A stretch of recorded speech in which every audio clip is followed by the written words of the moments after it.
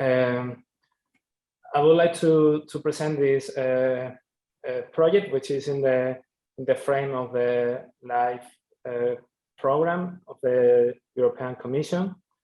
And the name of the project is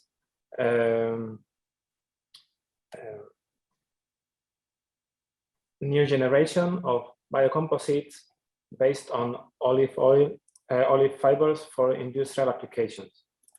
This project is active in the period from 2019 to 2023 and has a total cost of around 1.7 million euro. It is 55% funded. The main idea of this project is the revalorization of the pruning waste from olive oil industry into new bioproducts for different sectors, such as automotive and furniture sectors. And the idea is to follow a circular economy strategy, highlighting a double benefit. On the one hand, we want to avoid the burning of the waste in the field. And on the second hand, we want to substitute fossil fuel-based raw materials by this biomass. On the right side, you can see small, but you can see more or less where are located the partners of this consortium for the project. So we have a partner in Germany, two companies in France, and the rest are in Spain. So the leader and the coordinator of the project and the consortium is the technological center called Andaltec, which is in Andalusia. So that is the name from Andalusia, Andaltec. And as partners, we have some companies. In Germany, we have a research center of Ford. We have in France two partners, Plasturgia and Caliplas. And in Spain, we have a small company, Matricería Peña. And these companies are the industrial end users. Also, we have the University of Jaén as a partner in the project, and the Foundation Citoliva, also in Jaén, which is related to olive technology. So the main problems that we want to tackle in the project can be divided in 5 main problems. First, the more than 7 million tons of olive pruning are generated in Europe per year. This is a huge amount of biomass without taking advantage of this. So the proposed solution to this situation of this high amount of waste is that is the revalorization of that olive pruning waste. And how we can do that is the answer is by demonstrating that this pruning waste can be used as a polymer reinforcing agent. On the other hand, a part of this olive pruning is burned every year in the field, and this provokes greenhouse gases emissions. So our idea is to achieve around 20 tons of olive pruning per year used in these biocomposites. For that quantity of olive pruning, we can obtain around 15 tons of fiber per year. So the olive fiber, the quantity of olive fiber will be lower than the quantity of olive pruning due to the efficiency by processing the olive pruning. And we will we expect to incorporate up to 40% in weight that natural fiber in the composites. On the other hand, from the point of view of the industry, there is a huge demand of fossil-based plastic in the automotive and the furniture sectors. And we propose the substitution of those fossil-based raw materials by bio-based materials. And we propose in the project the creation of 3 new business models based on the efficient management of that olive waste. From a different point of view, not from a technical point of view, at the moment, there is a low consent in the primary sector, in the agricultural sector, of taking advantage of that olive pruning waste. And this is a problem because we don't use that waste for anything. The proposed solution is to encourage the agricultural sector to take advantage both economically and also eco-friendly, in an eco-friendly way of that olive waste. And for that, we will perform dissemination activities to engage farmers. For example, in the following Expoliva fair in Jaén, we will present also this project to the agricultural sector, to the farmers. And also there is a low political consent about the importance of the use of this olive waste. So we propose changes in the legislation in order to encourage the use of this pruning waste.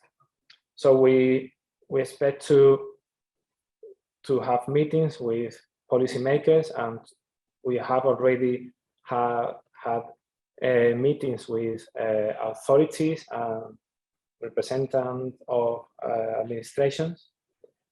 And also we want to have these opportunities at European levels. This is for future work. And so once seeing those problems, we expect the following results. From the environmental point of view, we expect that the revalorization of the olive pruning residue and the creation of a sustainable material with a high content of bio-waste, as I said before. From the techno-economic point of view, we have already developed 8 different biocomposites at laboratory scale, and 4 of them are to be later scaled up.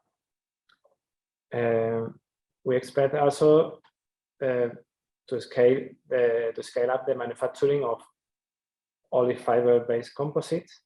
For future work, we will manufacture 3 real prototyping demonstrators. And moreover, we expect to transfer to different stakeholders the advantages of these biocomposites.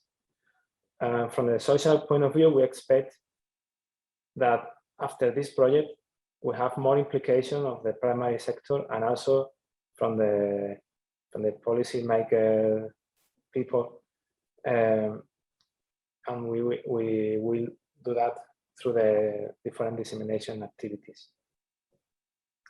So the project can be divided in 4 main phases or stages.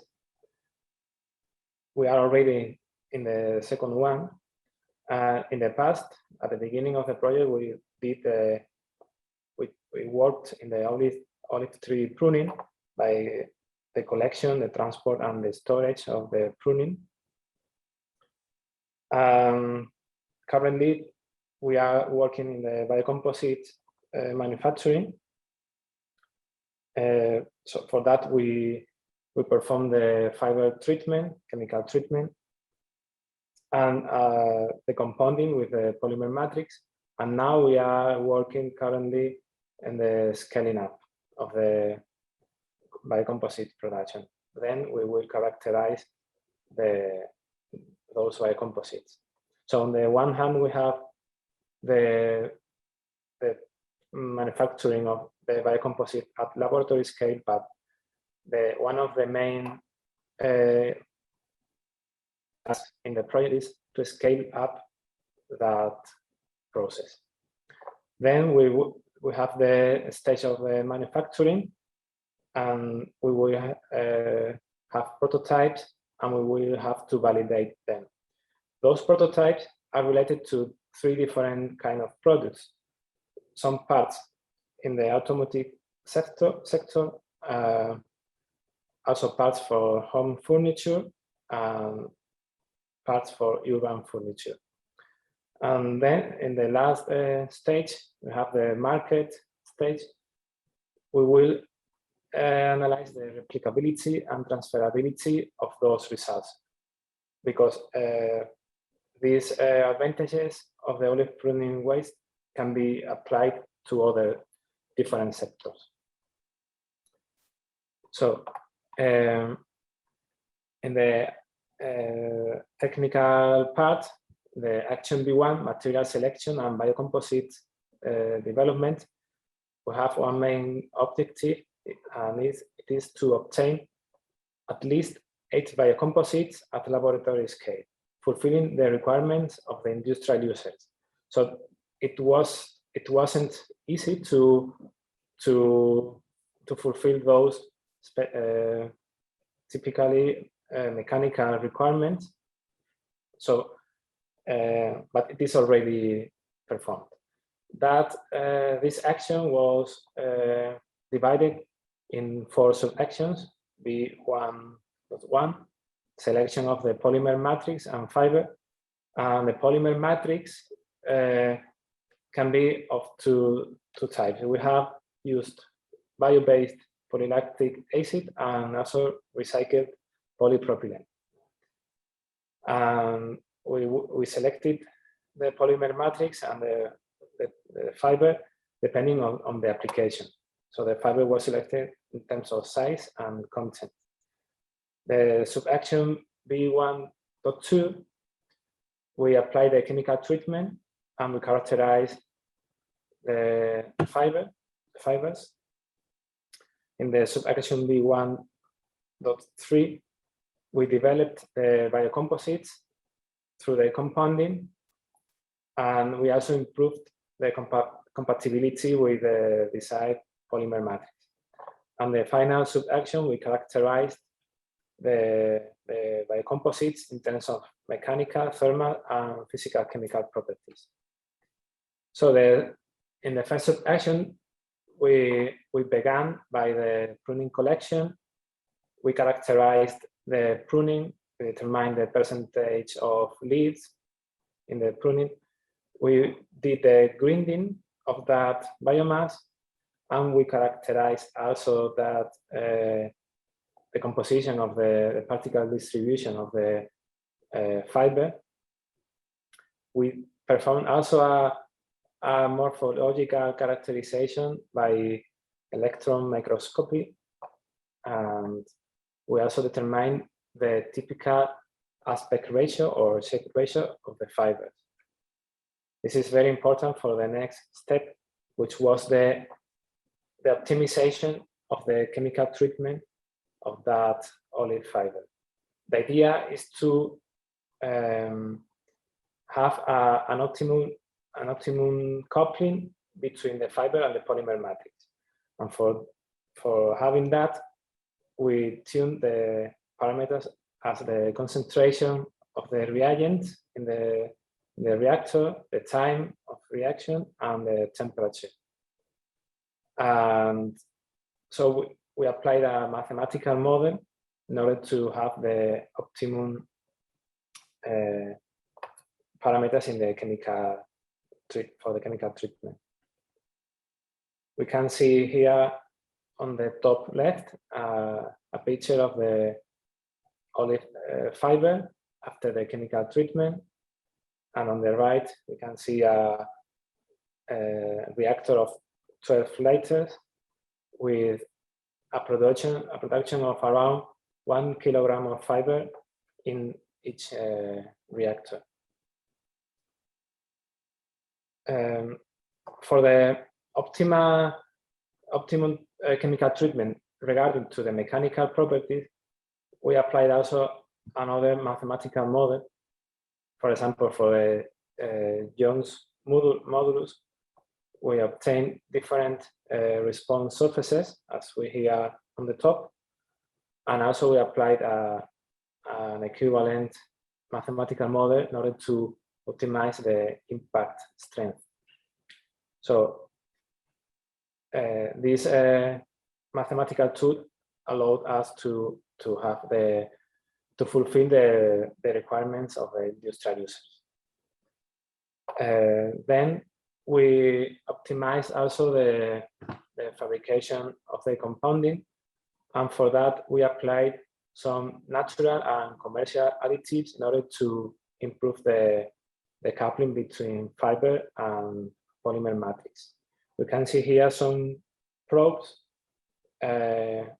with on the left without fiber, and on the right with already the fiber within the material.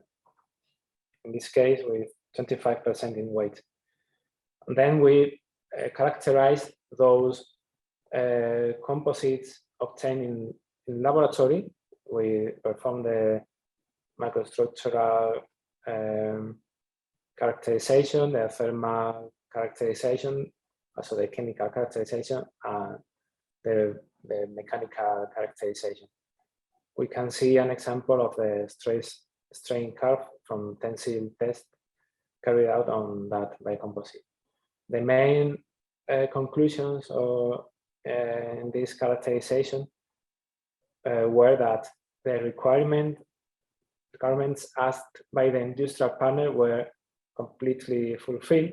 So this means we can go on with the project, and that polypropylene-based biocomposites showed a better trade-off between the different mechanical properties than the PLA-based biocomposites. So this is also an important conclusion.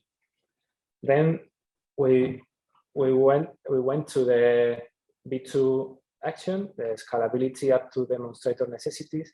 In this case, we have to scale up that we learned at laboratory scale, because we have to demonstrate that this solution is suitable for industrial application. So we have to produce around 200 kilograms of composites for each selected biomaterial. And the goal is to scale up 4 biocomposites, 1 or 2 per each industrial case. So first of all, we have to scale up also the treatment of the fiber, the collection of the pruning, etc., everything. So we can see here on the top left an image of the pruning waste in the fields. It is in rows between the olive trees, and we apply different machinery in order to reduce the size of that pruning waste. Finally, we can have some parts with around 10 centimeters length. We contacted with some manufacturers, industrial manufacturers, in order to do the grinding, and so we reduced the size of the pruning up to the required size of the olive fiber. And we performed the chemical treatment in Andaltec. This is the chemical reactor at Andaltec facilities, and we are capable of producing around 10 kilograms per day of treated fiber. So we also had to tune the parameters of the chemical treatment, because this is in another scale different than the laboratory.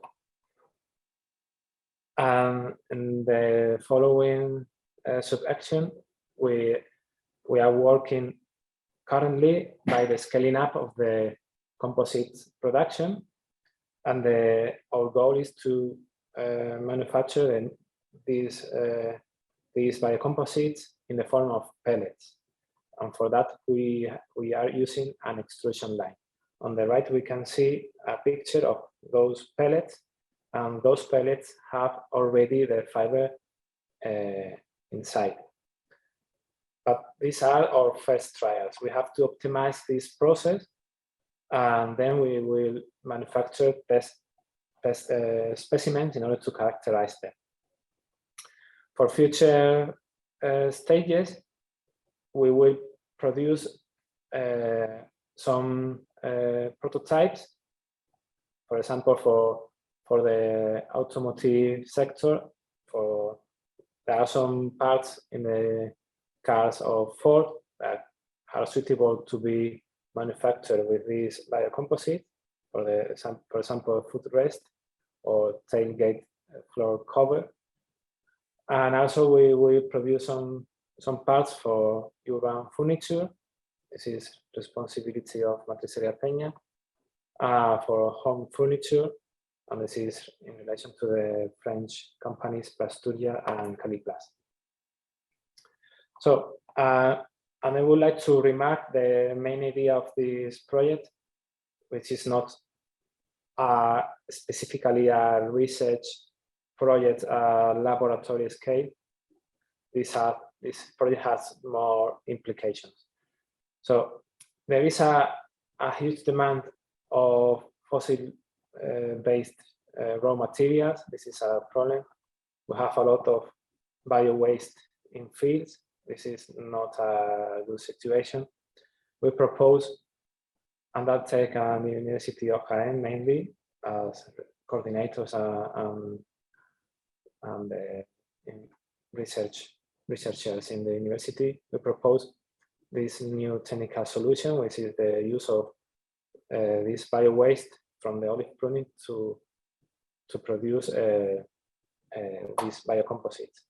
But this means also a new kind of business model, since when we have in future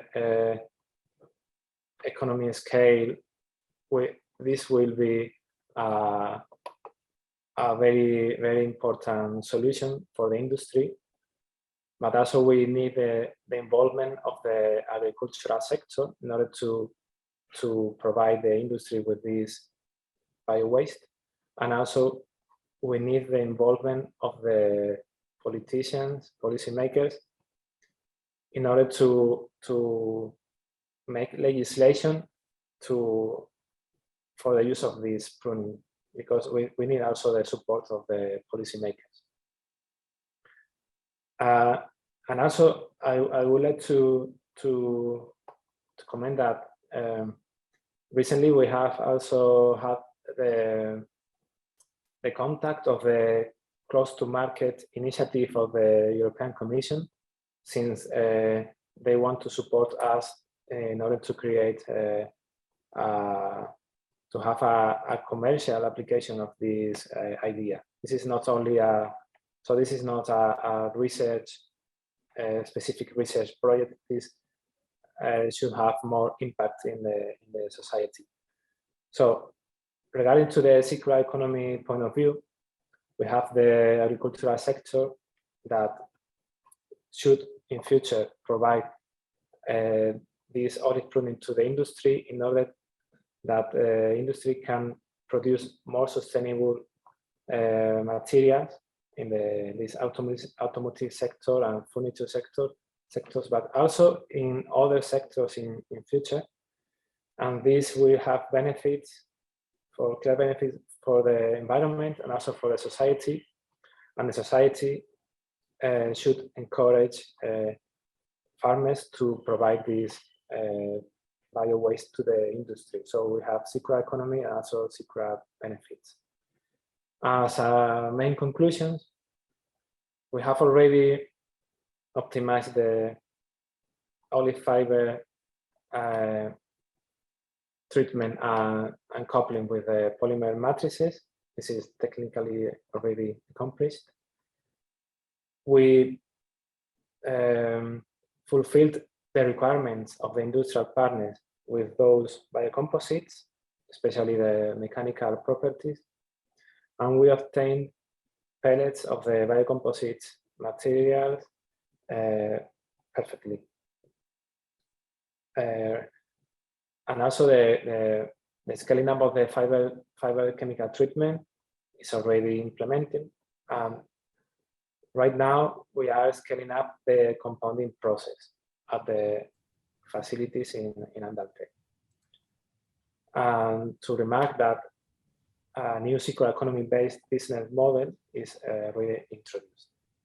So please visit the webpage of the Life Compolive project. This is lifecompolive.eu. Since we want to create networks between people from the agricultural sector, the academic sector, the industrial sector, and also the society in general. So there is a section of networking in the webpage, and we will continue disseminating these results and working in conferences in order to create a network to take advantage of these ideas of the Compolive project. On the left, you have my contact details, and on the right, the details or contact details of our partner at the University of Jaén, María Dolores de la Rubia. Thank you very much for your attention, and if you have questions, please, I'm here for your questions.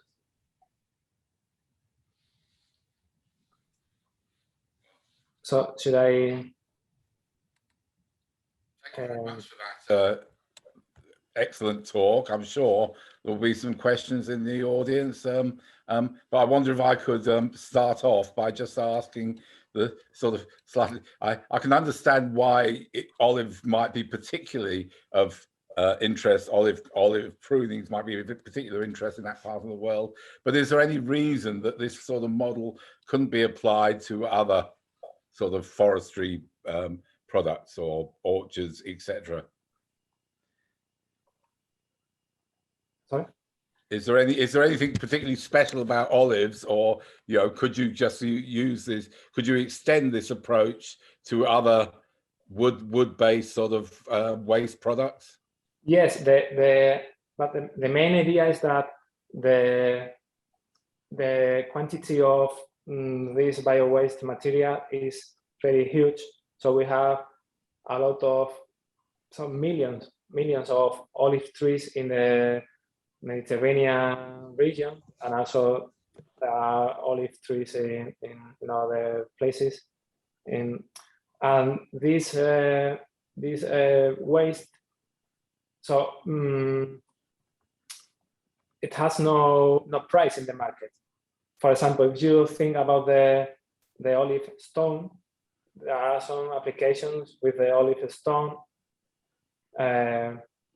but so it has a price in the market, but the olive pruning has no at the moment has no value in the market. So it is it creates a new market.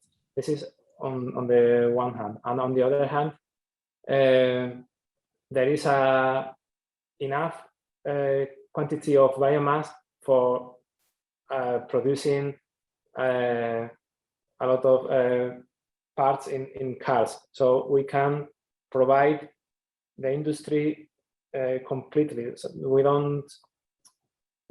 will not have a problem of supplying or providing this with this material the industry. So the two main ideas are that we have so more than 7 million tons of pruning per year. It's a huge amount, and there is no an existing demand of that material. So economically and also environmental is the perfect idea. It could be also extended to other materials, but if you have a specific plantation for a material for obtaining these biocomposites, it is in concurrence with other plantations, but we don't have a concurrence between olive trees and other plantations. So they are already in the fields, and so there is not such a problem. Did I answer? Yes, I mean, I was wondering if you have olive cuttings and you had sort of apple cuttings and things like that, would you have a problem mixing all those different wood waste products, or is that something that would be too complicated? I understand what you're saying about the quantity of olive cuttings, but you know, is there anything special about the size of the branches or the nature of the wood that would make it difficult to adapt? To adapt to what? To adapt to other woods or other wood waste. I'm not sure if I think it is transferable to other kinds of pruning, but the thing is, how can you find such amount of pruning in other? I hear what you're saying. Yes, that's very, very sensible. Yes. Yeah, the chemical treatment is adapted to this kind of fiber, but I think it is also you can do that with other kind of wooden by applying that method. Are there other questions?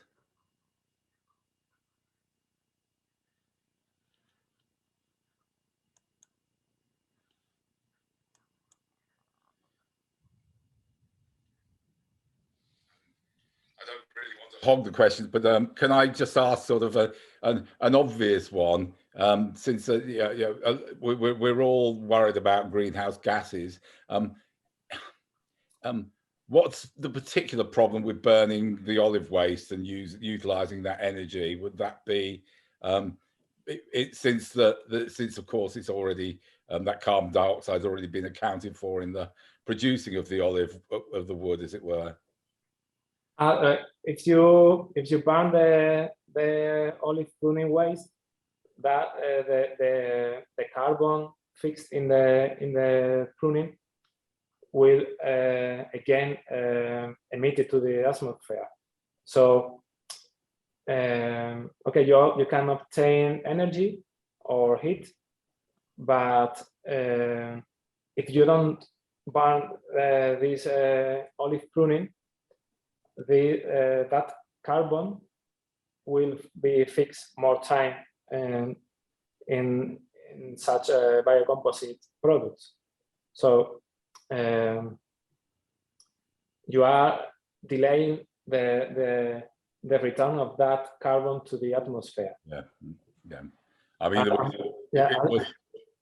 it was sort of the idea years ago that you grow crops, then to burn them, and then that's completely you're recycling the carbon, as it were.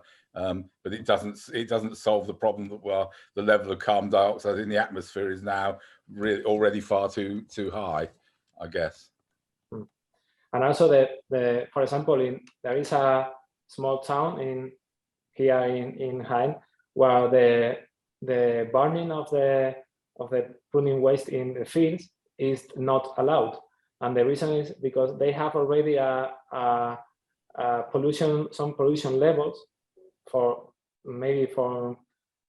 other activities such a biomass plant, and they are not allowed to burn the olive pruning in the fields. In other regions, you can do that, or farmers can do that by applying to the administration. But anyway, when you are driving in the road and the highway, and you see the smoke from that pruning ban, it is not very nice. It is better if they don't burn that pruning.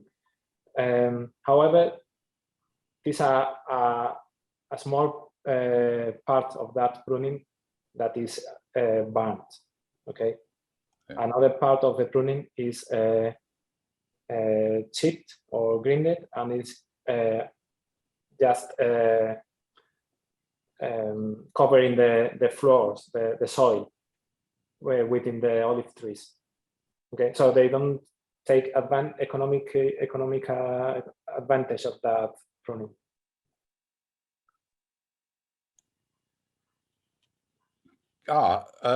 Anna, you've got your hand up. Yes, good morning. I have a question. Do you thought about the possibility to use the olive pomace, since it is a big problem for the industry? Sorry? The use of the olive pomace after the removal of the olive oil, we have a byproduct, and it is a problem to use this byproduct, and maybe you can add this byproduct to your process. I don't know, I just remember now. Sorry, but I didn't hear which product? Olive pomace. Pomace? Yes. It is the byproduct from the extraction of the olive oil from the product. Yes, I know that in the University of Jaén there are some research groups that are working with some subproducts in the olive oil industry. I cannot say very more things about that. I don't know. But our idea is in this project is only related to the biocomposite, but it is true that there are a lot of applications of different subproducts in relation to the olive industry. Yes. Okay, thank you. Sorry. It's okay.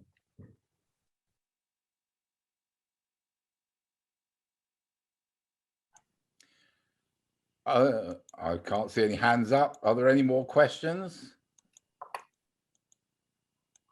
If not, I just would like to thank Juan Pablo for a fascinating talk and an excellent start to the conference. Thank you very much. Thank you very much. Thank you.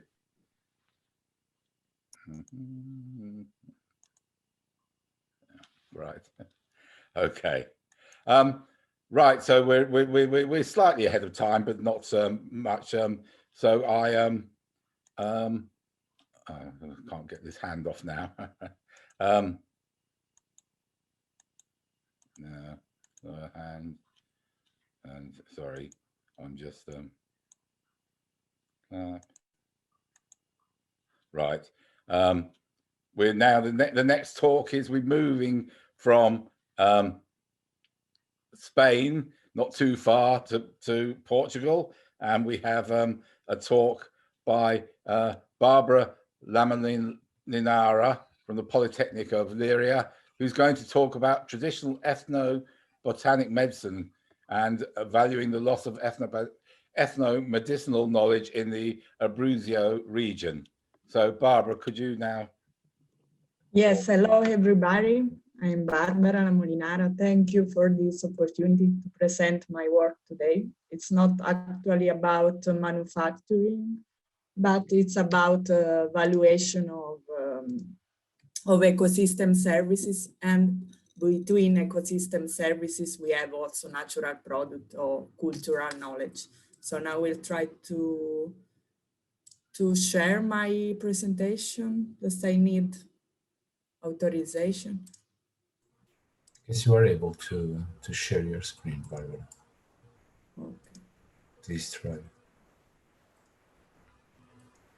Ok, aquí me aparece que desactivó compartilhamento de tela do participante. Okay, you can try now. Should work now. Okay. Okay, yes. Okay.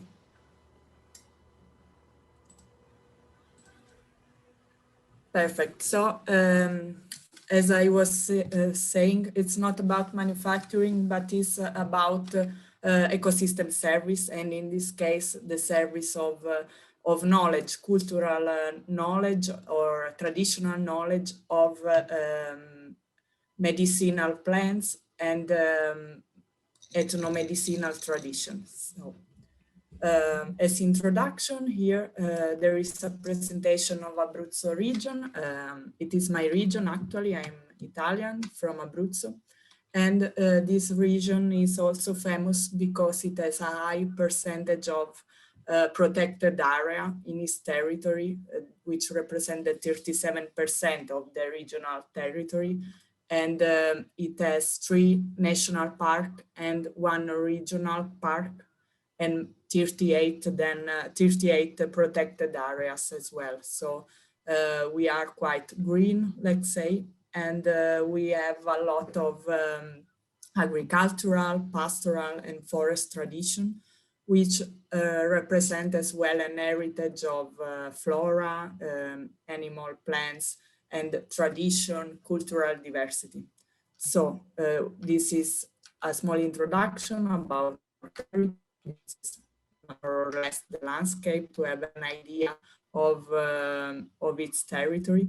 And now we present what is the big problem we have in this moment. Let's say that in the last year, of course, in the last decades, there was a socioeconomic change, and many of these territories are now abandoned. There are really few inhabitants, and especially they are old, let's say, young generation are escaping these inner mountainous regions and going to the cities. So we are now in front of a problem of the population aging, and in this, as a consequence, there is also a loss of tradition, a loss of knowledge of the tradition, and in particular, now we are focusing on the loss of the tradition of ethnobotanical plants for medical purpose, or as well as for cooking, etc. But in this work, we focus just on plants which are used for medicine. So what is happening? That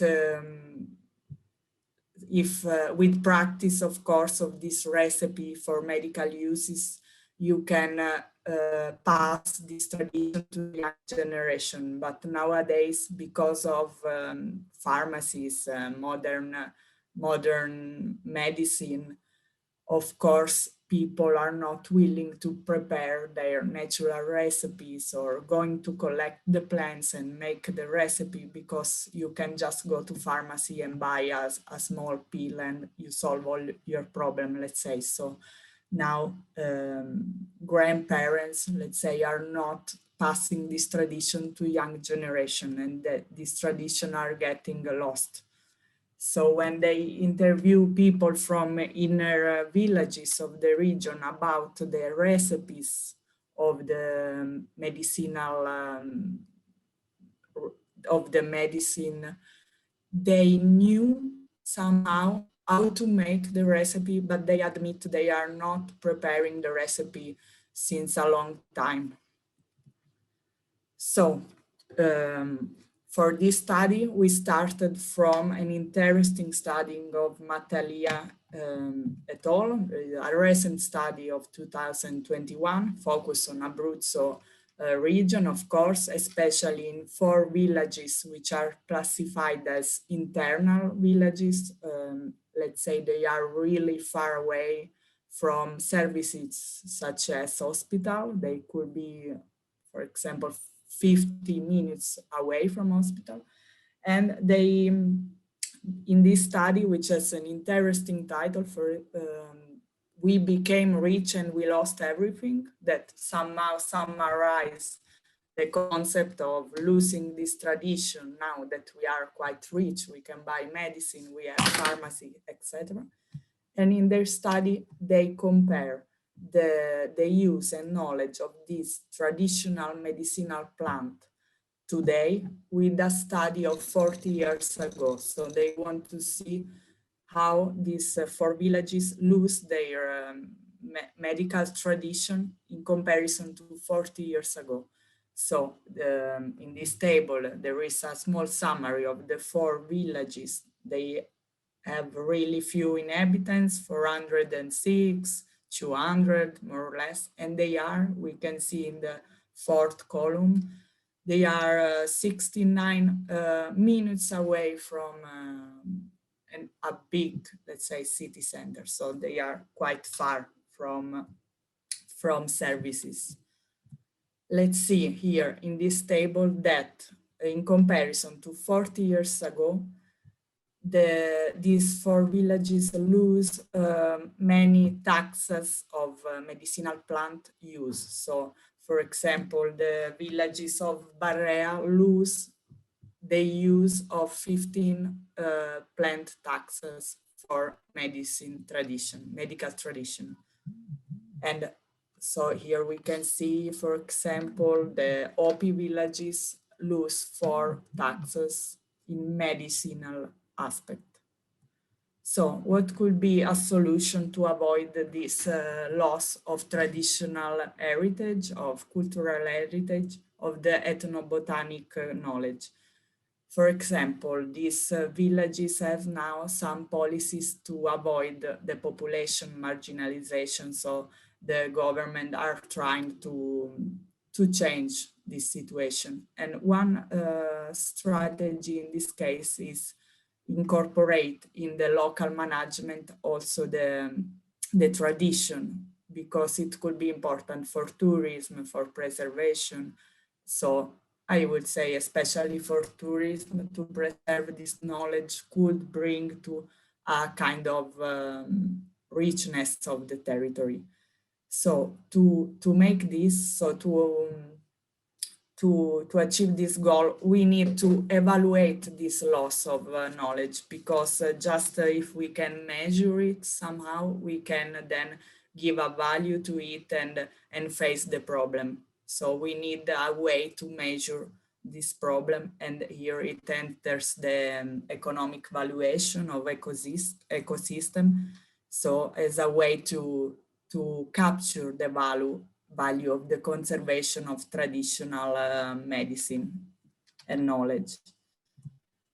So just to have a small, let's say, introduction about ecosystem services, they are defined as the benefit that human population can obtain from an ecosystem. And here it includes a lot of kind of services. It could be health, as in this case of medicinal plant, it can be wellness, recreation, as tourism is also considered an ecosystem services, security, and then all the services of production, such as the production of wood, production of food, etc. So this is a big macro area, let's say.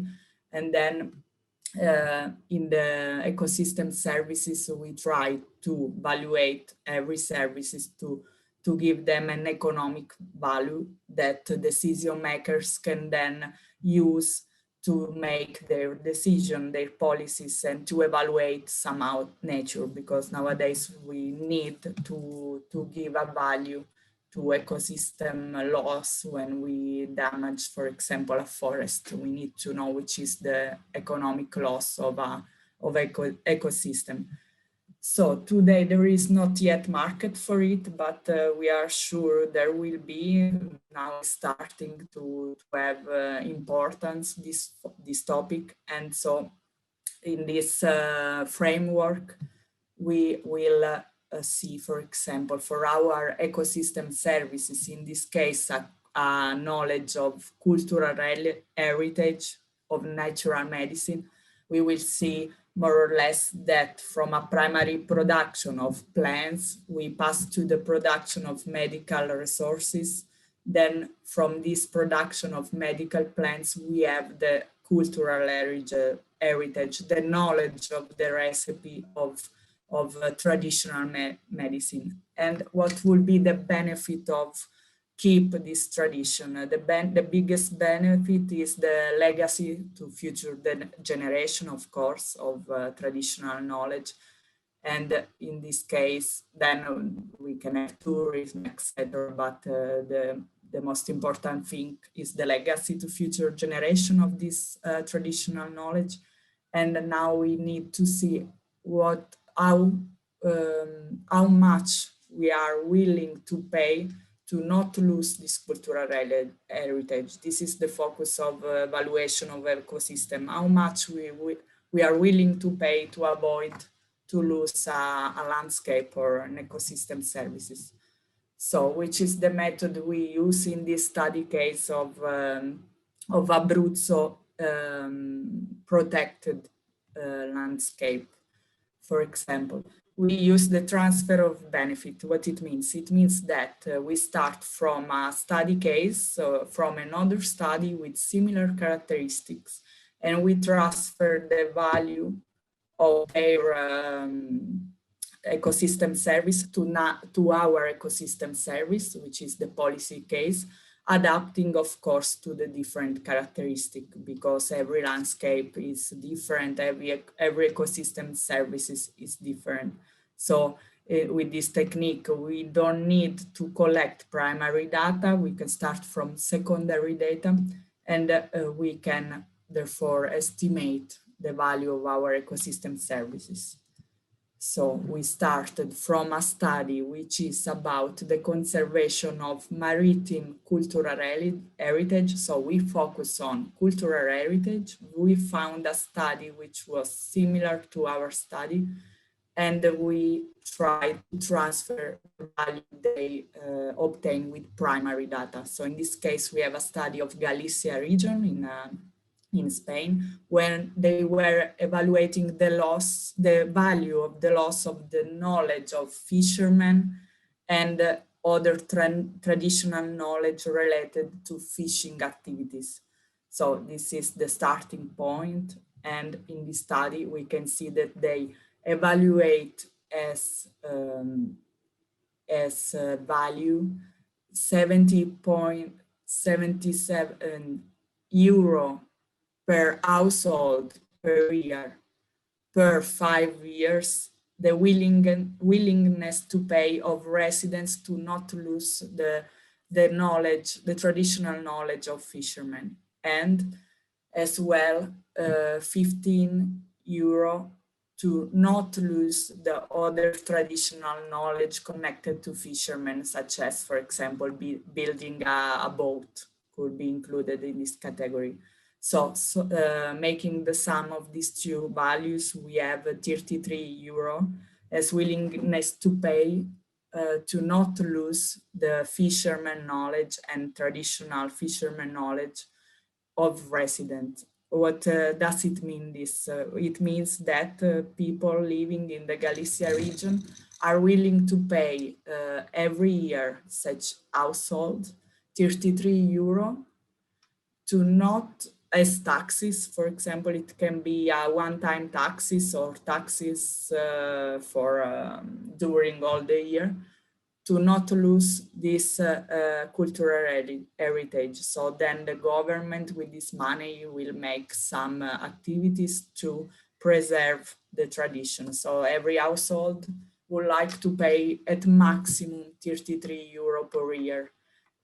Is not willing to pay 40 euro to preserve this tradition, but it can arrive to a maximum of 33.29 euro. So we transfer this value to our study case, because in our study case, we are talking about the same somehow. We have not fishermen, of course, we are talking about tradition of using medical recipes, but we are talking about an ecosystem service, which is a cultural heritage. So we transfer this value, and we can assess and estimate that in Abruzzo region, in these native villages, inhabitants are willing to pay 33 euro per year during 5 years to preserve their cultural knowledge about ethnomedicine and botanical plants. So of course, this study has some limitation because this is the simplest technique. Of course, there are other mathematical models somehow to estimate this value, and we need to consider, of course, the difference between Galicia region and Abruzzo region and about the number of inhabitants. So there should be some adjust in this value, but this is an estimation which will be more or less confirmed about then the mathematical models, which we can make after. So this is the starting point. Then we will continue with more adequate techniques. But what does it mean this? That so inhabitants of the region would like to pay as taxes every year for family aggregate 33 euro in taxes in order to preserve their knowledge. This is a little bit somehow sad, let's say, because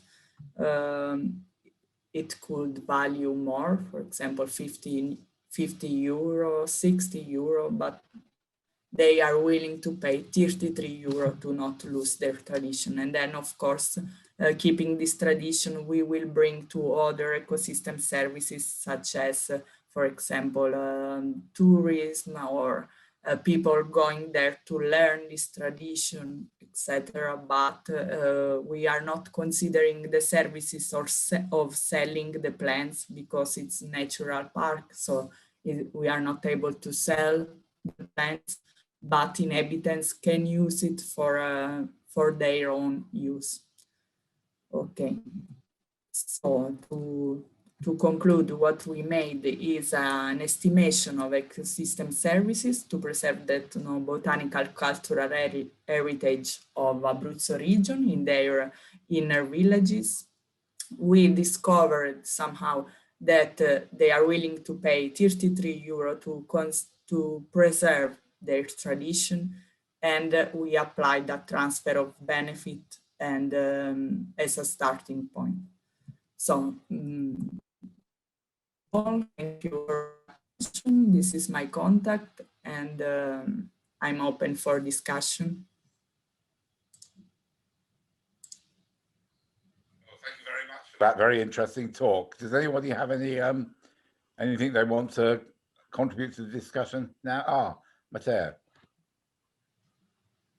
Thank you, Barbara, for your presentation. Just a little question.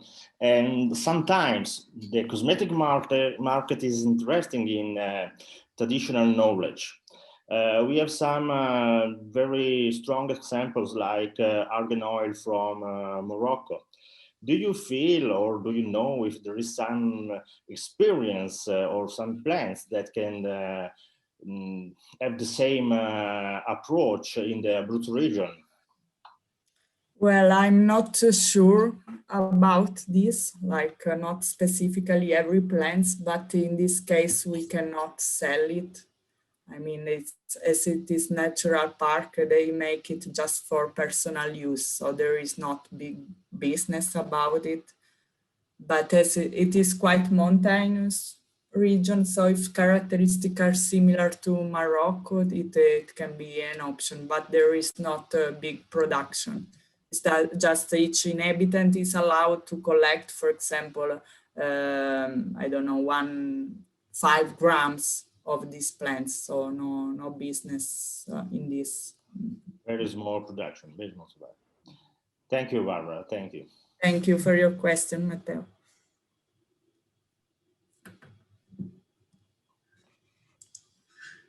Okay, I having worked with essential oils, I know that there is some variation in what the chemicals the plants producing, depending on factors like sunlight, UV levels, etc.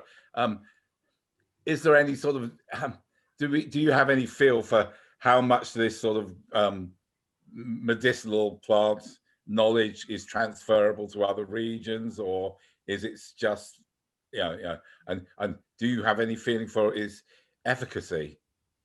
Well, I think that it will be a great initiative somehow, because as we say, like grandma's remedies are somehow the best, and they don't know the science behind this, but they know.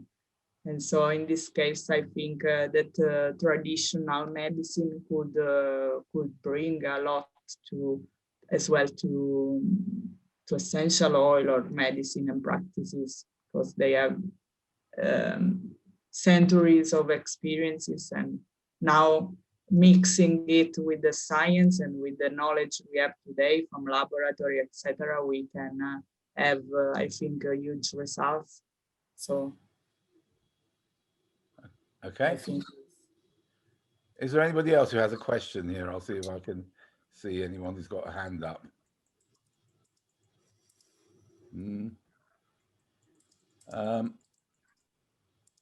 No. Okay, well, thank you very much, Barbara, for that very interesting presentation.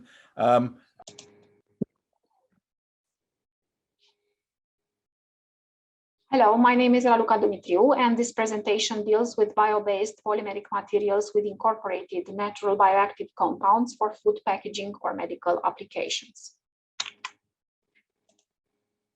I am coming from Iași, Romania.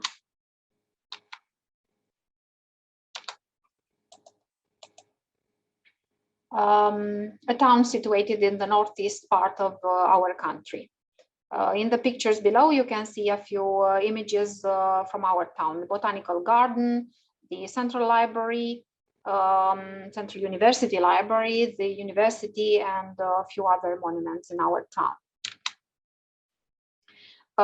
I work at Petropony Institute of Macromolecular Chemistry within the Physical Chemistry of Polymers laboratory. Our research group theme is interactions and properties in complex polymeric systems. The main areas of research in our group are functionalization or modification of synthetic and/or natural polymers, obtaining and characterization of blends, nanocomposites, hydrogels, multi-responsive systems, with applications in various fields, like in medicine for biocompatible materials, controlled drug release systems, or tissue engineering, in food packaging field to obtain materials with bioactive and biodegradable properties, or other applications such as for sensors.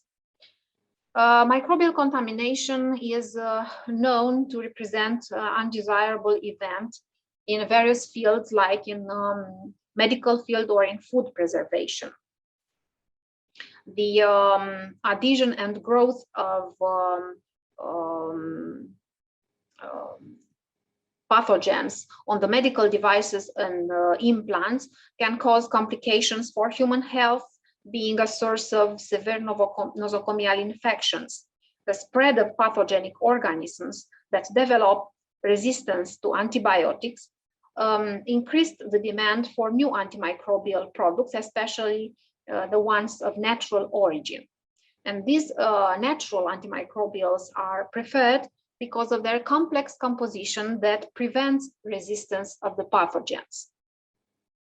Generally, the bioactive natural additives are known for their health benefits, for their antioxidant, antifungal, antibacterial, antiparasitic, anti-cancer properties, and so on. But however, they can be chemically unstable, susceptible to oxidative or thermal degradation, may have poor bioavailability, in some cases low solubility, present fast release from traditional carriers, and so on. Therefore, for using them in special application is necessary to protection and stabilization in formulations, as well as to ensure a controlled release.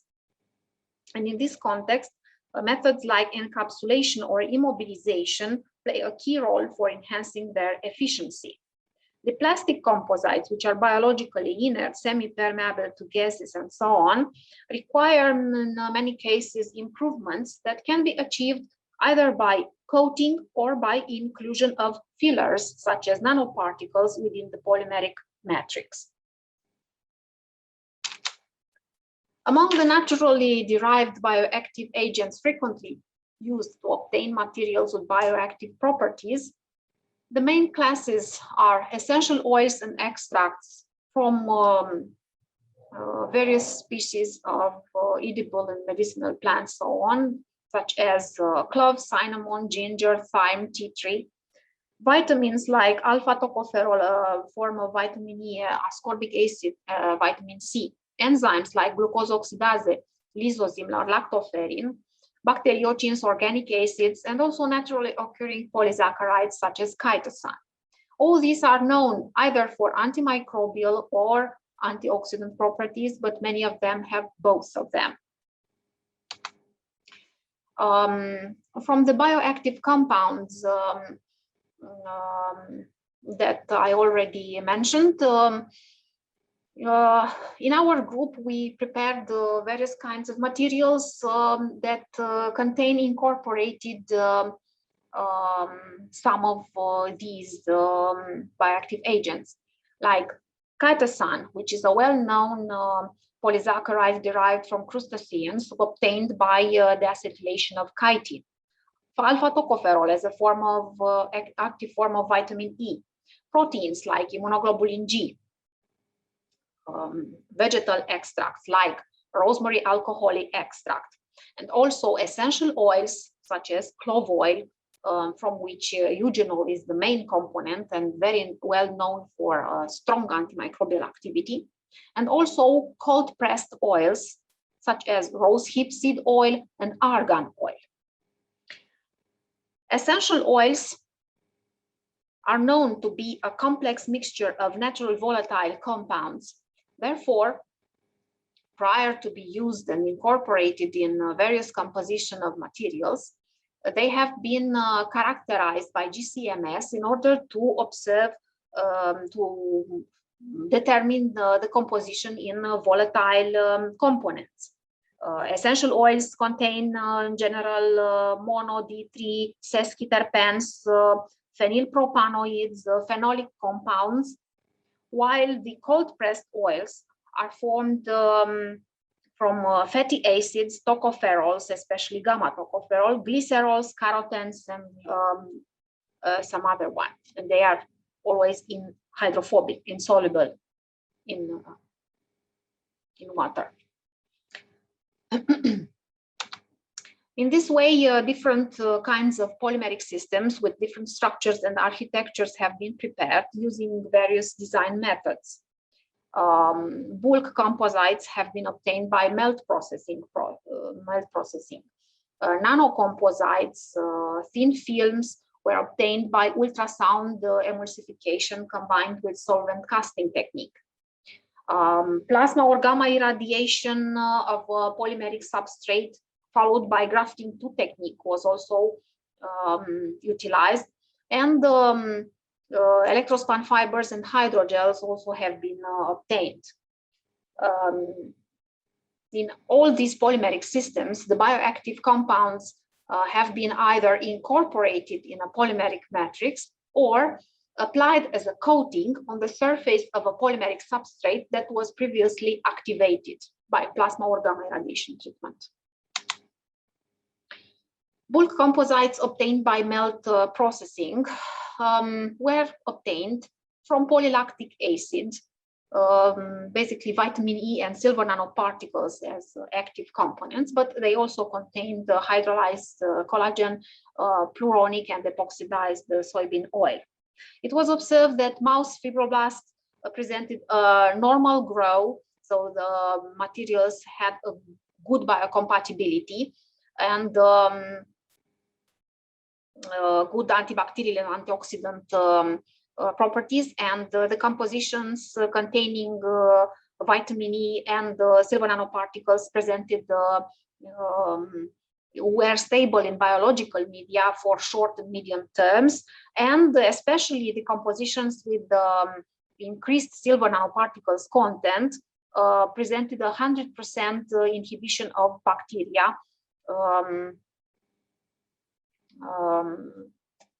inactivating them.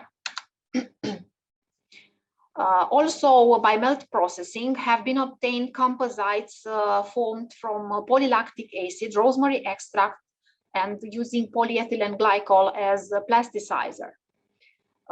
In the rosemary extract, the main antioxidant compounds identified were rosmarinic acid, carnosol, and carnosic acid. They are responsible for the strong antioxidant activity of this bioactive agent. SEM images obtained showed a good dispersion of the rosemary extract with a homogeneous distribution in the PLA matrix without any agglomeration and with an average dimension of the particles around 4 microns. Studying the particle size distribution histograms of the rosemary extract in the PLA matrix was observed a good dispersion with a narrower histogram in the presence of the plasticizer. Thus, it was concluded that the plasticizer is improving the dispersion of the rosemary extract. The mechanical properties of these composites were studied, and it was observed that rosemary extract presence increases Young modulus and the tensile strength, but decreases the elongation at break.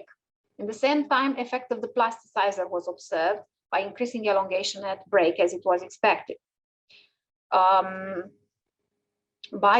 chemiluminescence was determined the fact that rosemary extract increases the thermo-oxidative stability of the PLA, especially in higher quantity incorporated.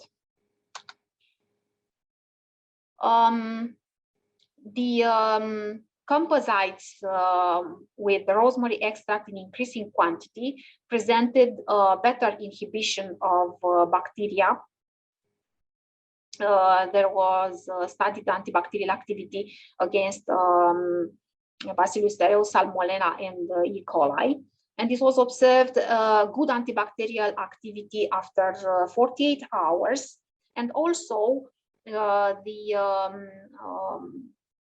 radical inhibition activity against ABTS radical was studied, and it was observed an increased radical scavenging activity proportional with the quantity of the rosemary extract in the composition. An IC50 of 26 microgram per milliliter was obtained. Also, biocompatibility tests were performed by in vivo subcutaneous implantation in rats, and these tests showed that the immune response parameters were not significantly modified. Therefore, materials are suitable for application in the medical field. If these materials are intended for food packaging applications, migration profiles were recorded in 50% ethanol used as D1 food simulant at 40 degrees, conditions which simulate the worst foreseeable conditions as EU regulations require. The cumulative release profiles of the rosemary active components in this simulant showed that by increasing the rosemary extract content in the matrix led to a slower release of the active component and in smaller quantity. The lowest migration profile was obtained for the composition with the highest rosemary extract content in composition. Also, the release rate constant values are decreasing, and it was observed a very good fitting with the diffusion model, which demonstrates that diffusion is the preferred mechanism for migration.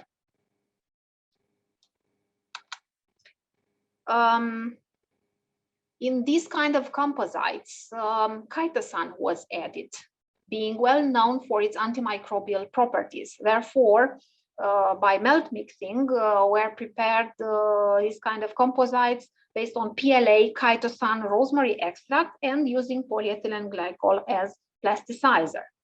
By increasing the chitosan content in the plasticized PLA, it was observed an increase in the Young modulus, but a decrease of the tensile strength and of the elongation at break.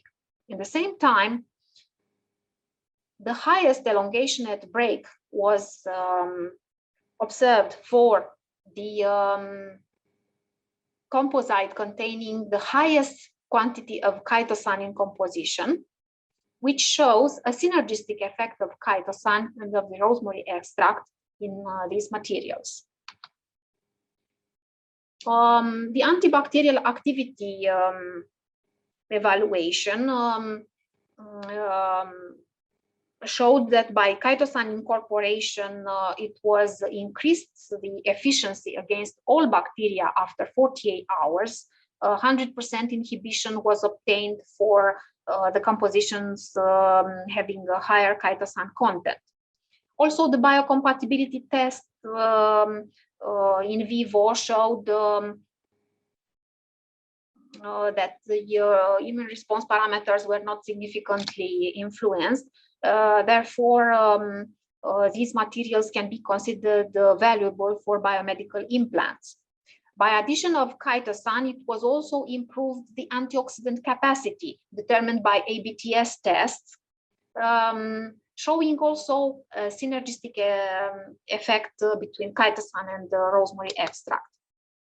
The migration profiles in this case were recorded also in 50% ethanol solution as the one food simulant, and it was observed that by increasing chitosan content is favored a more gradual release of the active components from rosemary extract, but in the same time without reaching the plateau region in 10, even 12 days.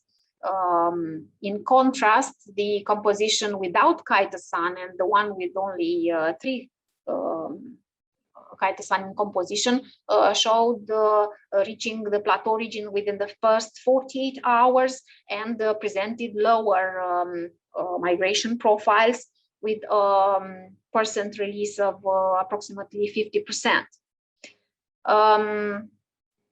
The data were very well described by the diffusion model for short range times, applying this equation characteristic for this situation, and the diffusion coefficient was calculated, the lowest value being obtained for the composite with the highest quantity of chitosan in composition. The calculated values for the partition coefficient were well correlated with the migration profiles. Values around 1 were obtained for the reference sample without chitosan and for the one with the lower chitosan content, which are in agreement with the 50% release of the active components, while the last sample, and this ratio, 6 chitosan, 0.5 for rosemary extract, a value below 1 was obtained. This showing a higher affinity of the migrant towards the food system, which corresponds to a positive migration. And this case is characteristic for systems desired to provide a controlled release into the food system for shelf life extension. By ultrasound emulsification, followed by film casting technique, were obtained nanocomposite films from chitosan medium molecular weight with the rosehip seed oil and the cloisite montmorillonite nanoclay particles, using twin AT as non-ionic surfactant and emulsifier. In the same time, the hydrophilic and hydrophobic parts of the chitosan that gives him the ability to be used as emulsifier and to uniformly stabilize the oil droplets have been used here. By encapsulating in this way the rosehip seed oil together with the nanoparticles of Montmorillonite into the chitosan matrix by the processes of emulsion and followed by solvent casting. By this technique, flexible films were obtained with improved mechanical gas and water vapor barrier properties and with an efficient antioxidant activity.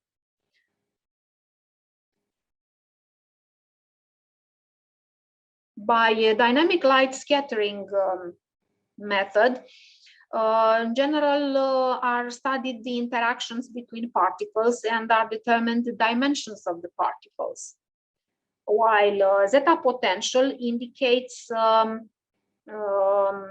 is an important indicator for the emulsion stability. The DLS method allowed us to determine the average hydrodynamic diameter of the emulsion droplets, and studying the droplet size distribution, it was observed bimodal distribution for the emulsion without nanoclay particles, and a trimodal distribution for the emulsion that contains nanoclay particles. In the same time, zeta potential has positive values because of the presence of cationic chitosan in composition, and it was observed an increase of the zeta potential value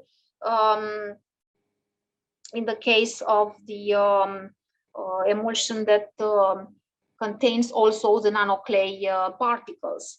And these results showed that a combination of steric effects by the non-ionic surfactant with the electrostatic repulsions given by the cationic chitosan are responsible for the stabilization of the microemulsion. At the same time, the nanoclay Quasi-30B nanoparticles form a Pickering layer at the interface. Some images obtained for these films show well dispersed and good distribution of both the rosehip seed oil and of the clay nanoparticles within the chitosan matrix.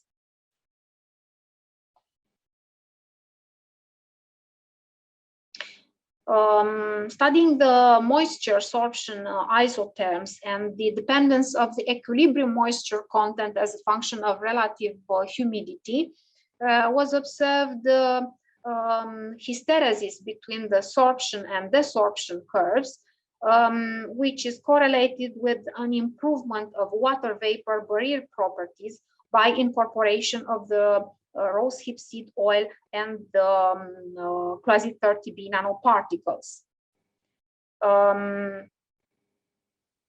These materials presented good antioxidant properties and good antibacterial activity also.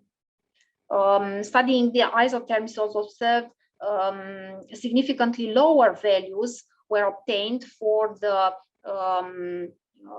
films containing rosehip seed oil as compared with the reference sample of chitosan film.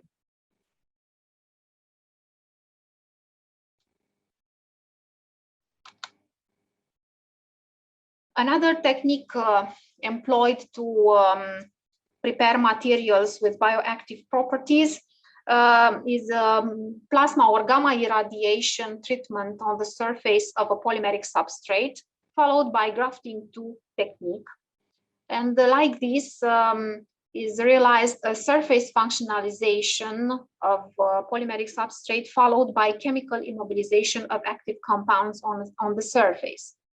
Plasma treatment affects only the surface of the material, promotes adhesion, controls surface energies, and improves the biocompatibility of materials, allowing implementation of chemical functionalities on the surface. Gamma irradiation in exchange affects both the surface and the bulk of the material, is able to initiate polymerization grafting and cross-linking processes in the bulk of the material. And low doses provokes sterilization, and in high doses can provoke degradation of the material.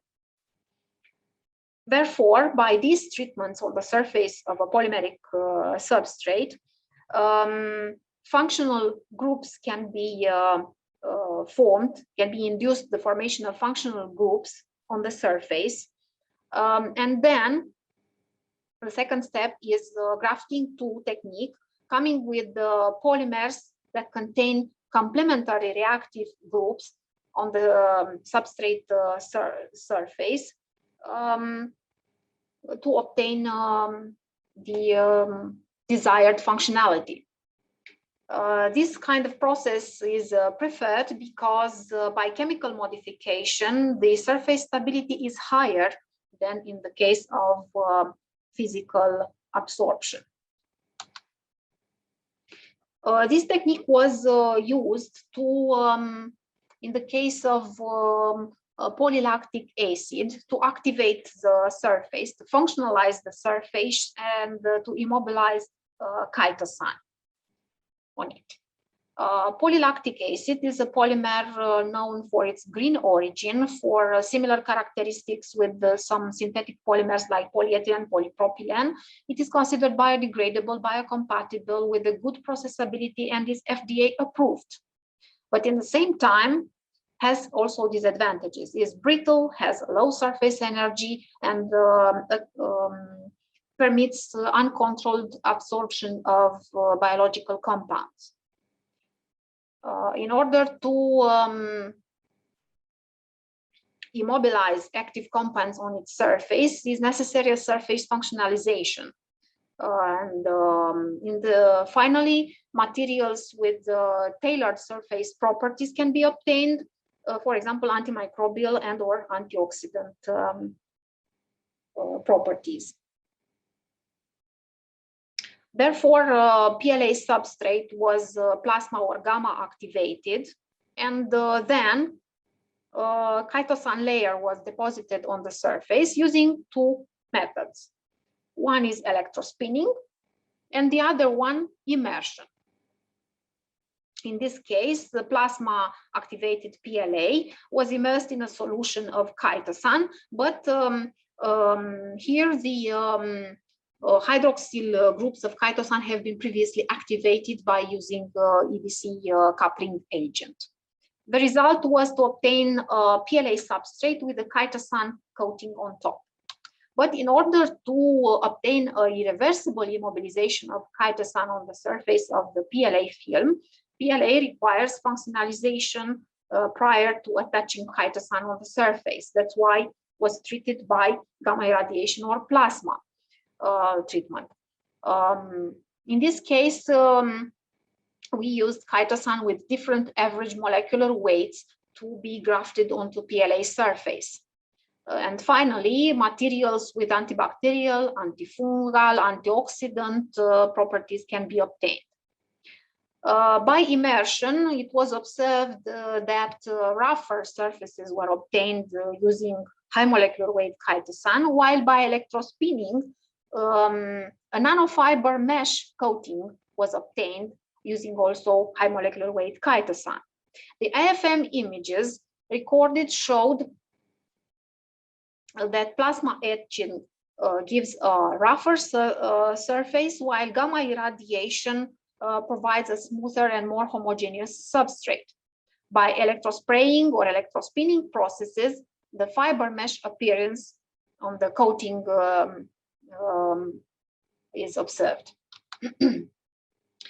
Since chitosan with different average molecular weights was used as coating material on the PLA surface, the rheological properties of the coating solutions was investigated, and it was observed that low molecular weight chitosan presents a behavior almost corresponding to almost Newtonian behavior, while the medium and high molecular weight chitosan have a characteristic shear thinning behavior corresponding to polymeric solutions and materials that are usually used for coating.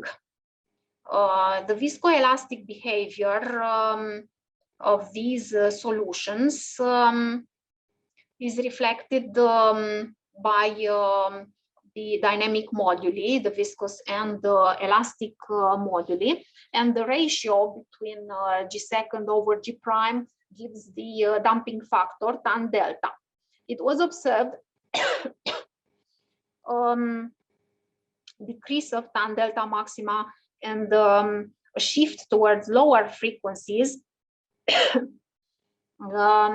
with increasing the molecular weight of chitosan, which shows an improved elasticity of the high molecular weight chitosan chains, exhibiting a more solid-like response. This kind of behavior is well correlated with the behavior in the electrospinning of the solutions, because high molecular weight chitosan gives nanofibers, and the coating had the aspect of the nanofiber mesh. Surface topography analysis showed a smooth and homogeneous appearance of the pure PLA surface as compared with the high surface roughness after plasma treatment, as was shown in the images, IFM images also. By wettability evaluation, it was observed that chitosan immobilization onto PLA surface gives only a moderate surface wettability with the contact angles around 70 degrees.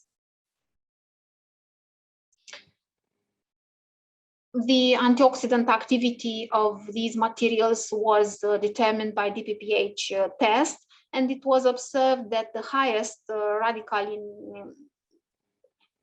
scavenging activity is exhibited by the sample reaching 100%, is exhibited by the sample with high molecular weight chitosan immobilized on the surface of gamma treated, gamma irradiated PLA. Since these materials are generally intended for food packaging applications, the antifungal activity against specific pathogens for food was investigated, and it was observed the pronounced fungal inhibitory effect of the sample with the high molecular weight chitosan grafted onto PLA surface, the most sensitive one being Penicillium corylophyllum.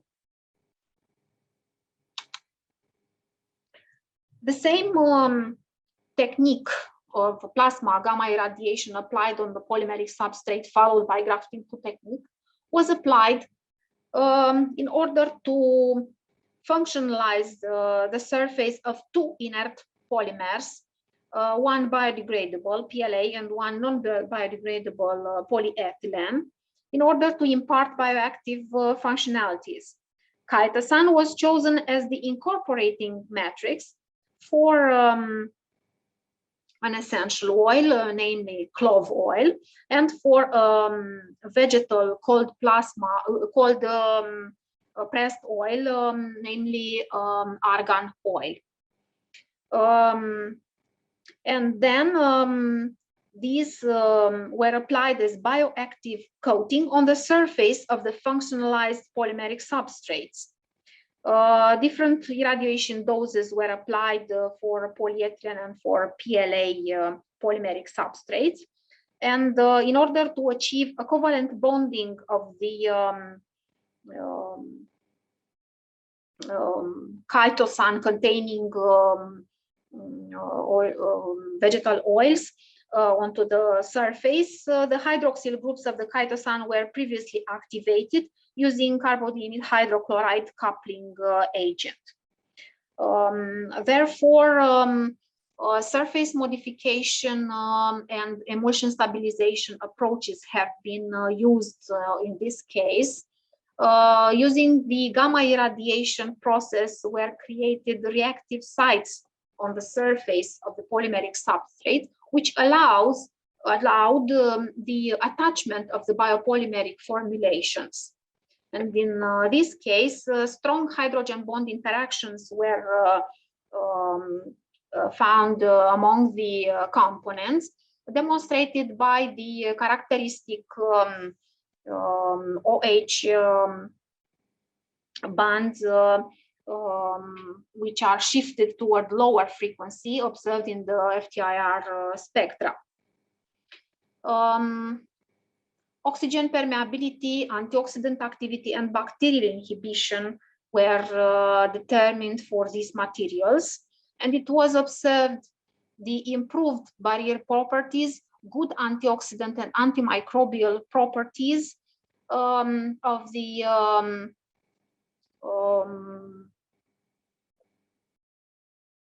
samples coated with the chitin containing vegetal oils, and also a delay of the tested food spoilage was observed through a test performed by respirometry on curd cheese. It was observed that the highest antioxidant activity is obtained for the composition for the PLA gamma irradiated and coated with chitosan with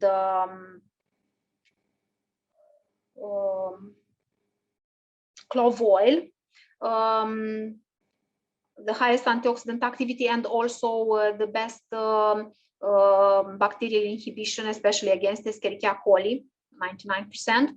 And this is probably due to the eugenol, which is the main component of clove oil, and is well known for a very strong antimicrobial activity. So these materials are suitable for applications both in the medical and the food packaging field. Using electrospinning technique, fiber meshes were obtained from polyepsilon caprolactone, a biodegradable polymer, and alpha tocopherol, well known for powerful antioxidant activity. A conventional horizontal electrospinning setup was used to obtain the fiber meshes. And in order to determine correlation between the fiber forming solution behavior correlated with the electrospinning ability, thorough rheological study on the properties of the PCl alpha tocopherol solutions was performed. And this study revealed interactions between the components, which strongly affect the elastic behavior of PCl, especially at low concentrations of alpha tocopherol, because it was observed pronounced decrease of the viscosity when only 1% of alpha tocopherol was introduced in the composition of the solution, was added to PCl, while the other compositions showed similar behavior, but in the same time, they all had shear thinning behavior, which is characteristic for entangled polymer solutions and are suitable for production of uniform non-bitter fibers through electrospinning process. Studying the dynamic moduli, the viscous and the elastic modulus, it was observed a pronounced effect on the elastic modulus, which decreases gradually with increasing alpha tocopherol content in composition, the effect being more pronounced on the elastic modulus than on the viscous modulus, because all the samples presented a predominantly liquid-like behavior. A three-step oscillation test by Isotropy was performed to investigate the time-dependent behavior of these solutions. And this kind of test allows to assess the structural regeneration of the solutions after high shear stress. It was studied the capacity to recover of the macromolecular chains after applying a high shear stress. It was observed that pure PCl solution recovered to the initial values. The behavior, the destructuration of the macromolecular chains of PCl was reversible. The values reaching the same values and the initial comparative with the initial state, while in the case of adding only small quantities of alpha tocopherol, change in behavior was observed. The macromolecular chains are not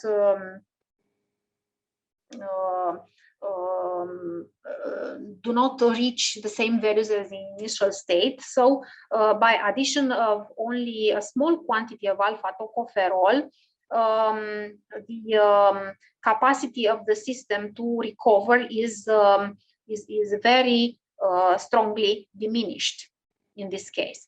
And this kind of the behavior also is changed when the alpha tocopherol content increases, because at 10 and 20% alpha tocopherol in composition, the behavior is the same as pure PCl. This behavior can be very well correlated with the fiber formation by electrospinning. From the SEM images can be observed a homogeneous aspect of the fiber meshes. Fibers are situated in the micrometer domain with the morphological aspect of long, continuous, smooth and non-beaded fibers that have an average diameter of around 6.9, 5.9 to 6 microns. It was observed that the solution with only 1% alpha tocopherol in composition presented the most uniform fibers, and the diameter distribution has the narrower aspect. The histogram of the diameter distribution has the narrower aspect. Wettability investigation showed enhanced hydrophobicity by adding alpha tocopherol, as it was expected, with increased contact angles up to 142 degrees, showing that highly hydrophobic fiber meshes have been obtained. The ABTS and DPPH test demonstrates a good antioxidant efficiency also of the fiber meshes. In this case, the migration profiles were studied in 95% ethanol as an alternative food stimulant due to the hydrophobic nature of the alpha tocopherol.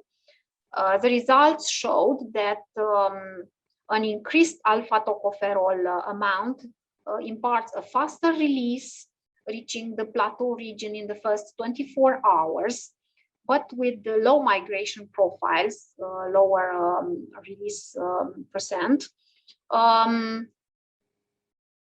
while only 1% alpha tocopherol in composition favors a more gradual release in a little bit higher quantity, but also low migration profiles below 30% release. This kind of behavior corresponds to a higher affinity of the active components to the polymeric fiber than to the simulant. The antioxidant effect of alpha tocopherol was also evaluated by studying the oxygen consumption during curd cheese storage by a respirometry test. It was observed that alpha tocopherol presence in composition strongly inhibited the oxygen consumption, especially in the first 48 hours, being observed a retarding effect on the microbial growth on cheese and thus delaying the food spoilage. Therefore, the presence of alpha tocopherol was very efficient in the fiber meshes applied onto the surface of the cheese as a food ingredient. In conclusion, by selecting the adequate design method, a wide range of materials with different structures and properties can be obtained, and by selecting the adequate method, the materials with tailored properties, with certain designed properties can be obtained. The melt processing offers advantages of controlled mechanical properties and the fact that can be scaled up, but present limitations in the case of sensitive and expensive bioactive compounds. A surface functionalization by plasma or gamma irradiation is a versatile nanostructuring tool, environmentally friendly and proper for bioactive layer immobilization. Electrospraying or electrospinning techniques are cost-effective and flexible methods for production of particles or fibers in the micron down to nanoscale range. They can be applied for encapsulation, enzyme immobilization, for food coating and active food packaging, obtaining materials for filtration and biomaterials. The obtaining strategy is selected taking into consideration the target application of the material, or in some cases, different methods can be combined. Thank you very much for your attention and interest, and I would like to address my gratitude to my colleagues, Mihai Brebu, Elena Stoneru, Raluca Nicoleta Darieniță, Elena Butnaru, Bogdan Munteanu, and Professor Cornelia Vasile for their contribution in obtaining the results presented here. And I would like to address acknowledgements to all my colleagues in our research group. Thank you very much for your attention.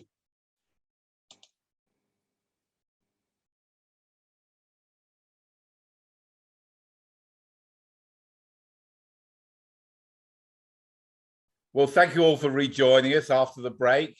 The last talk of this morning's session is going to be by Anna Augusto, who's going to talk about edible film packaging for frozen salmon.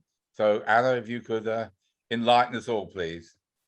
Hello, good morning. So I will try to share my screen. First of all, so can you see my presentation, right? Yeah, it's great. Not the notes that I have here. So good morning, everyone.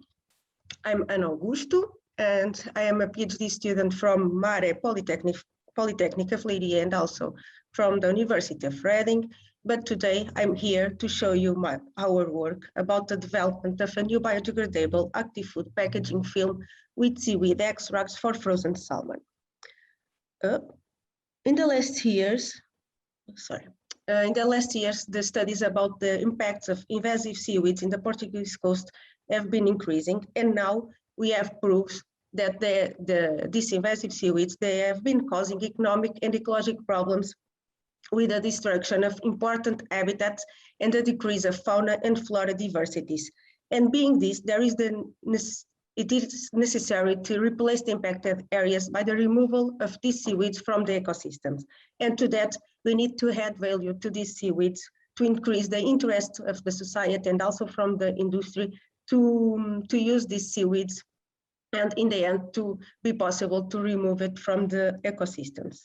So with this in mind, in the European project Amalia, the team explored the use of invasive seaweeds to provide the industry with high added value compounds or technological solutions with the incorporation of this invasive seaweeds. And as all the project, this project was divided in several work packages, and one specific work package has as main objective the development of a new food technology or new food technologies with the incorporation of these invasive seaweeds. And ultimately, the team with the project, Amalia project, had this kind of ideal of, while generating value and contributing to a blue economy, the extraction of this algae from the ocean will contribute to marine ecosystem equilibrium and site restoration.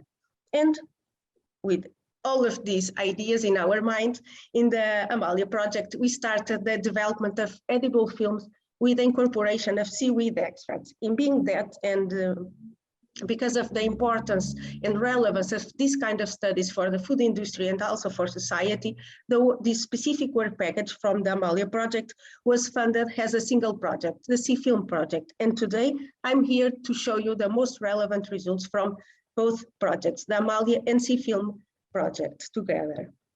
So now, just to understand how this idea came to our minds, how we decided to start working on the development of these new materials, when we look to techniques of seafood conservation, we know that freezing fish or freezing is one of the most technologies that we use since or in the last years or since ever.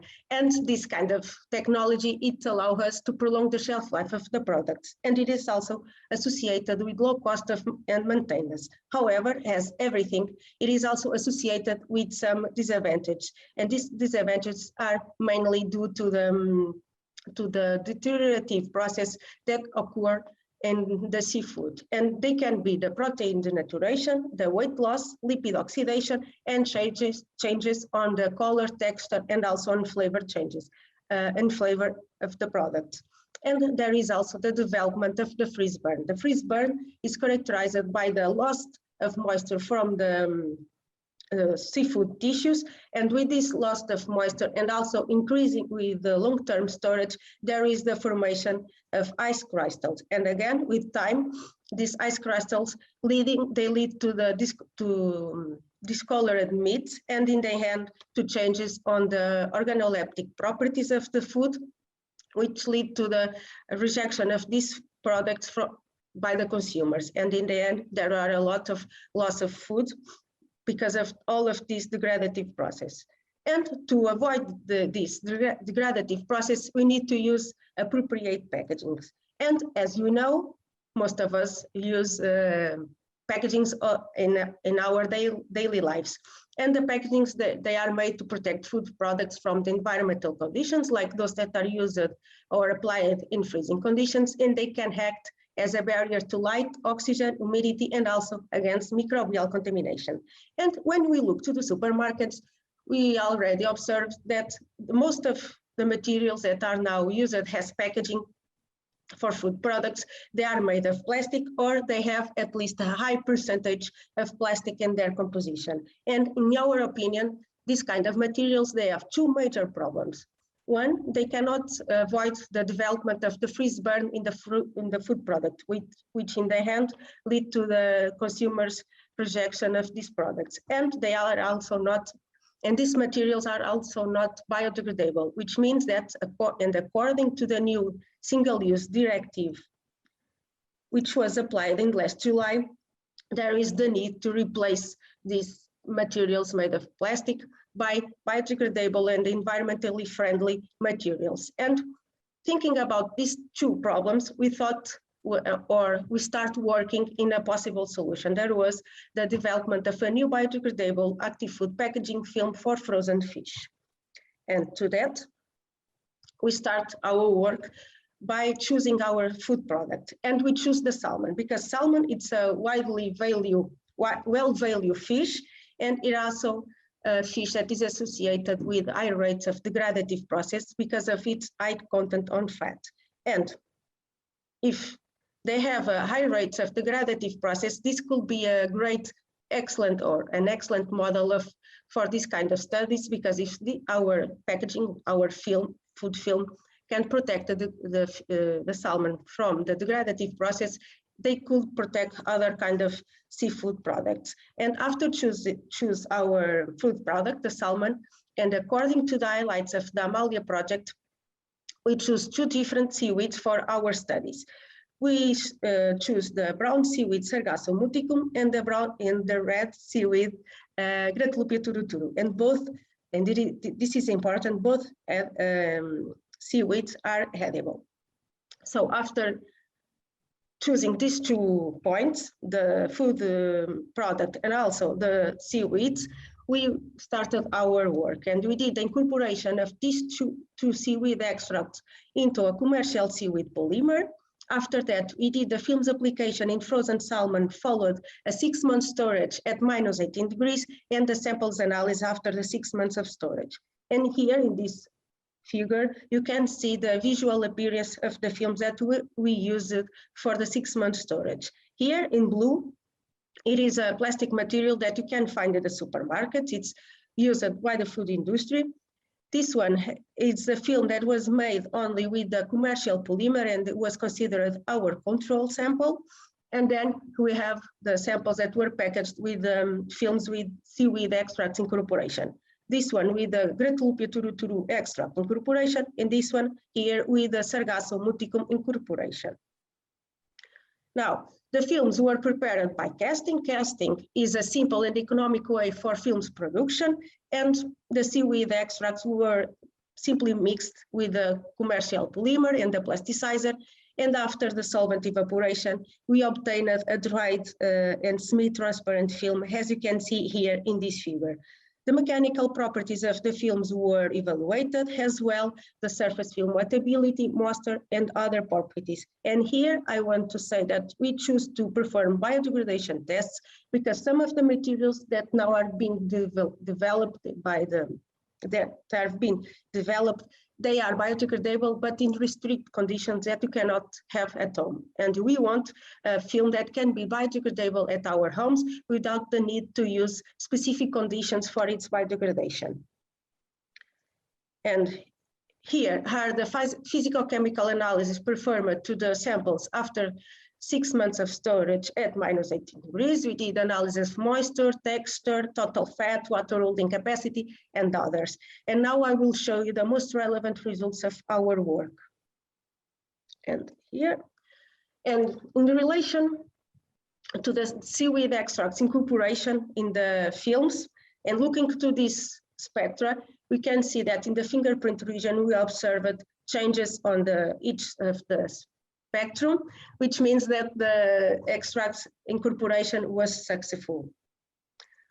Looking for the other properties that we analyzed and looking for the mechanical properties, we did not observe changes on the mechanical properties, but looking for the results of water solubility and surface film wettability, we observed a decrease on values. And this could be a good result because a film that has a less water solubility can be more resistant to foods with high moisture content like the salmon. In the opposite, we observed an increase on films opacity, films water vapor permeability, and also on films biodegradability. And considering this last parameter and looking to this figure here in the right part of the slide, we can see that the samples that had the incorporation of the Sargasso and Gratulpia extracts, they were more biodegradable than the samples made only with the seaweed polymer and the plastic material after 14 days of composting, meaning that this, with the seaweed extract incorporation, we are increasing the biodegradability of the films.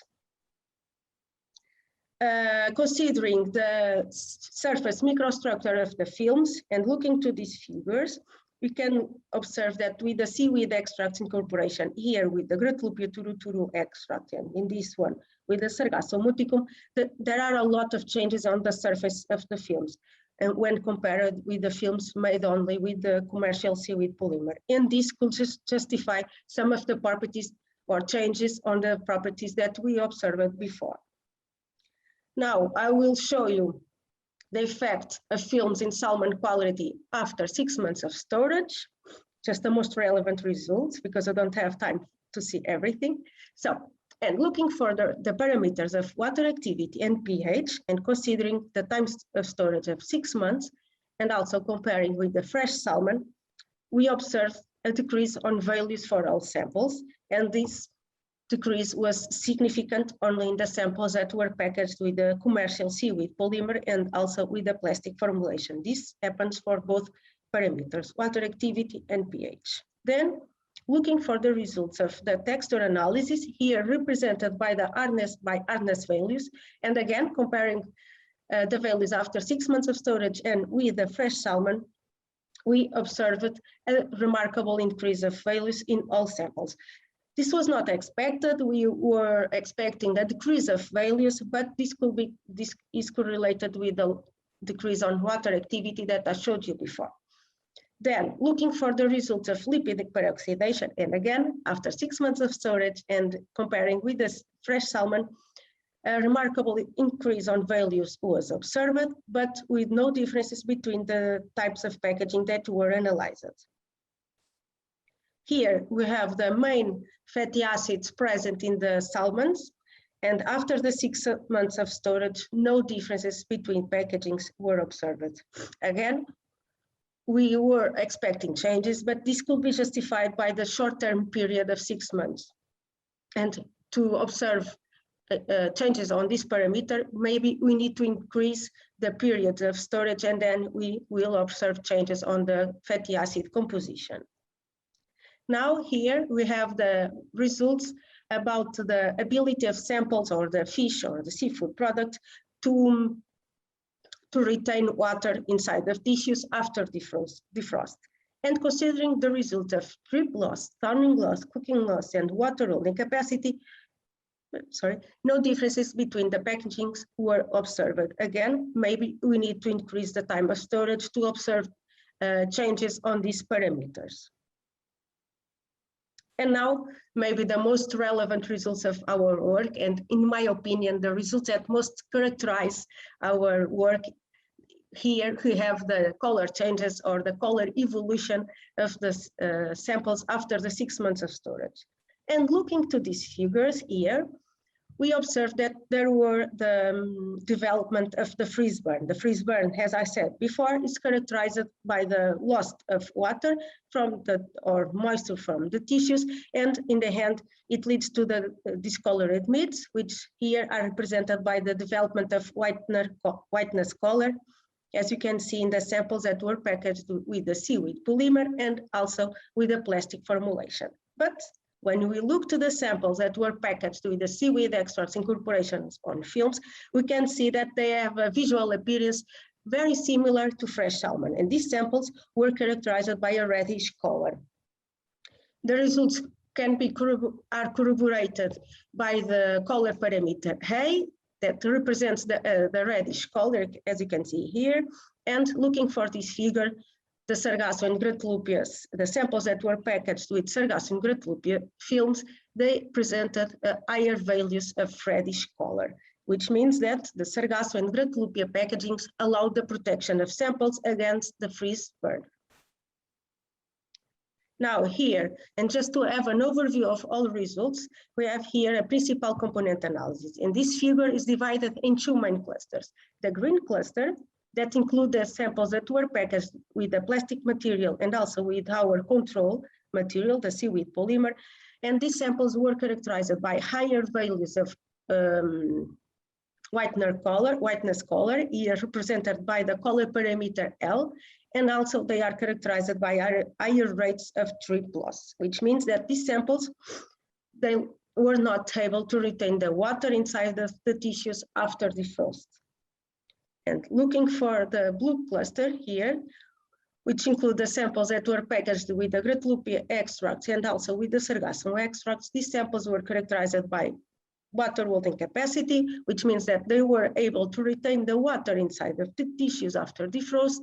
They are also characterized by higher values of water activity and pH, and of course, as I showed you in the last slides, they are also characterized by higher values of reddish color. And now, just to conclude, with the extracts incorporation, it was observed a similar effect to the use of plastic films in terms of lipid peroxidation and texture. And in the other hand, films with the seaweed extracts incorporation presented less color changes when compared with the plastic films, denoting a protection from the freeze burn. And also, with the extracts incorporation, we increased the ability of the films to be biodegradable at our homes. Now, just returning to the theme about the Single-Use Plastics Directive, the European Union is now working on new directives, and under which these new directives, the producers are given a significant responsibility for the treatment or disposal of post-consumer products, which means they are producing the packagings, they are selling the packagings, but they have to pay for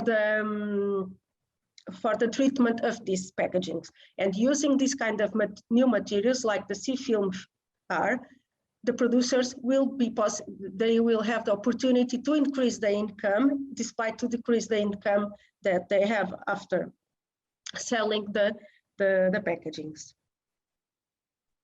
And looking for our 2 main results or objectives in the beginning of this presentation, where we want to develop a packaging that is biodegradable and also that prevents the development of freeze burn in seafood products. And because we had so good results, we applied for a European patent, and now we are just waiting for the good news from the European Commission. And now being this, it is increasingly necessary to work on new technologies and not continue to depend on old or non-existent technologies, to which marine resources could be the solution, as the sea film showed us. We need to start thinking more of new technologies than in the old technologies. And just to finish, just leave this message that the future isn't around the corner, the future is here, the future of food films is now, and we need to start thinking seriously about the future of food films. And thank you for your attention.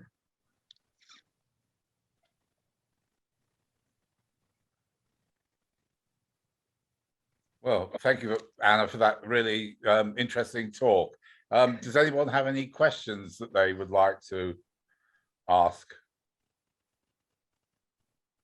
Matea? Oh, okay. Maybe Joanna, if you have a question, I can wait for Joanna, please. Let's go with Joanna first. Go ahead. Go on, Joanna. You start first. Okay, Anna, thank you for your presentation. Very interesting. Just a curiosity on my side. Did you have any experience also concerning essential oil? And if you have had this kind of experience, can you give me some advice concerning the difference between working with edible films with essential oil and herbal extracts? Okay. I never tried to use the essential oils, but I can justify, because we are working with the seaweed extracts, and it's simply the yield of extraction using the dried seaweed extracts. It is bigger than using the essential oils of seaweed extracts. But there are a few studies where the authors are using the essential oils from plants, but at the moment we never tried to use it. And because the seaweeds, they have a low content on lipids, and the yield will be really low, but we can, in the future, I hope that you can try it. Doesn't matter, we can start new collaboration. Thank you for your thank you. Maybe Joanna, I don't know. I was thinking about the question about mixing the extracts with the essential oils. I've done it to incorporate in a cellulose matrix made of nanofibrillated cellulose and micro.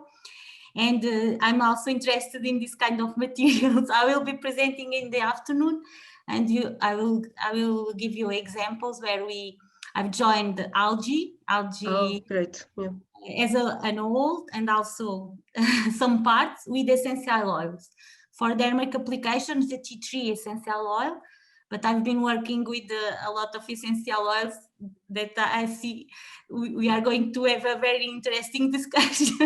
Oh, great. But here we are playing with hydrophobic, hydrophilic, and wet end chemistry in my case, because the water is there in some parts of the process. So I think this is a very interesting question. And sometimes we really need to go to the lab. Yes. I do molecular modeling and structure modeling, but the experimental part, to know where we are, what is the predominant factor, which data potential is around our drug delivery system and these kind of things, it's going to be defined, and the experimental is completely necessary to validate the modeling. That's my opinion. But I think that we'll be trying these combinations, all of us. I think that using the essential oils and the seaweed extract, I think that could be a good solution, because our films, in fact, we decrease the moisture or the water solubility of the films, but we need to change a bit more our mechanical properties, and maybe using the essential oils, it will be possible to change the mechanical properties, and the film will be less soluble, and then in the end it will be more resistant when in contact with food products with a high content of moisture. And also using the essential oils, we have all the bioactivities that are present in this kind of products, and maybe you can have active packaging with more activity than the packaging that we have now. I think that could be the future, yes, and maybe we can talk more times. Matteo and Fred also maybe will give us some experience in the afternoon. Yeah, about I will see. I also, the stabilization of the essential oils in the using a foam or a nano emulsion, more precise, it's essential. And then if you are going to make a film, you need to have it stabilized first, and then to reduce the size. Yeah, to mix everything well.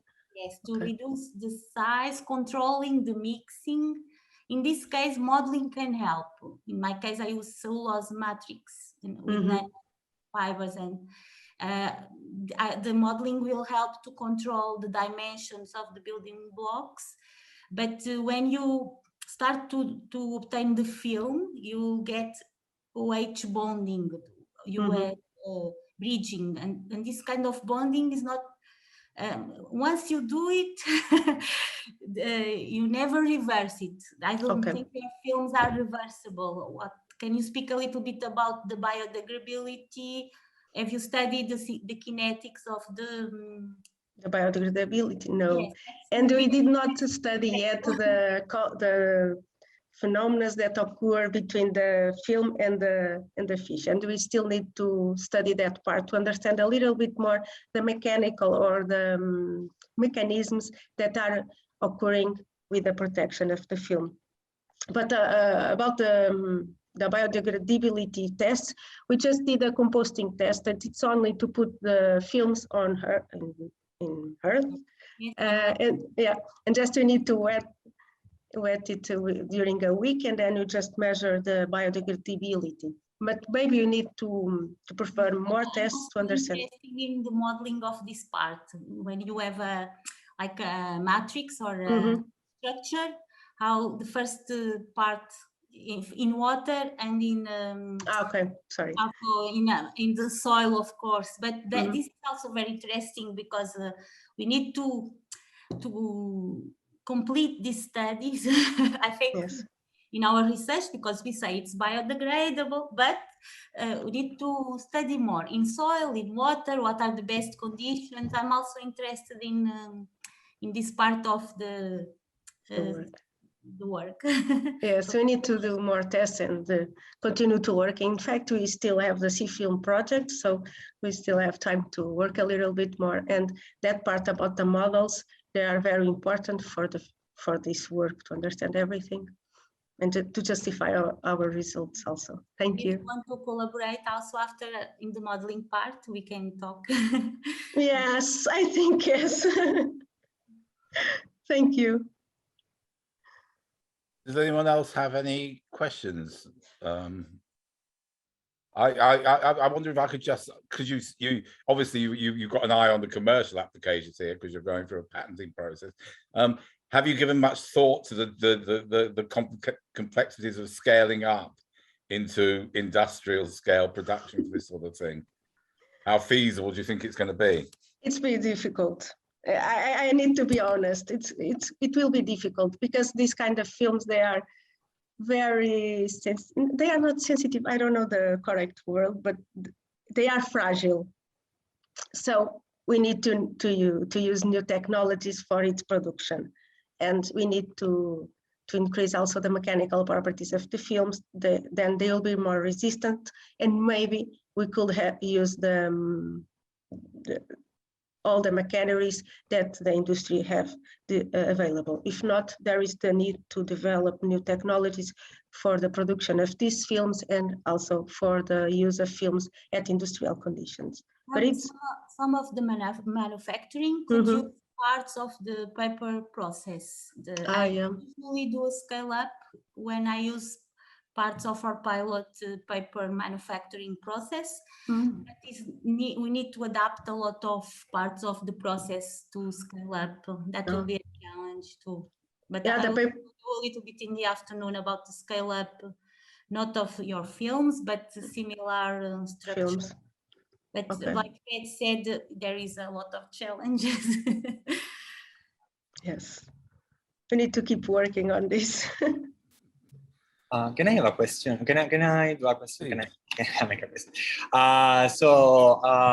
Do you use any plasticizer? Because you said that your polymers are like fragile. So I was wondering if maybe different plasticizers can help, and maybe also, as you said before, it can reduce the contact with the food, or like maybe increasing the barrier with, or, I mean, I don't know, maybe crystallinity, or like. So if you can say something more about this. Okay, we used glycerol because it is the most used of the plasticizer, but I agree with you. Maybe you need to change the type of plasticizer, or if you want to use the essential oils to try to replace these plasticizers that are being used. Because if you can use we can replace this kind of glycerol or plasticizers by essential oils, we will increase the natural base of formulation of our films, and then maybe the interest about our films will increase. But yeah, it's a good question. It's studies that we need to perform. I mean, also in the afternoon, I will talk about a novel plasticizer that we are creating. We are making. So it will be maybe nice to collaborate. I think that I will learn a lot in this afternoon for sure. Thank you. Thank you. Right, well, are there any more questions? I see we're nicely on time here. So can I just thank all the speakers this morning for a really entertaining and informative session. And I look forward to hearing from more talks this afternoon, and indeed giving one. And okay, I guess we break for lunch now and join us all again at 2 o'clock. Thank you. Yeah, thank you.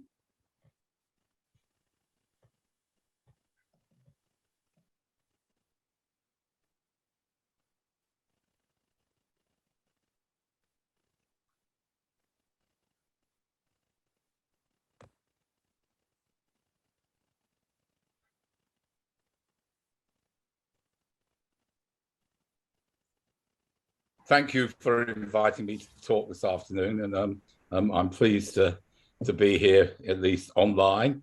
My name is Fred Davies. I'm until the last weekend I was at the University of Reading, but I have recently retired, and therefore I'm actually in the middle of northern Scotland.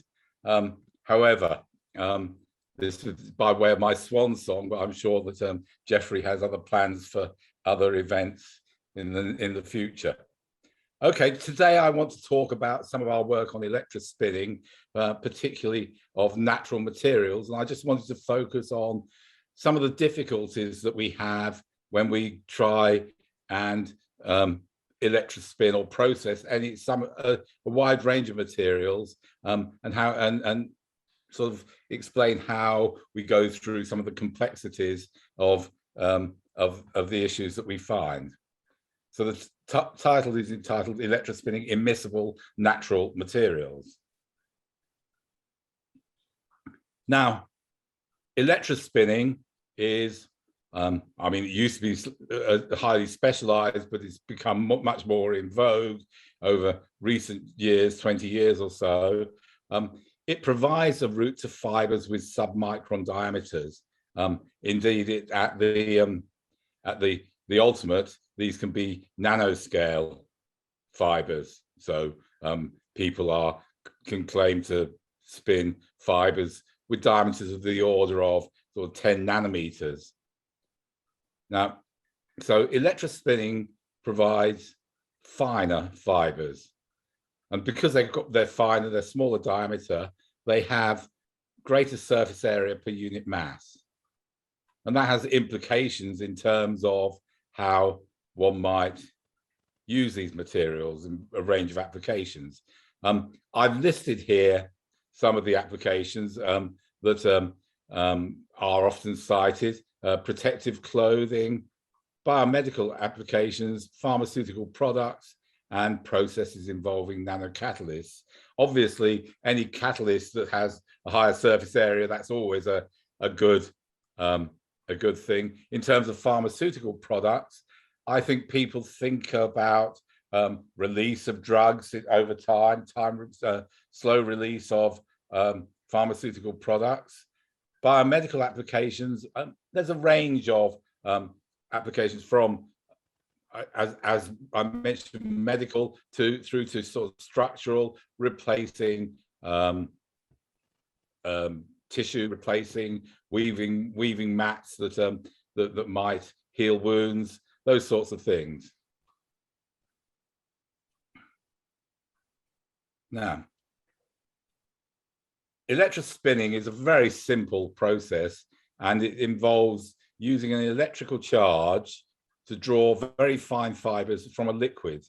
The liquid is a liquid has to contain a polymeric material.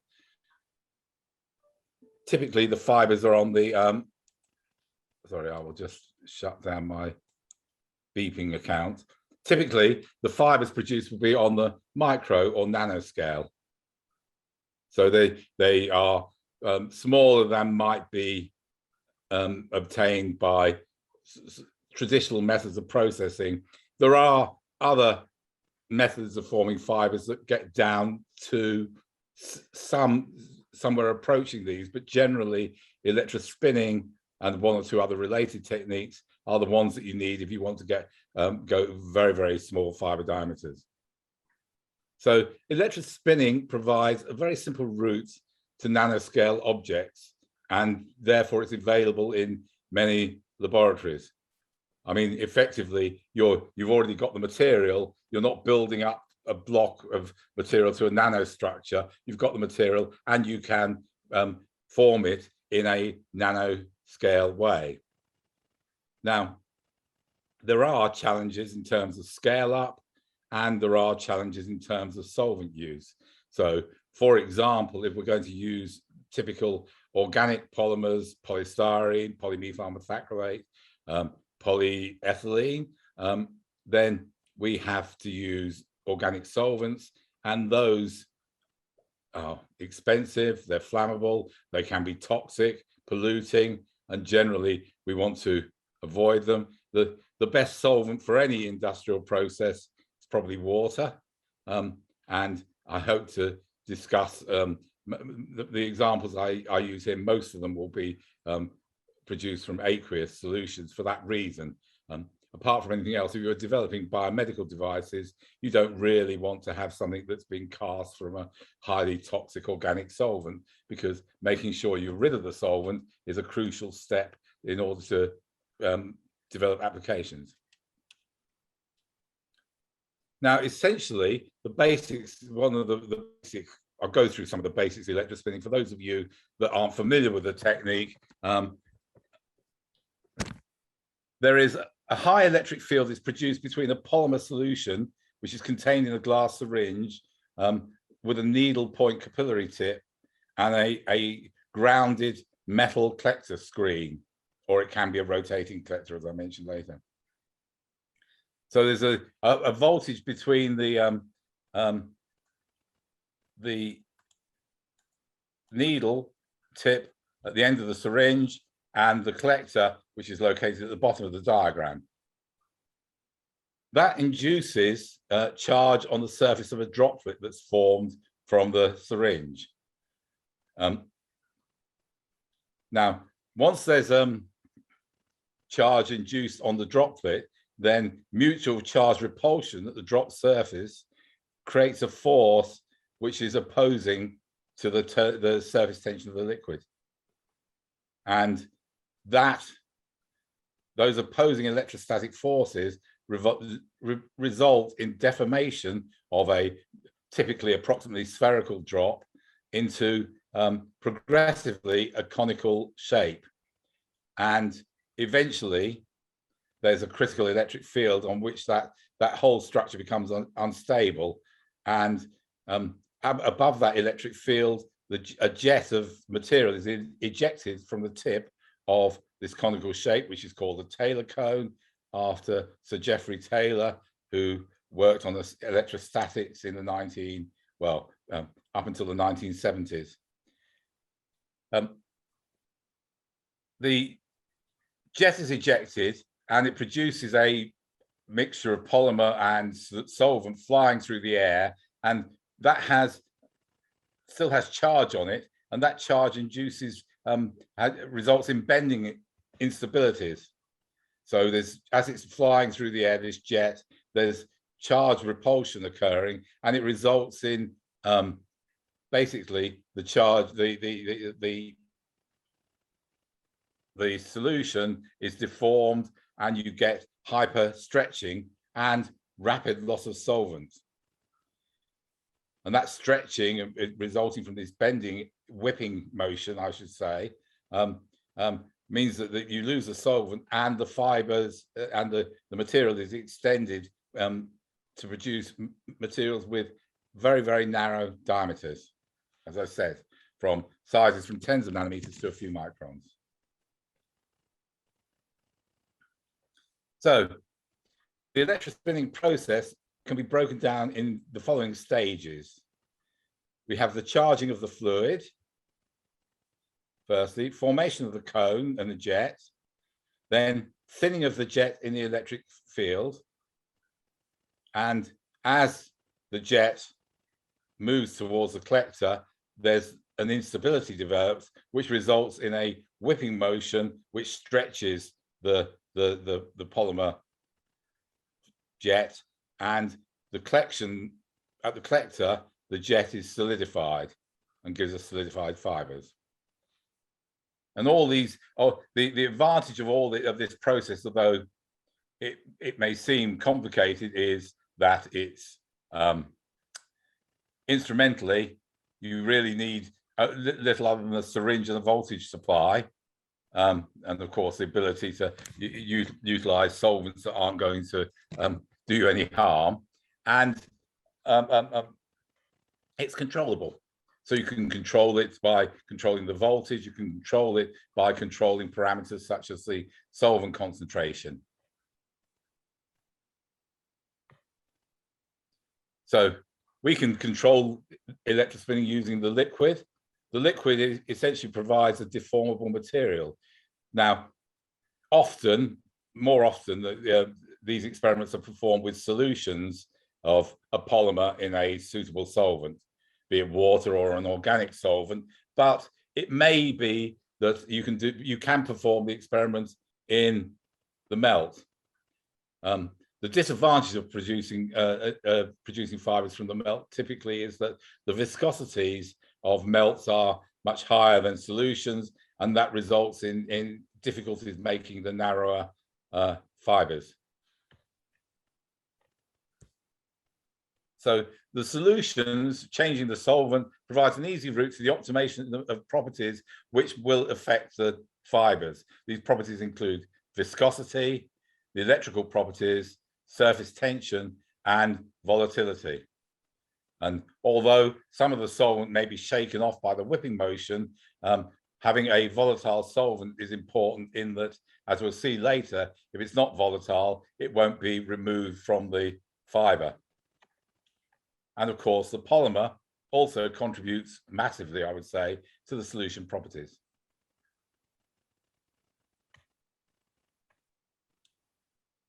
So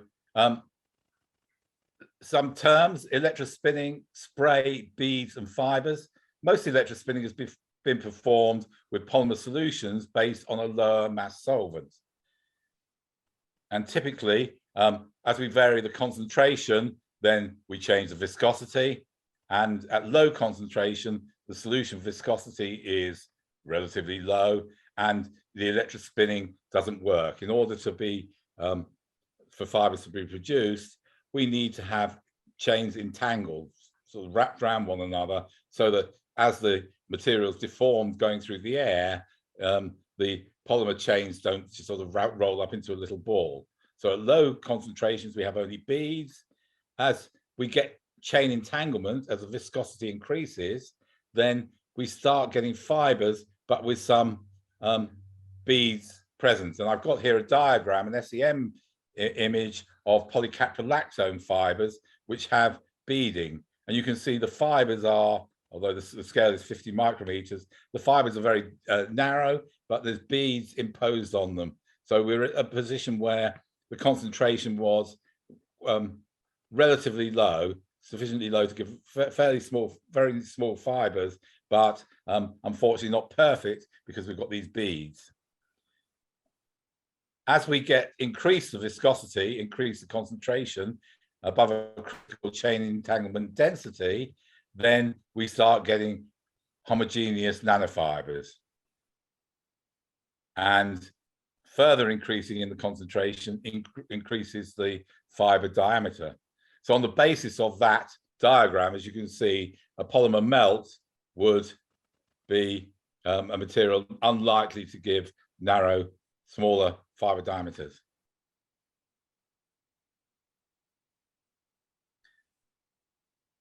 Now, the important thing about this, one of the important things I should say, is the viscosity. Okay, and it's been proposed that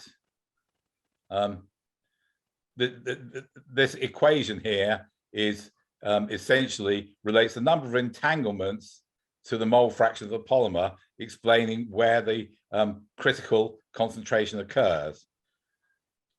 It's a mathematical model, it's an empirical model. Many of the empirical models don't, how can I put it, necessarily always fit the data, but essentially there is a point at which we get sufficient number of entanglements of the polymer chain so that when we're moving the polymer chain through the air, they can't sort of pull apart. And then at that point, we start getting fibers.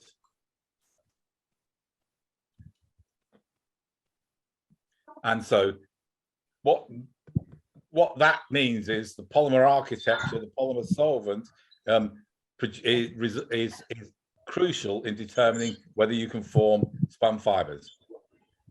The solvent also largely determines the force on the droplet via the interaction with the electric field, and that obviously through the dielectric constant and the conductivity.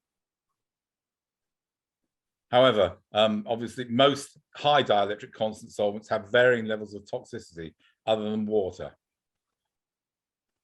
Other factors that we can control include surface tension and the volatility of the solvent.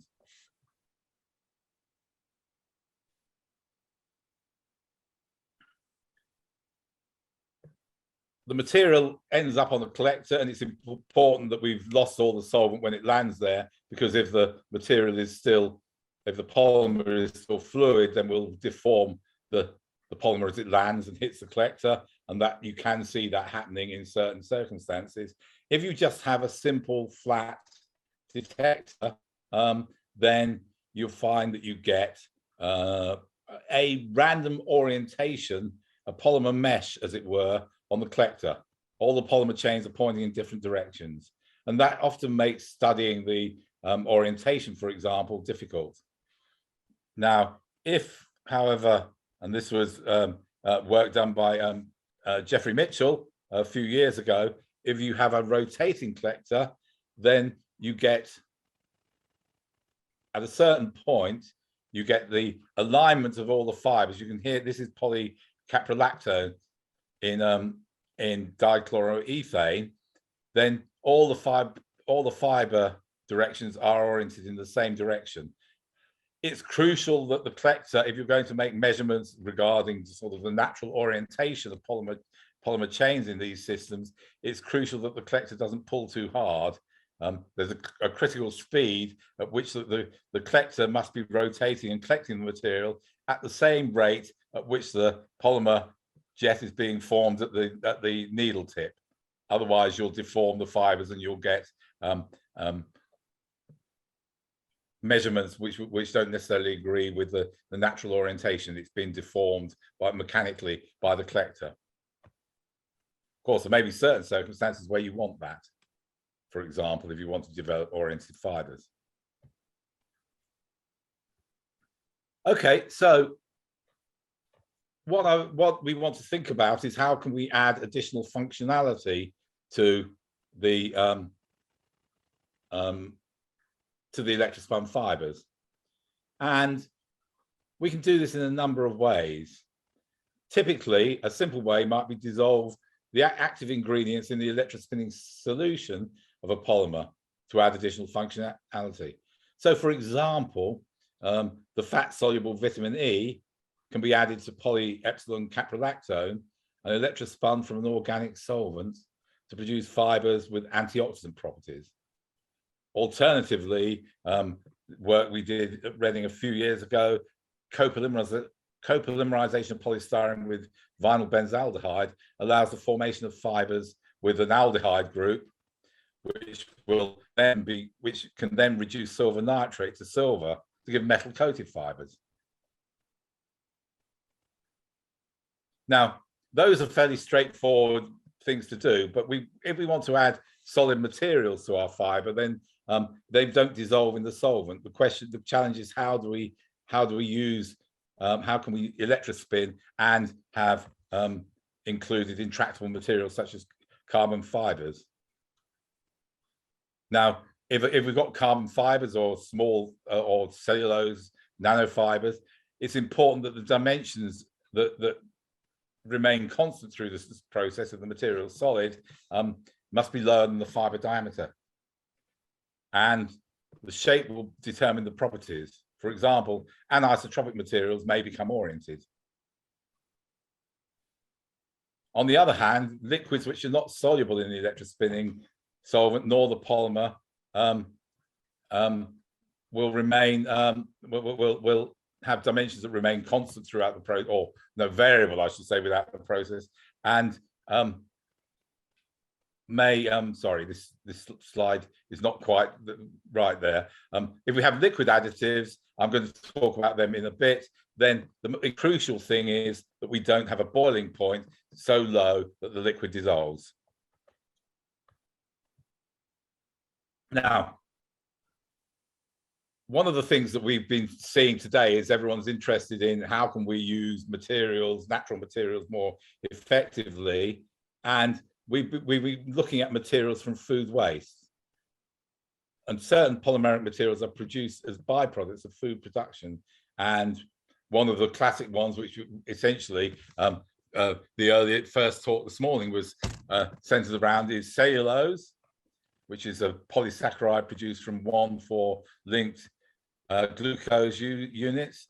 And cellulose is a common product of vegetable waste streams, particularly from root vegetables. A few years ago, we were involved in an EU project where we were looking at cellulose material produced by removal of the cellulose from the cell wall fragments, and that can be used to reinforce polymer materials. Such materials are generally intractable and challenging to incorporate into polymers. So these materials were produced by Cellucom Limited, and here's some pictures of the initial samples that we had that we're looking to incorporate materials based on this into fibers. And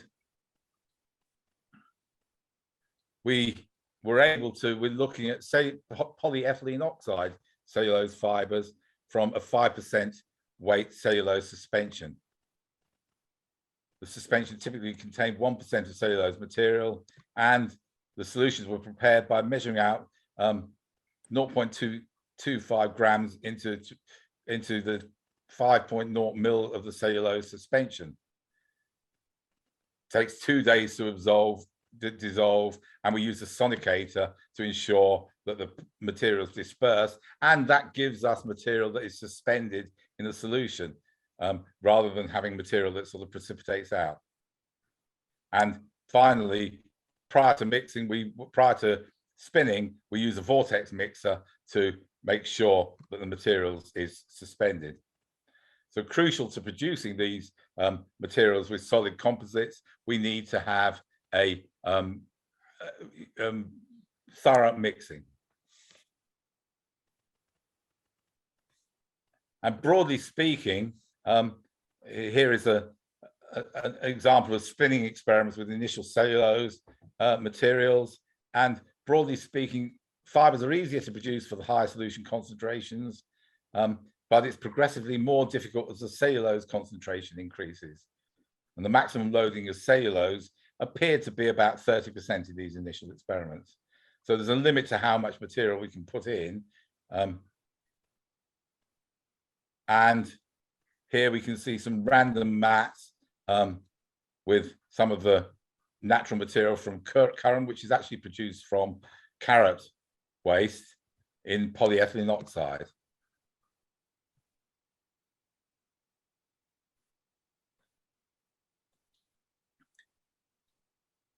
The nature of the carrier polymer is important, and the higher molecular weight material improves the loading of cellulose.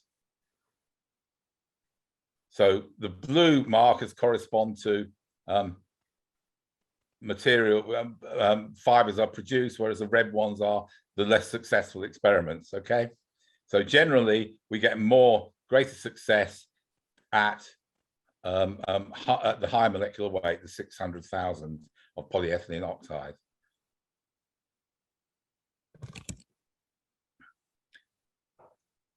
Now, we wanted to look at these structural studies on these fibers, and X-ray scattering is a thing that we've used over many years. And in order to usefully do this, we produce fibers on a rotating collector to have a uniform axis for the fibers.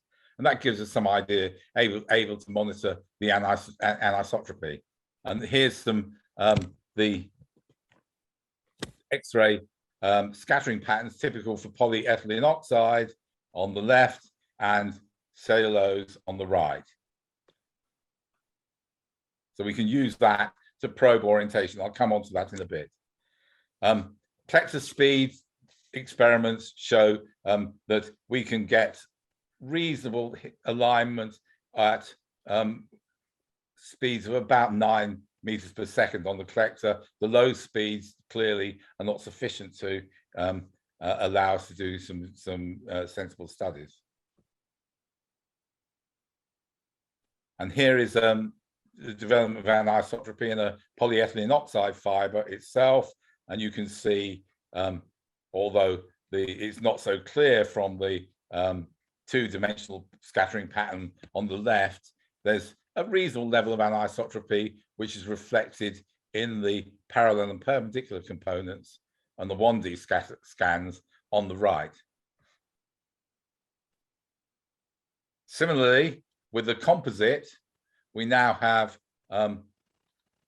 also substantial anisotropy, and that's a mixture of anisotropy of the polyethylene oxide, which we see in the first pattern, and the cellulose material.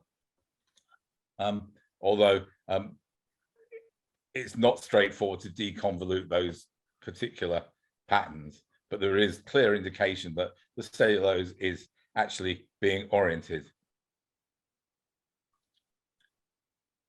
So the predominant feature in the X-ray is the sharp rings from the crystallinity of the polyethylene oxide.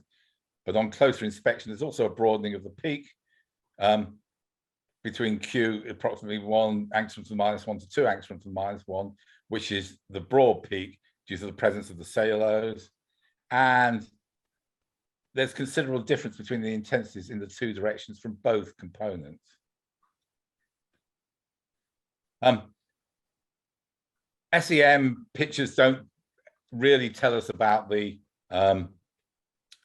orientation of the fiber, material within the fiber, but with TEM micrographs, we can actually hear some micrographs we took of these composite fibers, and we can see that there's evidence of material within the fibers, but there's also distortion of the the fibers where materials bunching up. And these are polyethylene oxide containing cellulose at different molecular weights, and clearly varying the molecular weight gives us obviously different quality materials.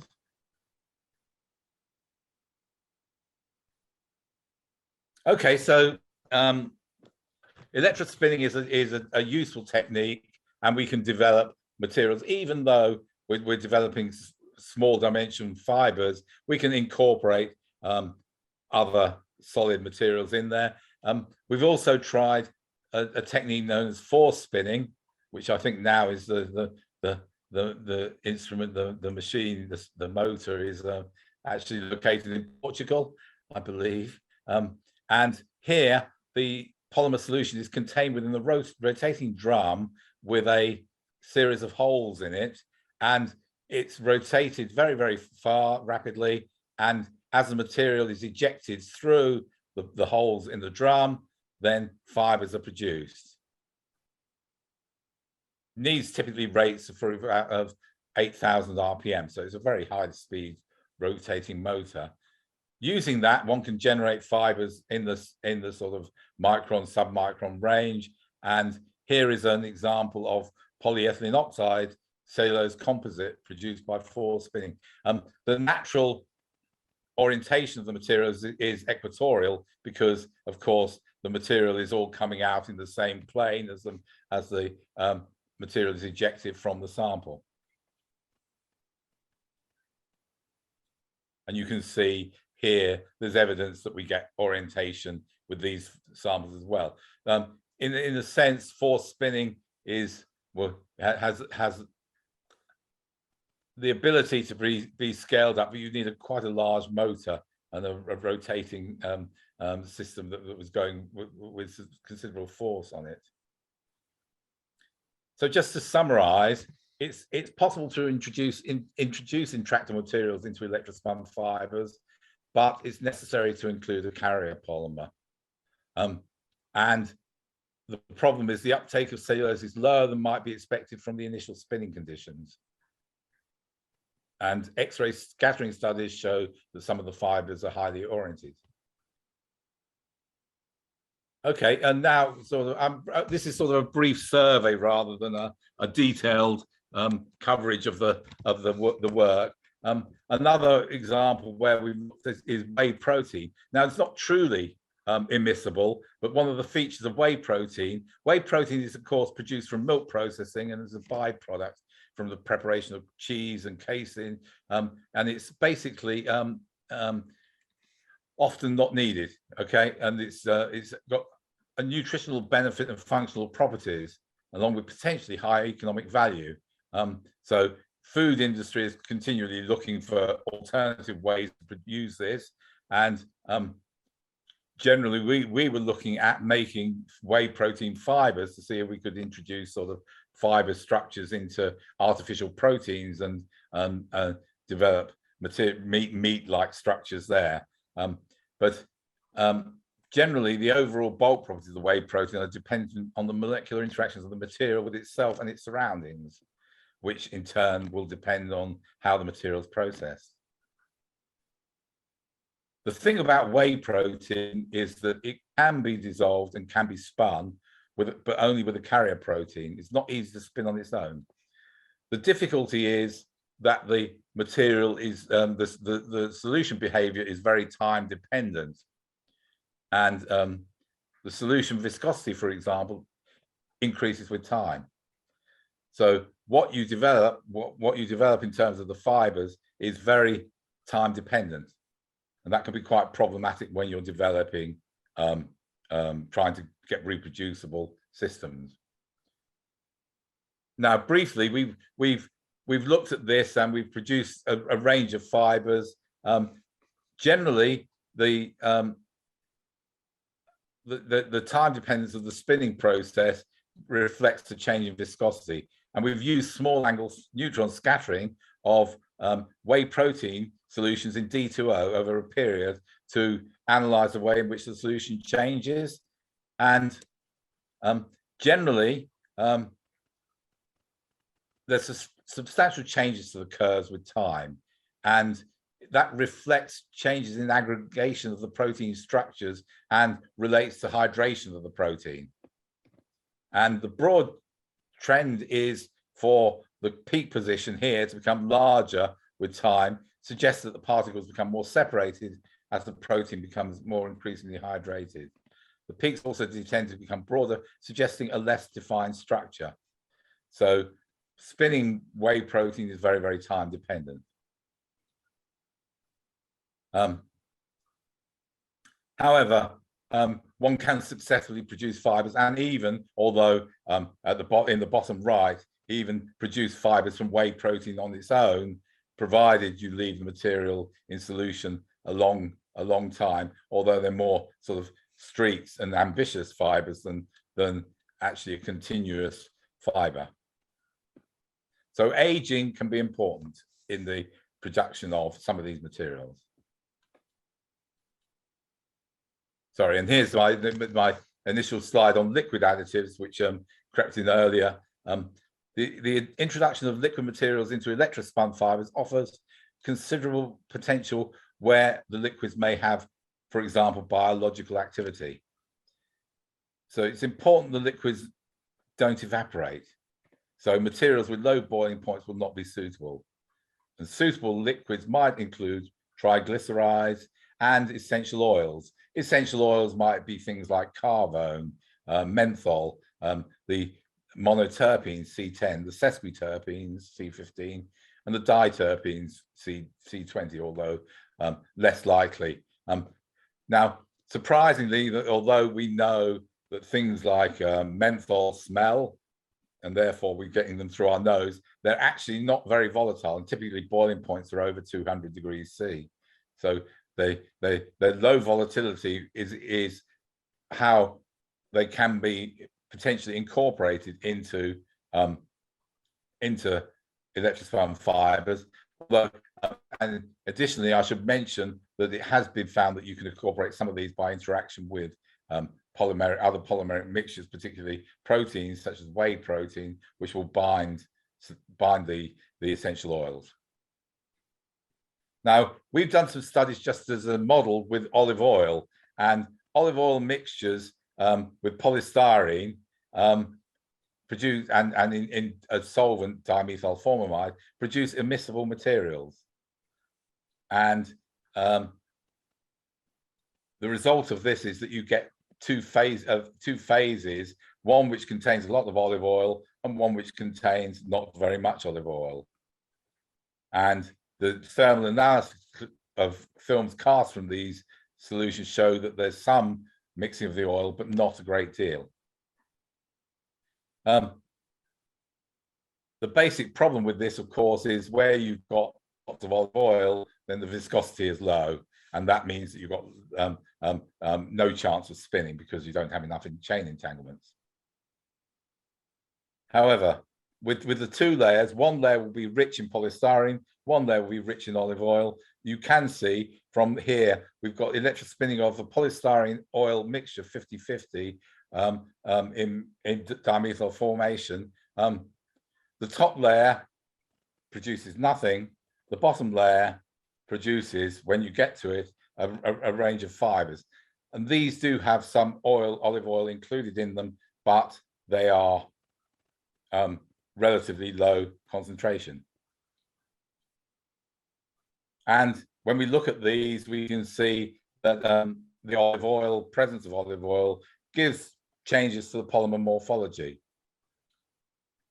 And it looks like, from looking at the morphology, that the olive oil is encapsulated within the material. Inside, so we have an outside polymer shell, and inside most of the olive oil is contained, and we've investigated that by looking at the internal structure of the fibers by washing the oil off with butanone, I should say. And these are images of the electrospun fibers, sort of looking end on, and here is where we've looked at them with the olive oil removed, and then under low vacuum without gold coating at various angles. And we can see essentially that it looks like we've got pores there where the oil-rich material has been removed. Also, as with the whey protein, things are time dependent. If you shake the material, you can improve the incorporation of the olive oil, and shortly after the solution is taken off the mixer, then you can get reasonably high concentrations. And this is here initially after mixing, spinning produces material with the highest concentration, 21% of olive oil.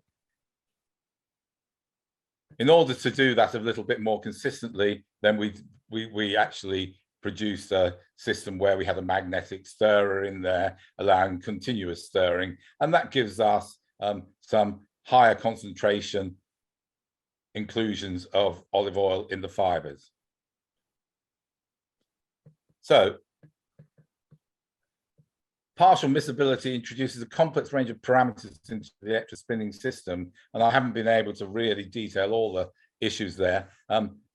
Without attempts to homogenize the solution, there will be a limit to the quantity of oil present. But the oil does tend to encapsulate within the fibers, offering potential routes to useful materials. Greater quantities of oil can be incorporated by stirring the solution, and the approach could be useful to incorporate a range of materials, for example, for slow release materials. Okay, and I would like to acknowledge the European Union, which unfortunately we're no longer in, and my colleagues, particularly Kungwa An, Ji, Saeed Mohan, Ed Bild, and Alan Bell and Jeffrey Mitchell. Thank you very much for listening. Thank you very much, Dr. Davies. I'm Laura, the chair of this session. Thank you. Very, very interesting. So, do you have some question about Dr. Davies' presentation?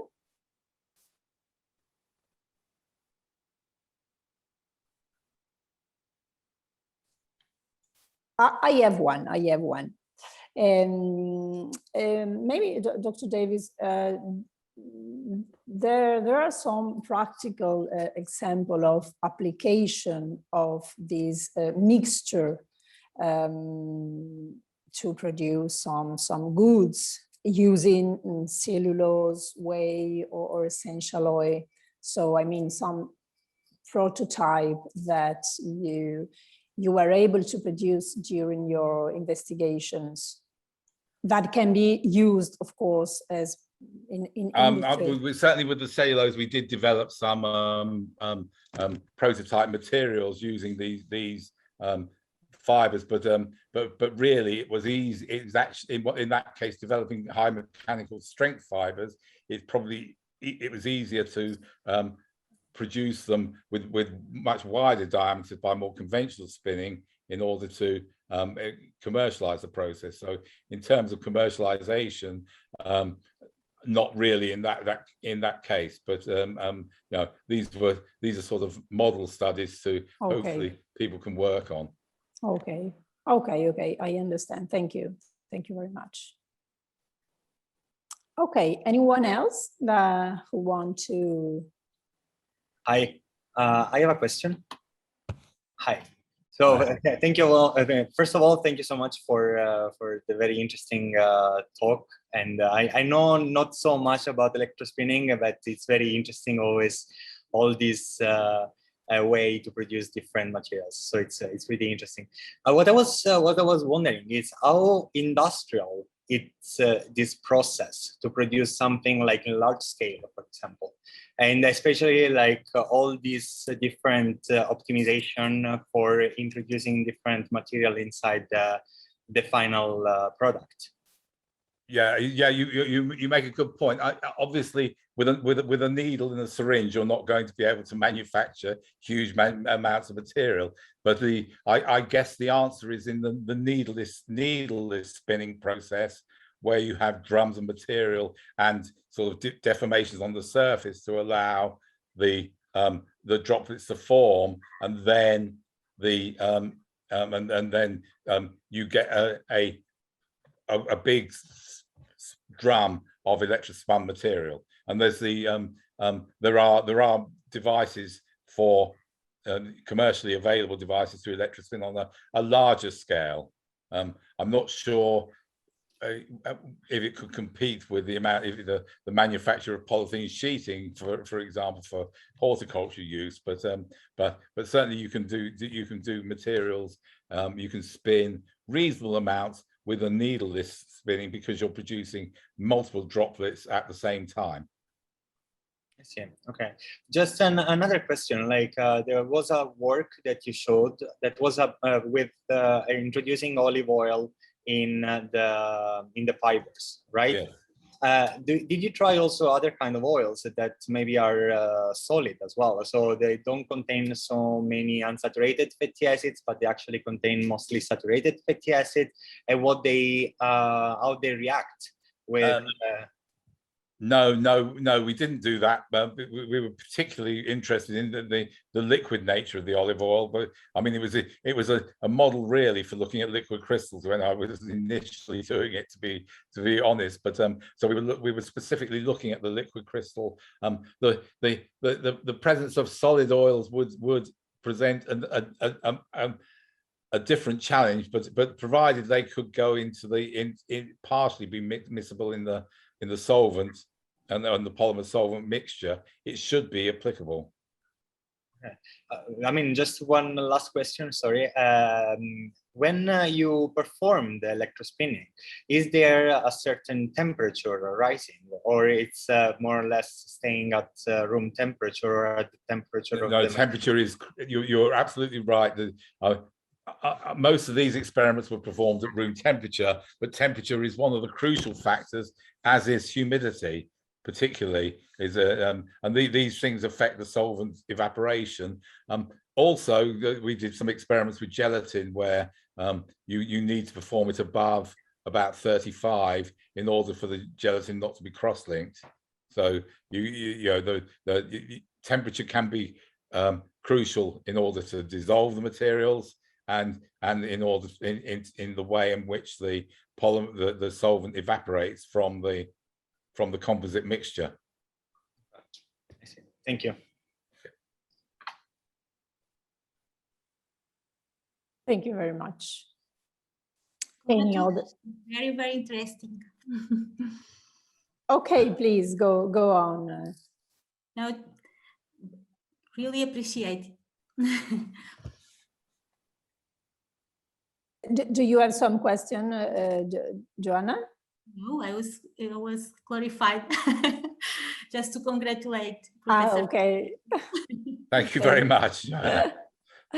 This is fine. It's not a question, but it's very, very fine. Thank you. Very, very interesting. Congratulations. I've seen this electrospinning. I've seen the facilities, right?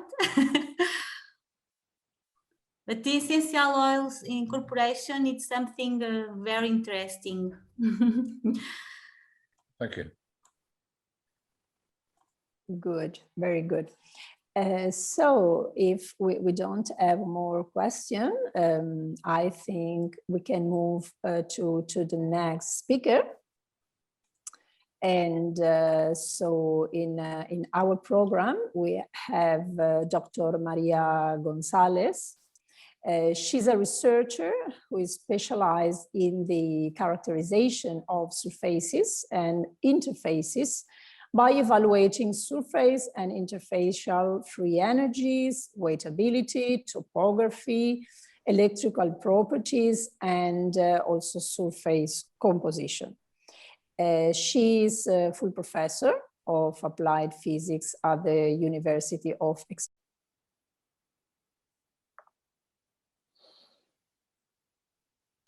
Maybe I can wait for just 1 minute, but we can start the third section.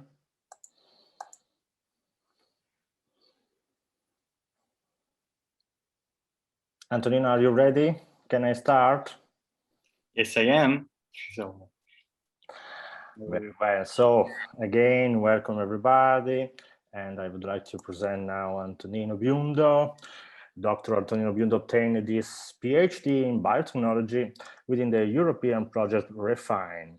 That is a project focusing on the biodegradation and functionalization of polymers with a Marie Curie Action Fellowship.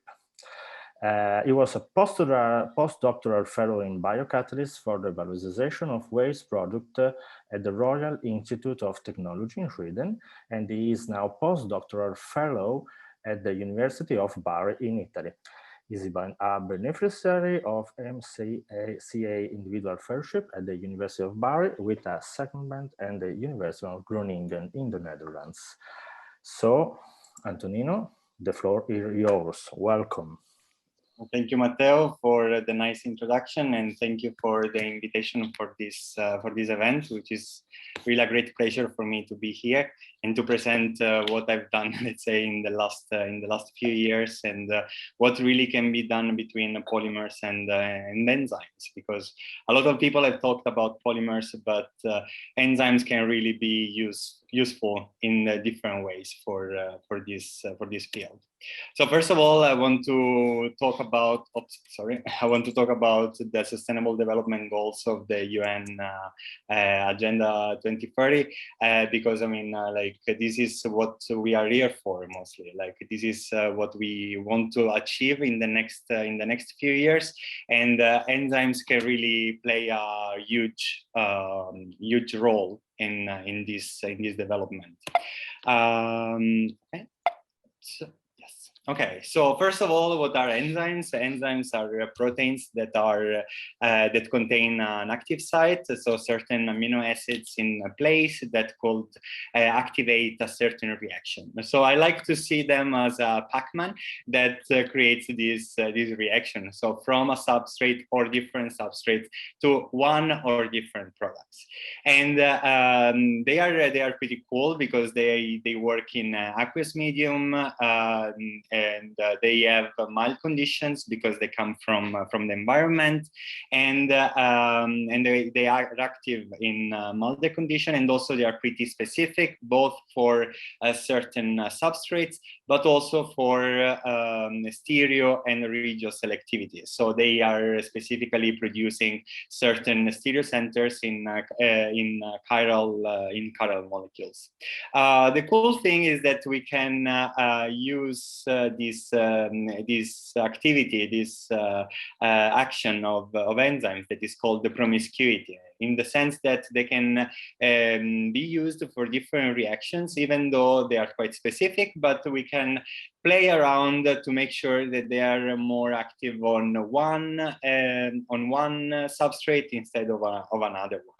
So, and this is more or less what happens. Like if we have a natural substrate that is the substrate specific for the enzyme, but the enzyme is still, let's say, a bit active on another substrate that is, let's say, non-natural, like synthetic, created in the lab, that is what we usually work in industrial scale for the production of pharmaceutical ingredients or for other materials.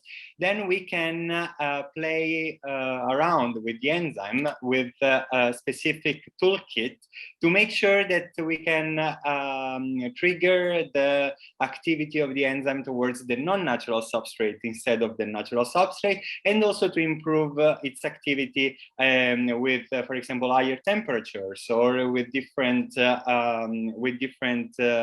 substrates or different media. So this is something pretty cool with enzymes that are pretty, let's say, flexible with their activities. And regarding like polymers, first of all, like you know more than me for sure about polymers, but what I want to tell everyone is that polymers are still produced mostly from fossil resources, and this is amazing what I've seen so far today, because everyone was talking about natural polymers, or anyway polymers derived from biological resources like cellulose or other materials, but still, like, we are producing more than 350 million tons per year of polymers and plastics, and they are still used in different fields like packaging, that was seen, for example, with different seaweeds, for example, now, or in automotives, as in the first lecture before. So but it's still a lot going that needs to be pushed to make sure that the biologically derived polymers can take over all the fields where fossil-based polymers are still used. And the problem is that most of the time a polymer needs to go through this thing called the functionalization, and the functionalization using which means that we produce functional groups on the surface of the polymer to make sure that then we can add other molecules in it, like dyes or biologically active molecules, or other ingredients that can be used in different fields. The problem is that now for sure a lot of research has been improved on this field, but certain products, certain processes are quite high demand in energy, or producing harsh chemicals, or tackling giving problems to the bulk of the material itself. Instead, enzymes are pretty big, so they cannot enter the bulk of the polymer, so it doesn't destroy the properties of the material itself. Instead, like, it just goes on the surface. Of course, now with a lot of interest in enzyme recycling, like for example, there is this French company called Carbios that has produced like mutants and variants of enzymes to degrade completely the polymers in their building blocks, to then recycle the building block for the production of the same polymer. Of course, there is a lot going on in terms of biodegradation. So what is biodegradation, and what is like industrial composting and anaerobic digestion, to make sure that we have a different field, and also how a polymer can be biodegradable completely. For example, like we know now this picture here of PLA that degrades in 80 days, this is not true anymore. And because we know that PLA needs a specific properties to make sure that it's completely degraded. Instead, like what is anaerobic digestion and what is industrial compostability. So all of these steps need to be completely clear, especially to understand to produce a life cycle assessment of a product in its entire life, to make sure that it doesn't create problems to the environment afterwards.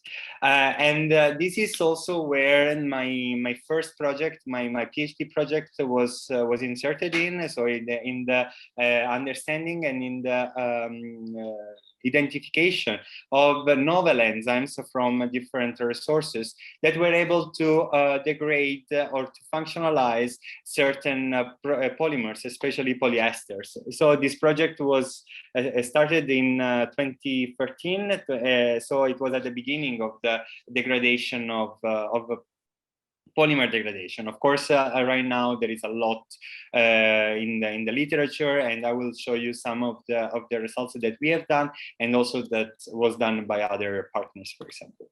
So the first case study was the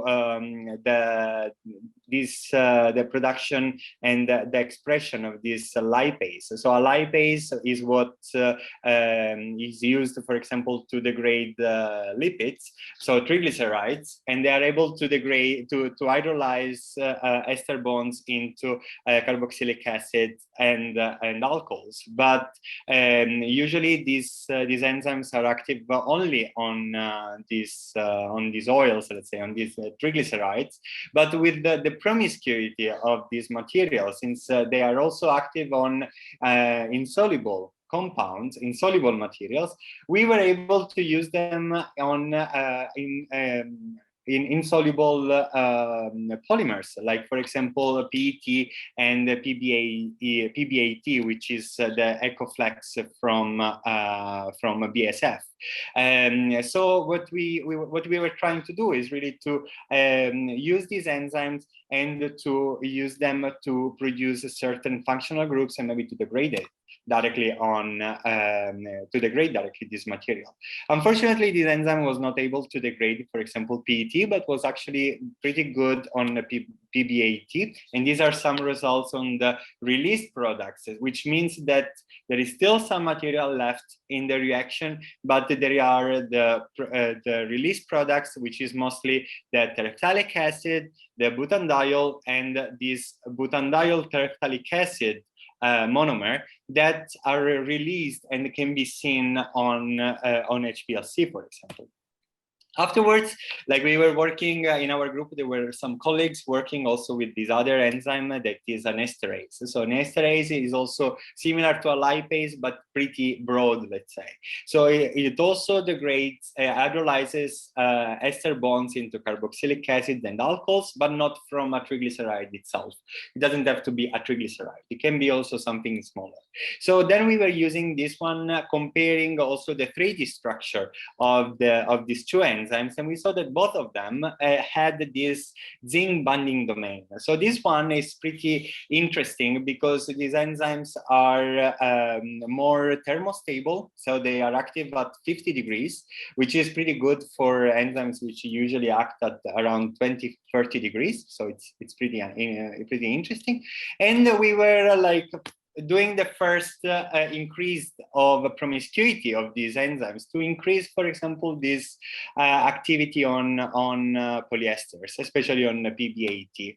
And here we saw that we were doing some changes on the external part, so on the surface of the enzyme, to make sure that it would absorb better on the surface of the polymer to then hydrolyze and release more products. And this is actually what we saw with, especially with this variant, so that tackled a tryptophan in this position, and also with this serine at 199 towards aniline, which was pretty interesting because it means that we created a better, a higher hydrophobicity on the surface, which then would absorb better on the surface of the polymer to release more hydrolysis product, which was pretty cool. But then, like, still focusing on this enzyme, on this esterase from Clostridium botulinum,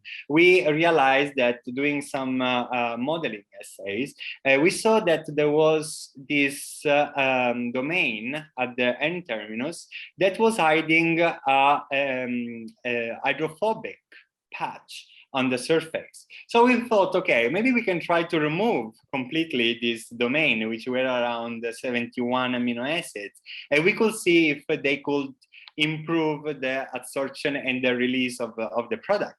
And we actually saw a switch of activity towards another polymer, which was pretty interesting because it was the PET polymer, which at the beginning, I mean, back then in 2016, there wasn't much going on, especially on lipases, but a lot was happening on cutinases, another kind of enzyme that is more active on cutin, so this polymer present on vegetables.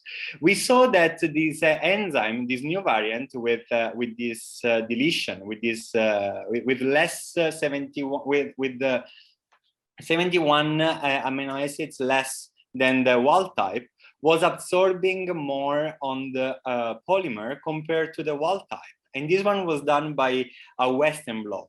So these techniques to understand molecules on surfaces, which was pretty interesting. And we also saw a release of more of these release products. So this terephthalic acid and the terephthalic acid ethylene glycol that is called MHET. So this was pretty interesting because like we had before with the wild type, we had no terephthalic acid at all.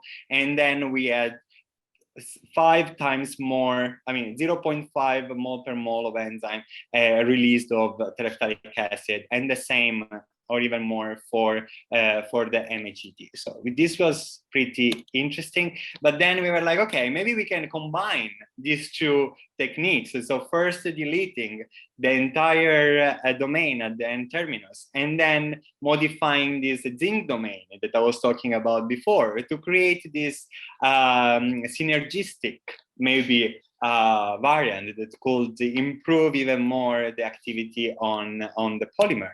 And this is actually what was happening. Again, this tryptophan 129A and the serine 199A removed without this N-terminal domain, it was actually releasing more terephthalic acid and MHET from the PET. So this was pretty interesting, and it was like very mind-blowing, because we created a very hydrophobic patch on the surface that was absorbing only on the surface of the polymer, but not between the different enzymes, because usually it can happen that whenever we have a very high hydrophobic surface on the enzymes, it can happen that these are clogging to each other, creating agglomeration, and also the activity will be reduced completely. So this is pretty. This was very, very interesting, and this is more or less like what I will finish talking about fossil-based polymer, and I will switch towards bio-based polymer, because enzymes can also be used to produce bio-based polymers, not also to degrade fossil-based or bio-based polymers. So the bio-based polymers that I want to talk about, they are mostly like coming both from forest, but also from agro-industrial and also from waste products. So the first case that I want to talk about is forest-based products, especially since I was at KTH, at the Royal Institute of Technology in Sweden. And we all know that Sweden forestry and the pulp and paper, it's one of the biggest business going on in the country. And of course, all the products that can come from this material, it can be very interesting for economy, but also for research. So we focused on not on the wood polymers, which are like cellulose, lignin, and hemicellulose, that we all know that there is a lot that can happen and can be produced from these materials. But we focused on something that is underutilized. So for example, furans, fatty acid, and terpenes, that was actually shown before, for example, this farnesol. What we focus, I mean, this material is usually burned, and they come from the pulp and paper industry as waste. So they are burned to produce energy, which is already pretty good, but why not if we can produce something more valuable instead of burning this material, since burning is always a dead end also for the circular economy approach. So this is what we focused, especially on terpenes and on this mixture that is called the turpentine. A turpentine is a mixture of different terpenes. It comes from pine resins, and it is produced in around 330,000 tons per year. So if we can produce something with a high value product, with a high value, then it could really be interesting for a new model, a new business model, or for the production of something that can then be used, for example, in a composite or in plasticizer, for example.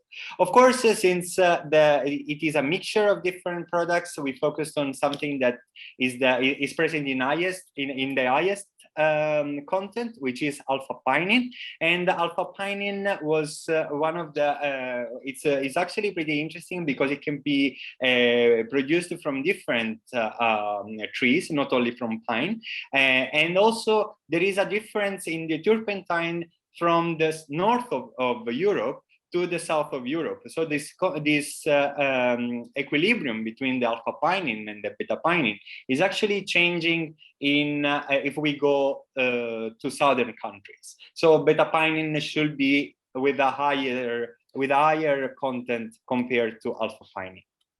But focusing on alpha-pinene, actually we wanted to create a biocatalytic pathway that goes from alpha-pinene that produces this cis-verbanon that is a cyclic ketone, and then we wanted to produce a lactone that through ring opening polymerization can then produce like something similar to what is happening with the cyclohexanone to caprolactone and then to epsilon caprolactone. So, but to do this, there is this enzyme called cyclohexanone monoxygenase from Acinetobacter that is doing naturally this reaction from cyclohexanone to caprolactone. The problem is that, of course, cyclohexanone compared to cis-verbanon is completely different. It is also like linear. It's more like cis-verbanon is bulkier. So we needed to play around with the active site of the enzyme to make sure that it could accept actually this product. So what we did, this is the zoom in of the active site of this enzyme, and what we did was to play around with each of these residues that you see here. So we created a library of 26 variants, and that we were checking with the volumetric activity to understand if some of them completely lost activity or if they had still activity. And especially one of these showed like activities both on the natural substrate, so on the cyclohexanone, but also on the cis-verbanon to produce the lactone that was then used afterwards for polymerization. So what we did first was to screen it with the GC-FID for the production of the product. So of this lactone, and we saw that especially this L426A variant showed the highest activity, even though at the beginning with the small samples, it showed only a conversion of 5%. But coming back to the reaction, if you allow me, like we see that there is also oxygen involved in this reaction. So what we did was to do some kind of reaction optimization, so some kind of process engineering, let's say. So we increased the oxygen supply just by transferring this reaction from a normal test tube to shake flasks with baffles. And this one helped like tremendously, from 5% to 39% the conversion of this reaction, which is pretty interesting actually. So then afterwards we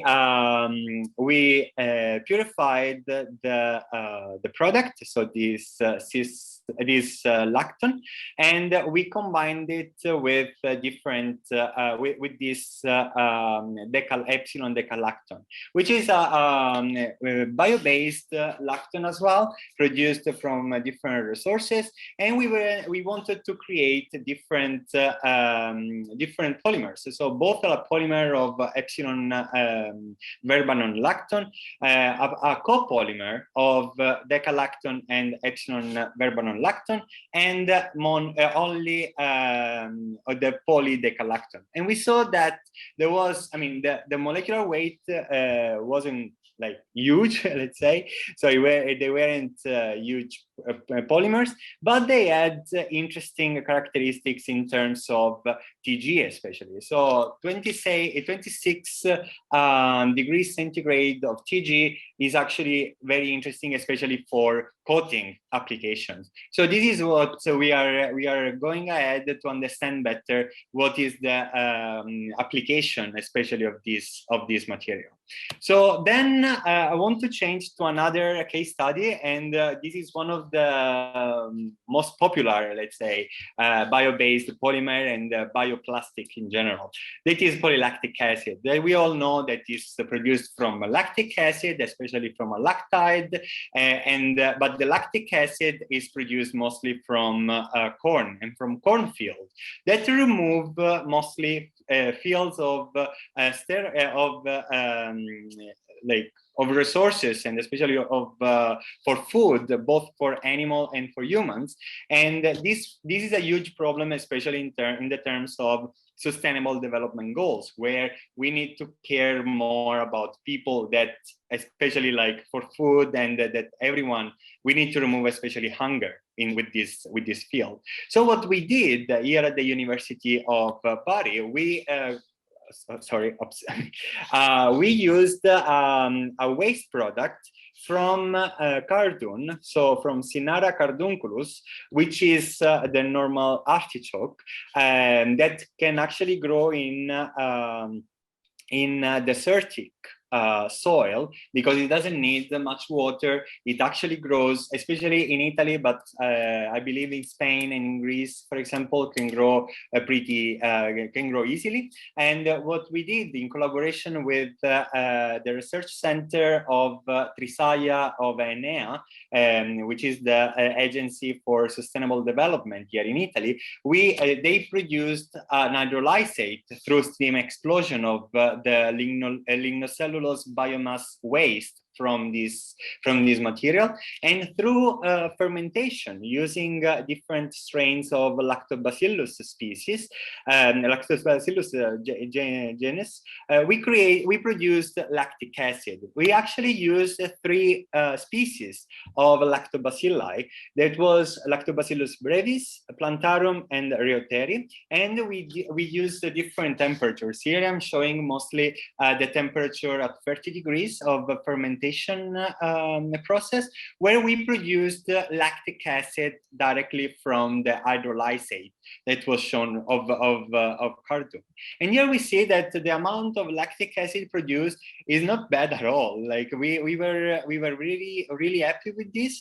But as you can see, there is a difference in the specificity of the reaction. So from the transformation of the sugars present in the hydrolysate, since also if I'm going back, like the lignocellulose content is 90%, and especially the cellulose and hemicellulose is also very high. And we saw that there is a high percentage of D-lactic acid compared to L-lactic acid, which is the one used mostly for the production of the polymer PLA, and especially of PLLA.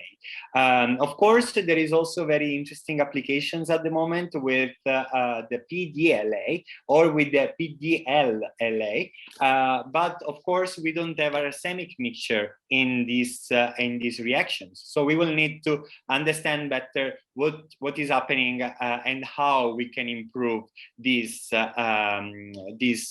proportion or the equilibrium between the two, or focusing only on the production, for example, of the DLLA. As you can see here, for example, most of the DLA, and here with the product, for example, it's happening in higher concentration. So then I want to switch towards complete waste that in Italy, in the south of Europe, and especially, for example, in the Netherlands and in Belgium, they are produced in very high amount. That is waste cooking oils. Waste cooking oils are one of the hidden danger for our environment. Like we think about plastic pollution, we think about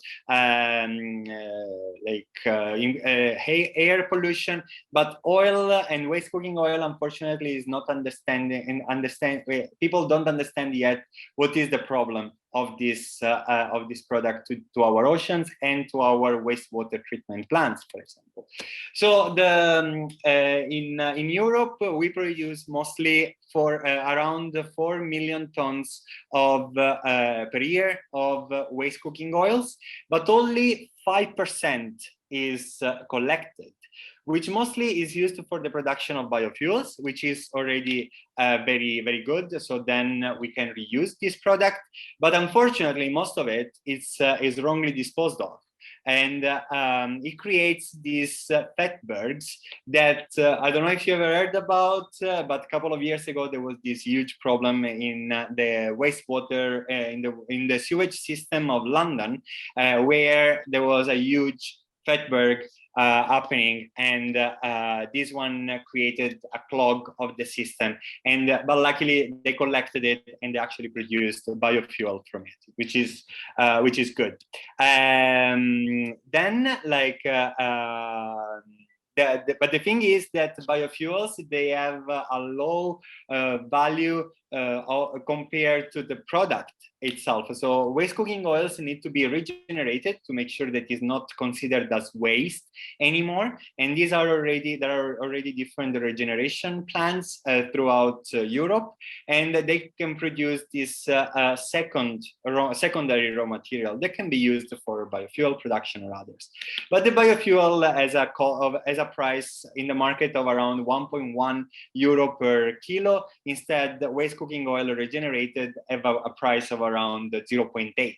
So the margin and the difference is not so high. Instead, like with the production of a higher value product, this can be for sure very interesting. And this is what already has been done, especially in research and development activities. So with the production, for example, of biosurfactant, with enzymes, and also with polymers. Of course, we are focusing on polymers, so I would like to talk about the production of polymers from waste cooking oils. And this is exactly what we are doing and what we are improving our activities at the moment. So with the enzyme and with a chemoenzymatic approach, we are able to transform certain components of the used cooking oil, of the waste cooking oils, into hydroxy fatty acids, and then with a chemical polymerization we can produce a polyester that actually looks like that. Of course, we don't have so much product yet to show, but I mean, we are on the way, let's say, and this is actually also with this project in collaboration with the University of Bari and with a secondment, as Matteo said before, of the University of Groningen in the Netherlands. We won a Marie Curie individual fellowship this year that will start next year, so in April 2022, for the optimization of this reaction, of this transformation, and to produce different kind of polymers that can help also in the plastic industry. So, especially the interesting thing of this material is that these are the closed up, the zoom in of the picture through waste cooking oils, but also this material is actually very similar, has a very similar characteristics and features than a product that comes from castor oil. Castor oil is an oil that is produced mostly in Asia, and the problem is that castor beans, they have allergens on the surface, and also castor oil will contain the ricin, that is a toxin that can contaminate waters and also drinking waters. So it's a huge problem, and but the thing is that through castor oil, a lot of different products are made, both in the automotive, in the plastic industry, but especially in the cosmetic industry. In fact, this product especially, so this polyester, is used as a dispersant for powders in different products, such as sunscreens or makeup like lipsticks or foundations. So what we are doing at the moment is actually to scale up this process to produce more material, to understand how similar these two products are. And for this reason also Rewau was born. So Rewau is an innovative startup based in Italy, where I'm actually the CEO of the company, and we are developing this material and also other materials from waste cooking oils, and still of course in collaborations with the University of Bari, and we will continue more with the development and also with the R&D. And it will be for sure a pleasure to collaborate more with other institutions. And my talk is finished, and for sure I want to thank all the people that helped me in all this journey, both in Austria, in Sweden, and here in Italy. And I would like to thank you for your attention. If you have any questions, I'm here. Thank you very much, Antonino. Obviously, this is the moment for open the debate. And so if anyone has a question, is welcome. Yep, Matteo, I have a question. Please. Yes. Thank you, Antonio. A great talk. I just wanted to ask you about the chemical engineering involved, because you've shown us the chemistry, and perhaps it's best to focus on a specific example. So early on, you showed how it was possible to extract using enzymes terephthalic acid from polymer waste. What is the process of extraction? How do you end up with a bottle of terephthalic acid when you start with a pile of waste? What's the sort of engineering that's involved? Yeah, I mean, for sure, if terephthalic acid, for example, is not soluble in different solvents like water, so if the concentration is higher than the solubility constant of terephthalic acid with the different solvents, this can be precipitated. Of course, also other process like vacuum distillation or the transformation of terephthalic acid into methyl ester can help in column chromatography, for example, to purify the terephthalic acid from the mixture. But since especially from PET, since the only product that we should have, of course, from the complete degradation of the PET from the enzyme, it will be ethylene glycol and the terephthalic acid. And ethylene glycol is soluble in water, but terephthalic acid is not. So this one can for sure be helpful just by filtration, for example. So yeah. Yeah, okay. Because you showed an example of extracting compounds from the rosin, which can be extracted from pine trees. And it always strikes me that one of the advantages of that approach is that the compounds which are extracted, like the rosin, comes from distillation, so that it's a very clean process, because you generate clean turpentine, clean water, and clean rosin, which don't require any purification or separation or so. And I'm thinking that whether that sort of process can be that sort of chemical engineering. I'm thinking that there's a branch. Often we talk about green chemistry, whereas I think probably what we should really be talking about is green chemical engineering, because it's the chemical engineering that generates the waste, that absorbs the power and uses solvents, etc., not particularly the chemistry.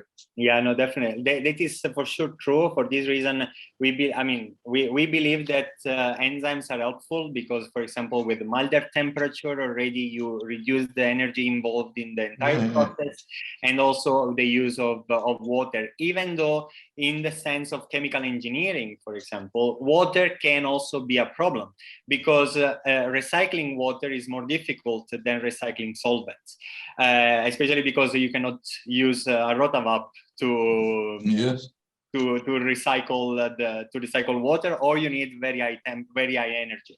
So these are always the pros and cons that we need to understand and to check for the technology transfer from the laboratory scale to pilot plant, for example. Yes. Yeah. No, thank you. Thank you.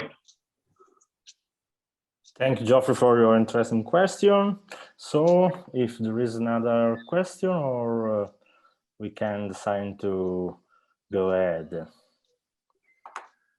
Thank you. Thank you, Antonino.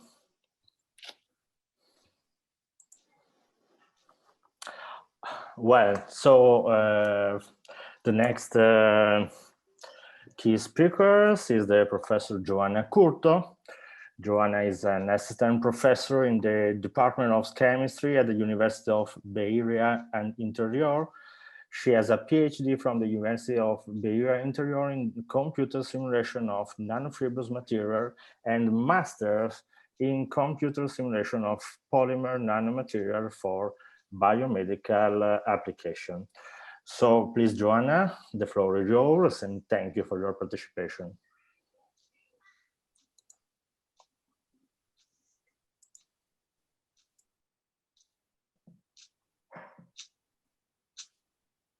Hi, hello, can you hear me? Thank you for your introduction. My name is Joana Curto.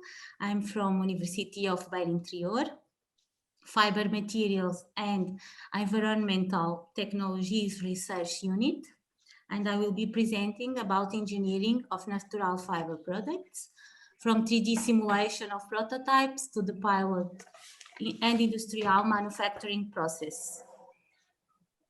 When I was preparing this presentation, which I would like to thank the invitation, I realized that I've been working in this field for my entire formation.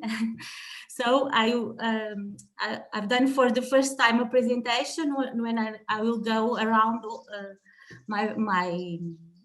in a perspective of my progress in this field. I hope it becomes clear. So these are some of the topics I will be covering that I've been working along these years. I've been working in engineering of natural fiber products in several projects. The manufacturing process has always been present, and the micro and nanofibers and biopolymers to make the structures and the materials that we want to investigate.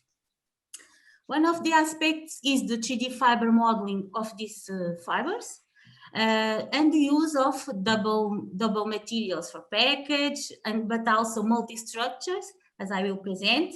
And I will cover here the other part, the recycling of these materials, and also the scale up. How do we help the industries that work with us to implement it in the industrial process, which is with a strong scale up research associated with, and some examples that I'm working with my students, like protection masks and also drug delivery systems that we have been working along these years.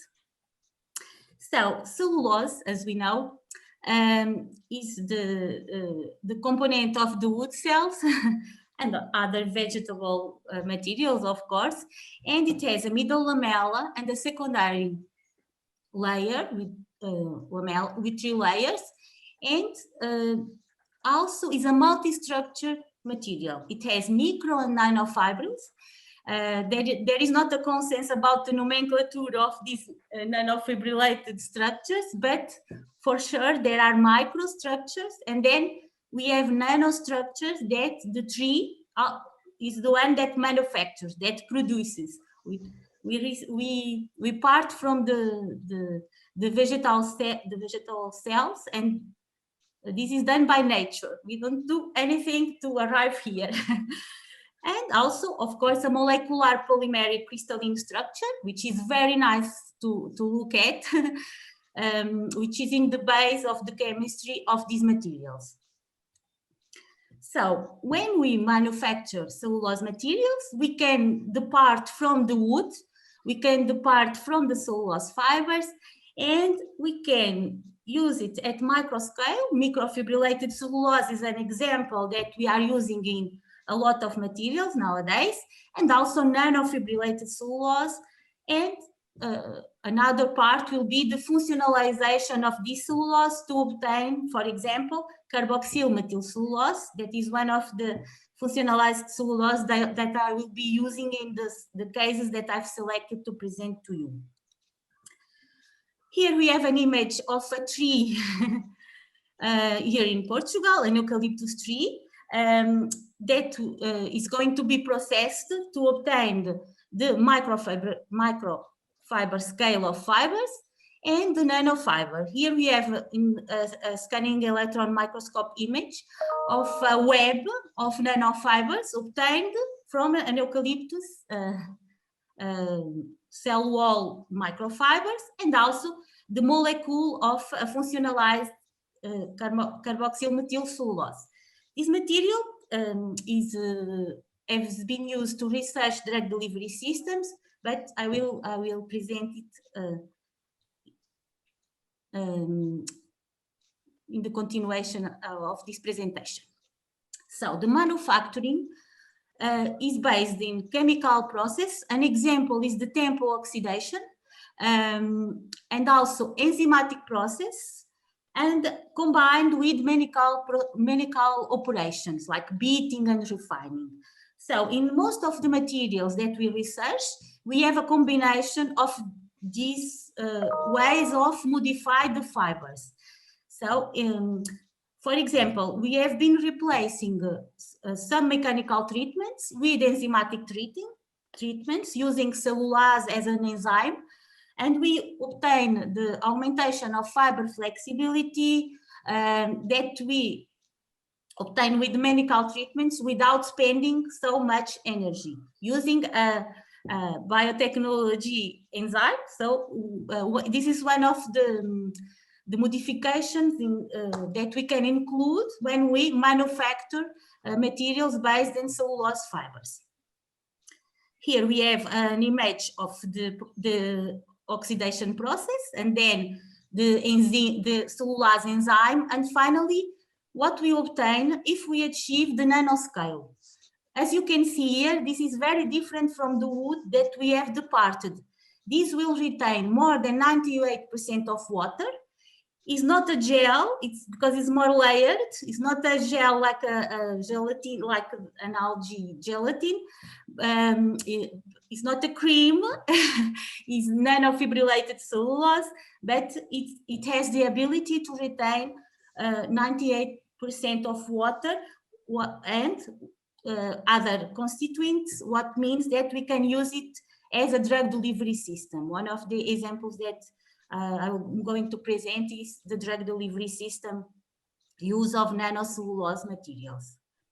Okay, the carboxyl methyl cellulose, as you can see here, it's very easy to explain with these with these chains, because you see we have the OH groups in cellulose, and we just need to replace them with carboxyl methyl groups that are here in green, which seems very simple when I put it in the board, but it can be a very complicated process. But this is a material obtained from cellulose, functionalized, and is also very useful to use in drug delivery systems because it has the ability to control the hydrophilicity. So in some materials, this is the additive that I use in 1%, 0.5 to 5%, it depends, but to control the capacity to bond to water, which is very important, not only in drug delivery system, but in all the materials that we are developing in our research. Another part is to model this model to represent this population of fibers. As you know, the tree doesn't make all the fibers equally. Like in electrospinning, we can obtain a certain homogeneity, or if we produce our fibers from other with other processes, but the tree, the growth of the fibers are different. For example, in springtime and in wintertime. What happens is that we have a population of fibers. We don't have homogeneity.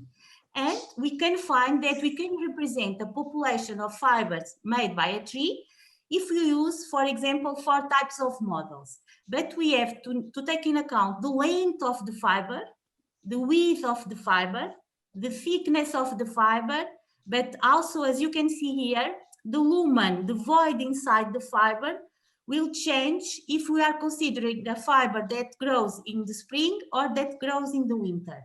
So to model a population of fibers, a real population of fibers, we are using 4 types of representations without lumen, which means that the fiber is completely collapsed, and with a big lumen, that are the kind of fibers that grow in spring when the tree is full of nutrients and sun and so on.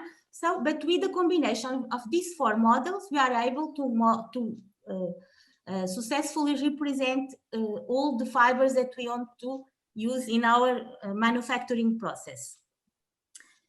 If we are going to represent these fibers, we need to use voxels in the modeling structure, because as we were seeing, not only we need the 3 dimensions, but we need also the void inside.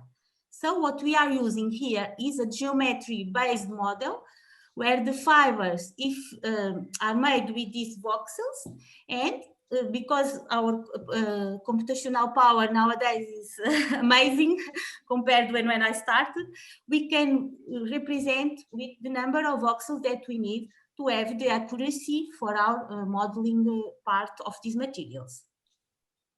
So just like I told you, this all started with my PhD for me. I wanted to do experimental and computational work, modeling work,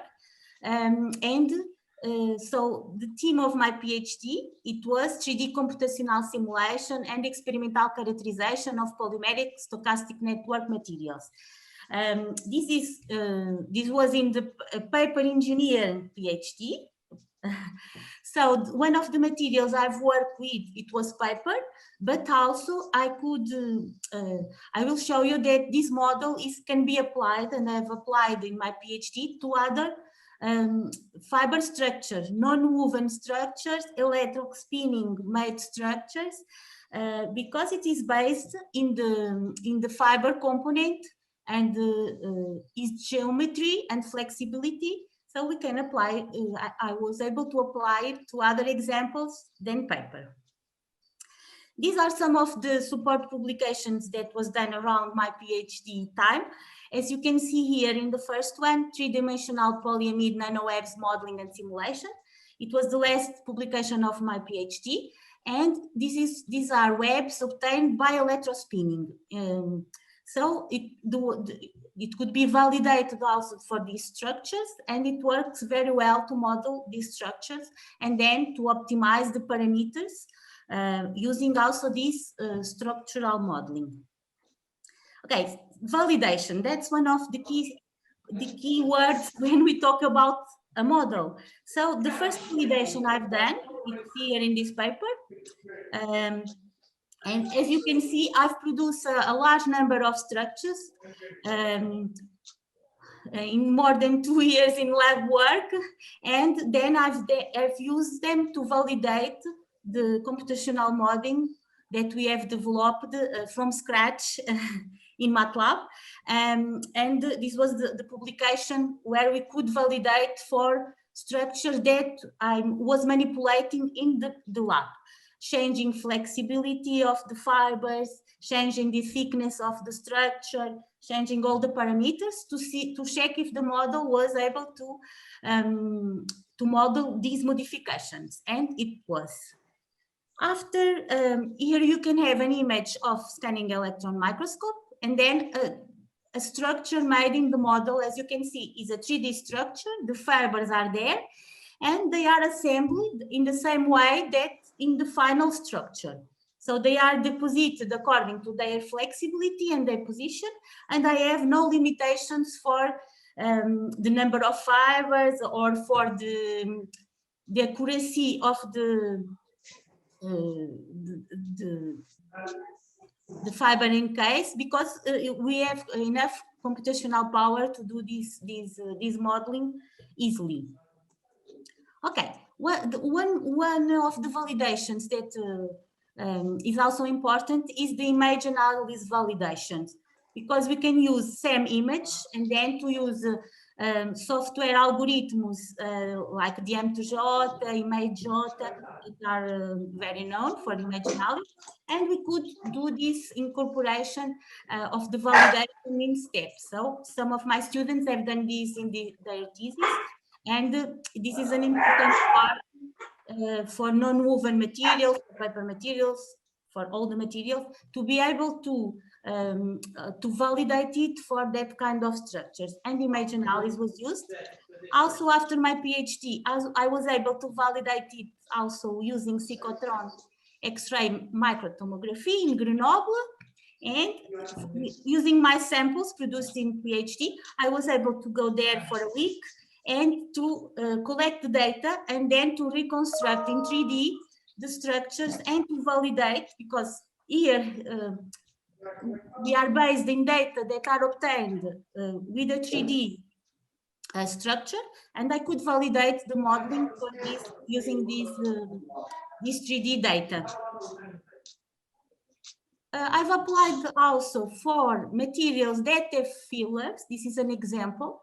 If you see here, or if you think about a magazine paper or a printing paper, we have not only fibers there, but also fillers.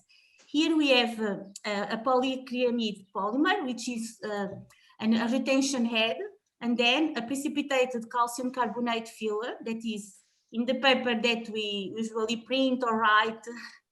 And as you can see, we can model fibers and we can model the fillers that are retained in this kind of structures. So in this paper, the goal was to investigate a bilayer cellulose film material. This can be used for package because we wanted to change the hydrophilicity of the traditional paper materials. And here we have a first layer that was obtained with PCA avis, which is also a tree. We have manipulated to obtain a microfibrillated structure, and we have put a layer using plastic and also a layer using electrospinning. This second layer, as you can see here, was also incorporated a cinnamaldehyde compound, and we were able to change the contact angle, and the surface morphology pattern was able to improve and to change the hydrophobicity of this package material. Also, we were adding an antibacterial effect to this package material, which is very interesting for the research of these materials. Not only we are using two kind of layers. A first layer that is a non-expensive material made of cellulose fibers. I think it's 500 years for 1 ton of cellulose fibers, so it's very inexpensive materials. Then we have a second layer, because if you want a barrier property that is in this kind of material that we want for package, we need to, one of the challenge that we have is to have a barrier property is in the second layer. But as you can see, because I have improved the complexity of my material, what happens to the recycling of it? Like we were considering in the other presentations, what happens? Because I've gone to, here I have 2 layers, and it's very easy to recycle 1 layer of paper. But what about the functional papers, the ones that we put other things on? That's where is the challenge for the recycling process nowadays. So in this second part, I will talk a little bit about that. First, as a chemical engineering, what I think in the first part of this manufacturing process is how am I going to make a silicone-coated paper that is stable? It's very easily, it's very accomplished nowadays. It's the paper that we use in labels. So it's what remains after using a sticker to a bottle of wine or olive oil or shampoo. The paper that remains after we put the label is a silicone coated paper. As you can imagine, it's not as easy to recycle as the simple paper. Why? Because in the process of making this paper, we were using a cross-linked and agent and a polymerization that bonds these siloxanes compounds to the layer of our fibrous materials. So if for one part we are very successful in making this material inexpensive and you use it in all the labeling, for the other part is a challenge to recycle it. So when we want to reverse the process, we perhaps why was I so successful or making this paper? Now I need to separate this siloxane layer from my fibers. So I will show you a little bit of this recycling process. First, these siloxanes are chemically bonded to the structure of the fibers. So I need something to break these bonds. Otherwise, only with mechanical treatment is not possible. I've tried. And then we could find a method using monophosphoric esters. And instead of using a solvent, a traditional solvent, we have experimented with a biotechnology solvent, which is already a recycled solvent from a process, is a recycling solvent. And we have tried and compared with the traditional extraction solvents for siloxanes. So here is a diagram of this process. As you can see, we have a lot of water operations here. First is soaking. We need to put the water to penetrate in our fiber structure. Disintegration is also made in water. After we need to drain, mechanical treatment, extraction with the solvent, filtration, washing number 1, washing number 2. What means that water will be a concern, but not only water. This extraction means that I need to have a solvent that is also sustainable, or the green or the best that we can find in this process. Okay, the key parameters in recycling a paper are strength, and here we have compared two non-recycled fibers, and the two properties that we measure is tensile and tear, and we could obtain good values for this the recycling of this paper. The second parameter is the retention of water, because our fibers are going to be processed a second time, and in the recycling process a number of times. What happens is that we retain more water. The drainage of the structure gets worse, and so it's very important in this kind of materials to study the interaction of the structure with water. One of the methods that you use was developed at the University of Beira Interior, and it gives us the spreading kinetics of the water and also the penetration, so we could study in more detail what is happening with this water effect. Here it's an example of going to the pilot. So the first step is a pilot of this dimension to obtain the ratio of extraction solvents and all the other ratios that we need, that we are changing when we improve, when we augment the scale. This is the first pilot process. I think this moves, but I'm not sure. Okay. Okay, so these are the fibers. Here we have not a lot of water there. The consistency of this pulp is very high, but you can see this is the color of the label. They put a yellow color there, but this is not a problem in the final end structures. The critical parameters are strength of the final paper structure and the water removal. So to recycle this kind of materials, we need to take in consideration that they can be modified using chemical, enzymatic, and mechanical operations, a combination of that. And some combinations are more sustainable than others. So this is one of the questions that we study. Also, we can use modeling of the fibers and the structures to help us to have a lot of structures and to know where the optimums are, the maximums of porosity, the minimums. We can use computational modeling and simulation to go faster, and the scale up is needed so our partner in the industry will apply this at this scale. We have a paper machine pilot. These are my students, so they are here, so you can check that this is a paper machine bigger than us.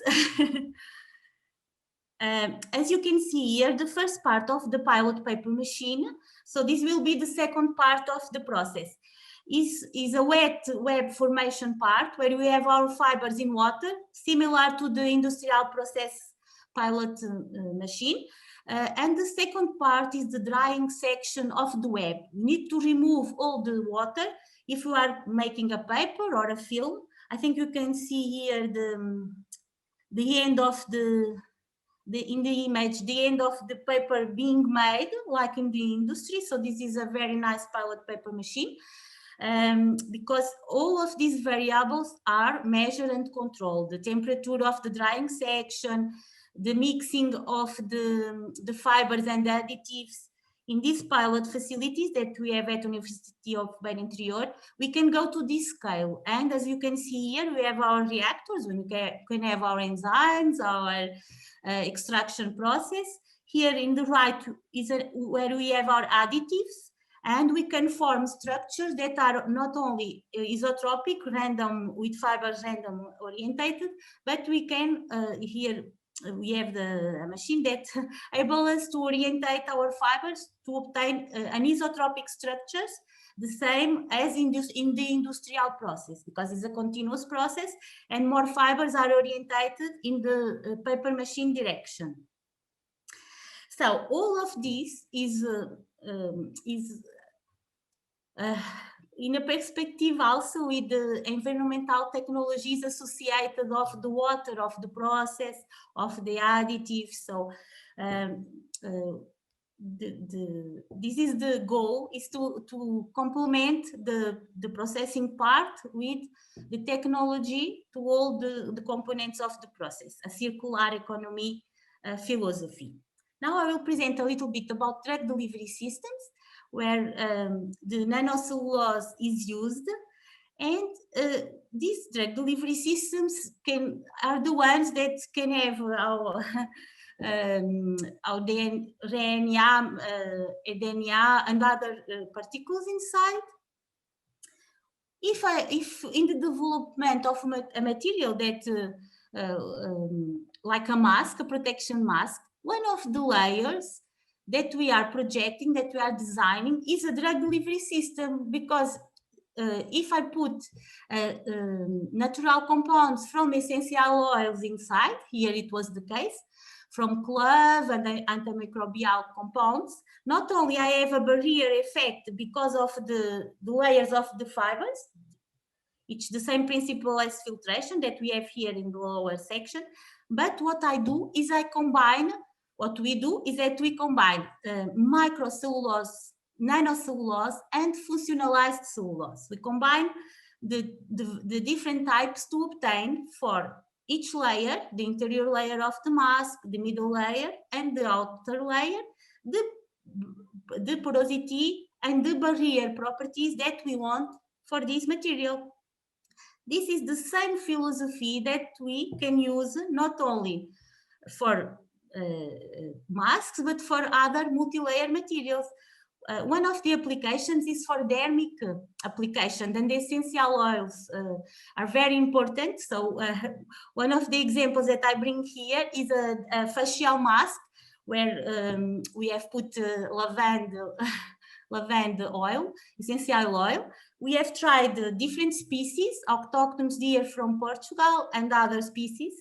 And one of the things that were talked about in the previous presentation is that they need to be certified for therapeutical grade, because you are going to use them as therapeutic agents. So this is very important. We need to test with gas chromatography and mass spectroscopy to check all the compounds that are there, not only the major, that are the ones that we sense when we have the odor of lavender, but all the compounds, and then of course to be sure there are no pesticides or the other molecules. These will be extracted using cold pressing or vapor distillation, hydrodistillation. So if the process is okay, we don't have any solvents there, but they need to be tested for certified poor therapeutical grade to use in this cosmetic application. So that this part of the work is a very important part. Also, what we have found is that not only the major components have a role in the therapeutical, but also the minor ones, the plant has done them for a reason.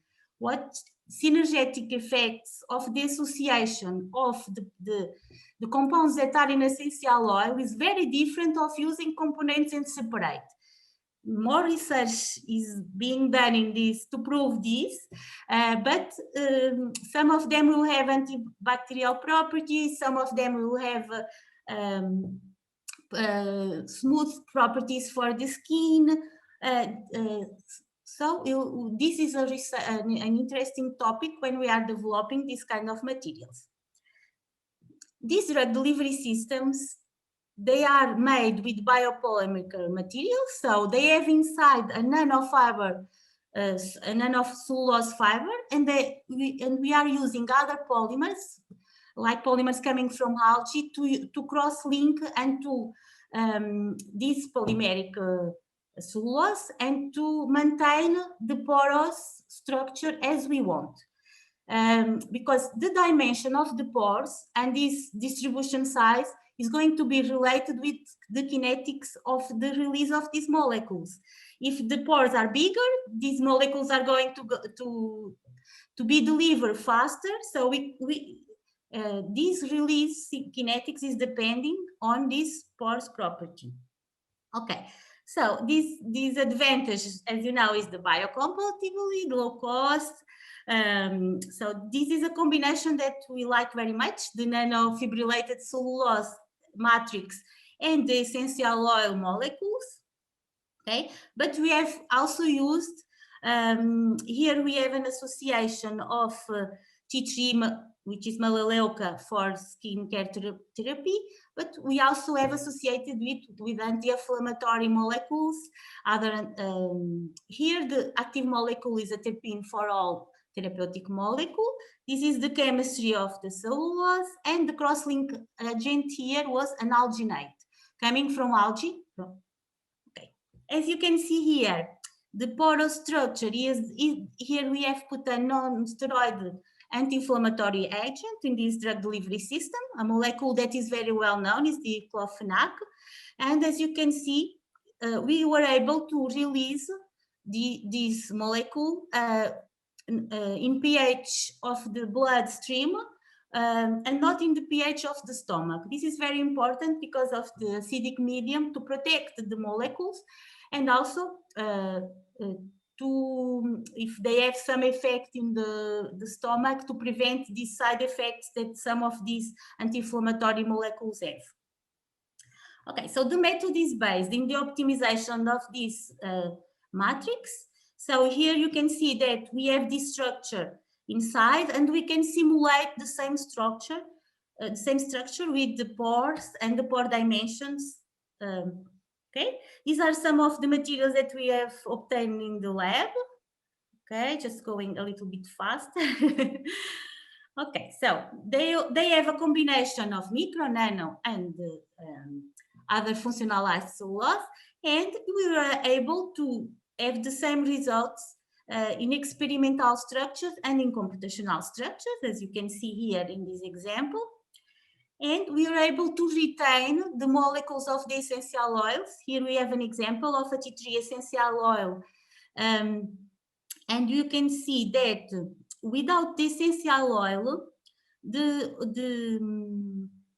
okay, this is the fast transform infrared attenuate in the surface. So here we can identify what is bonded, and what is not. And here in the scanning, differential scanning calorimetry, we can check that without the cellulose matrix, all of this oil was vaporized between 25 and 38 degrees. Because our skin is at 37 degrees, this is a very reduced time if we apply the essential oil without the cellulose matrix. But if we apply it in a drug delivery system in our skin, inside the cellulose matrix, what happens is that this libertation is displaced for a temperature and for a time and we prolong the effect of these molecules in the skin. Here we can check what happens to the rest of the structures. So we were able to design 3D matrix of micro and nanofibrillated cellulose and functionalized cellulose, carboxymethyl cellulose, to optimize the porosity and the pore distribution using a 3D matrix model, to design biopolymeric delivery systems that are stable and that augment the time of contact of our therapeutic molecules with the skin. And also we could see some synergetic effects from the use of the biopolymers from algae, the essential oils that were inside these drug delivery systems. So we could see that they work better together than separately. Okay, one of the other examples I'm going to talk about is the use of this methodology to materials that are tissue materials. These tissue materials are the ones that you use when you in our daily lives, kitchen towels, napkins, so, but also the facial tissue materials. So these are the materials that you use the method here is the optimization, and we have developed a tissue simulator. That means a simulator for tissue materials. The engineering, the way that we modify the fibers, and here we are using mechanical and enzymatic treatments as a combination. And finally, the design of innovative properties for these materials, with the control of the porosity and the use of the nanoscale of the fibers, the nanofibrillated cellulose as an additive. Okay, we have talked about the methodology. When we study these kind of materials, the critical parameters are softness and strength. Here we can see that we are able to change this relationship because we improve strength, we diminish the softness of the materials, but we are able to change it, changing the dimension of the fibers and the process associated. Here we can see that we have used the model of the fibers to make the structures, and what we have here in the Z is different thicknesses. These are very thick, thinner materials. Or they can be compound, they can be thicker like a kitchen towel, or they can be very thin.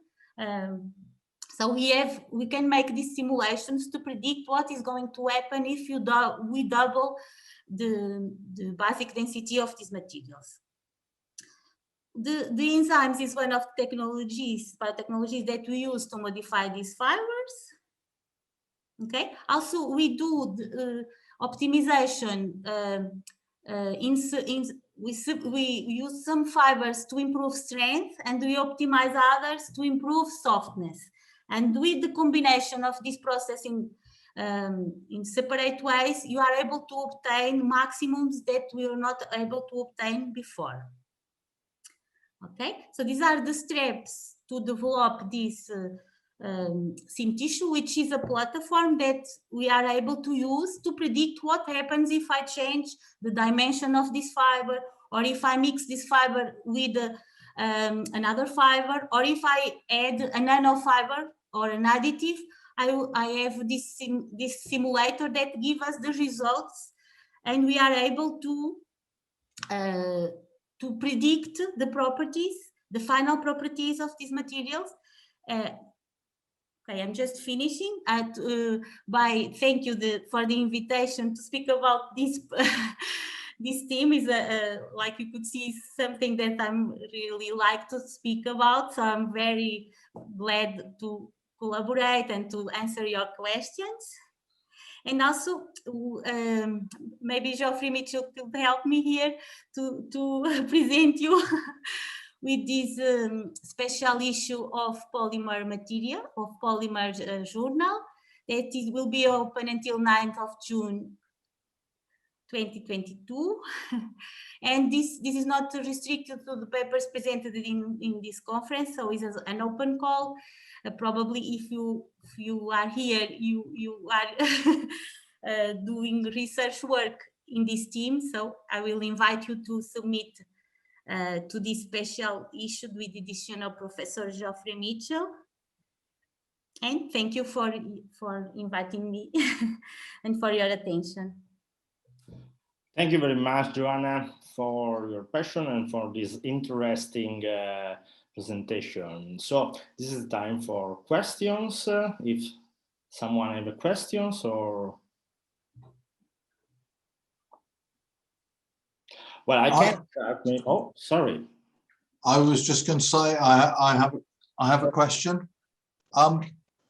In your simulations and the materials you produce, because you've been doing this for some time, have we reached the point where the supply chains of the bioproducts that you're going to make use of, like the nanofibrillated cellulose, have reached a standard quality, so that when you put those parameters into the simulation,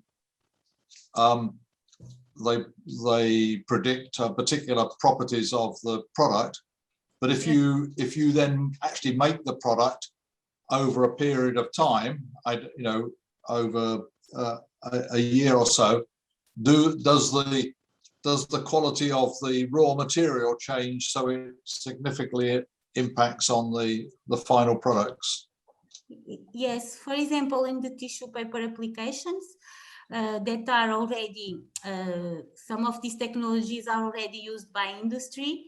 And if in the beginning the enzymatic treatment was not so well known, nowadays is very well controlled in not only the pilot scale, but the industrial scale. Yes. And these help us, for example, to have the same flexibility, or to change the flexibility of the virgin fibers to the modified fibers. The cellulose will help with that, and we will obtain a more uniform, and we know exactly what is going to happen. But the simulation helps because we have so a lot of things change. The input variables are a lot, and we are able to do simulations, an algorithm, a program to change these variables in the simulation and then to predict what is going to happen. But some other things, like the use of nanofibrillated cellulose in tissue papers, it's already being tested at a pilot and industrial cases, but is not yet with the optimum at this industrial scale. But probably will be it's a work in progress, but it's near there. But we can replace a long fiber that is more expensive, coming from a PCA by using this additive. This is also a nanofibrillated cellulose in a percentage of 0.5%, and we are improving strength and so on. We only using cellulose. So this is a thing that is going to be implemented by the industry in the short term. Yes.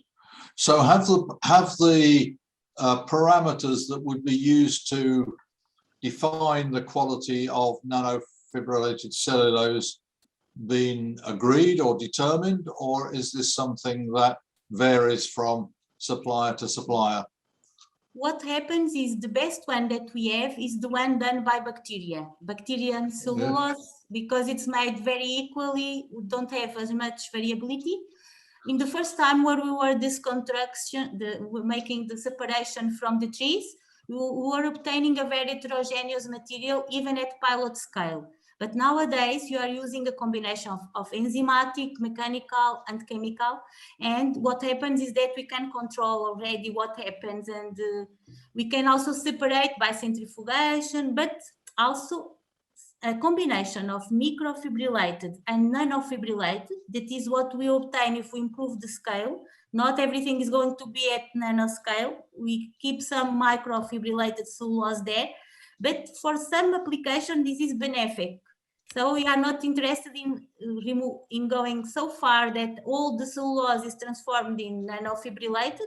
We can use some micro and to obtain a stronger network and then a smaller network where the nano is inside.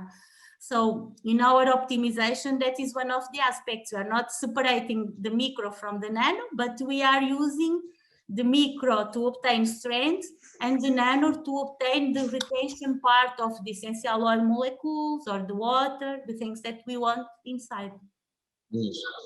I mean, one of the things I'm struck by is that I don't have I have very little experience with the nanofibrillated cellulose, but if you take carbon nanotubes, the quality of, however you define quality, the type of material you obtain, the amount of other forms of carbon that are present, and the distribution of the sizes of the carbon nanotubes varies hugely from manufacturer to manufacturer. So when we think of using carbon nanotubes, we really need to be very much more specific about the production method. And I wondered, is that the similar situation with the nanofibrillated cellulose? Yeah. Yes, because you can obtain a population of nanofibers that are as an average and a very large distribution. And then when you form your structure, you are going to have big pores and small pores. And if you use an average, like for instance, 40 nanometers, which we were able to obtain in our lab, and with the distribution that is narrow, the porous structure that we are forming, also the pores are more even. So that will be controlling the release of the molecules that are inside. So that is a very important, is the fundamental step for these materials is to play with the building blocks that are the nanofibers. So that will change everything. One of the things that the simulation allows us to do is to change it in the simulator and then predict what happens. Yes. All right. Thank you very much. Great talk. Thank you. Perfect. So there is another question. Please.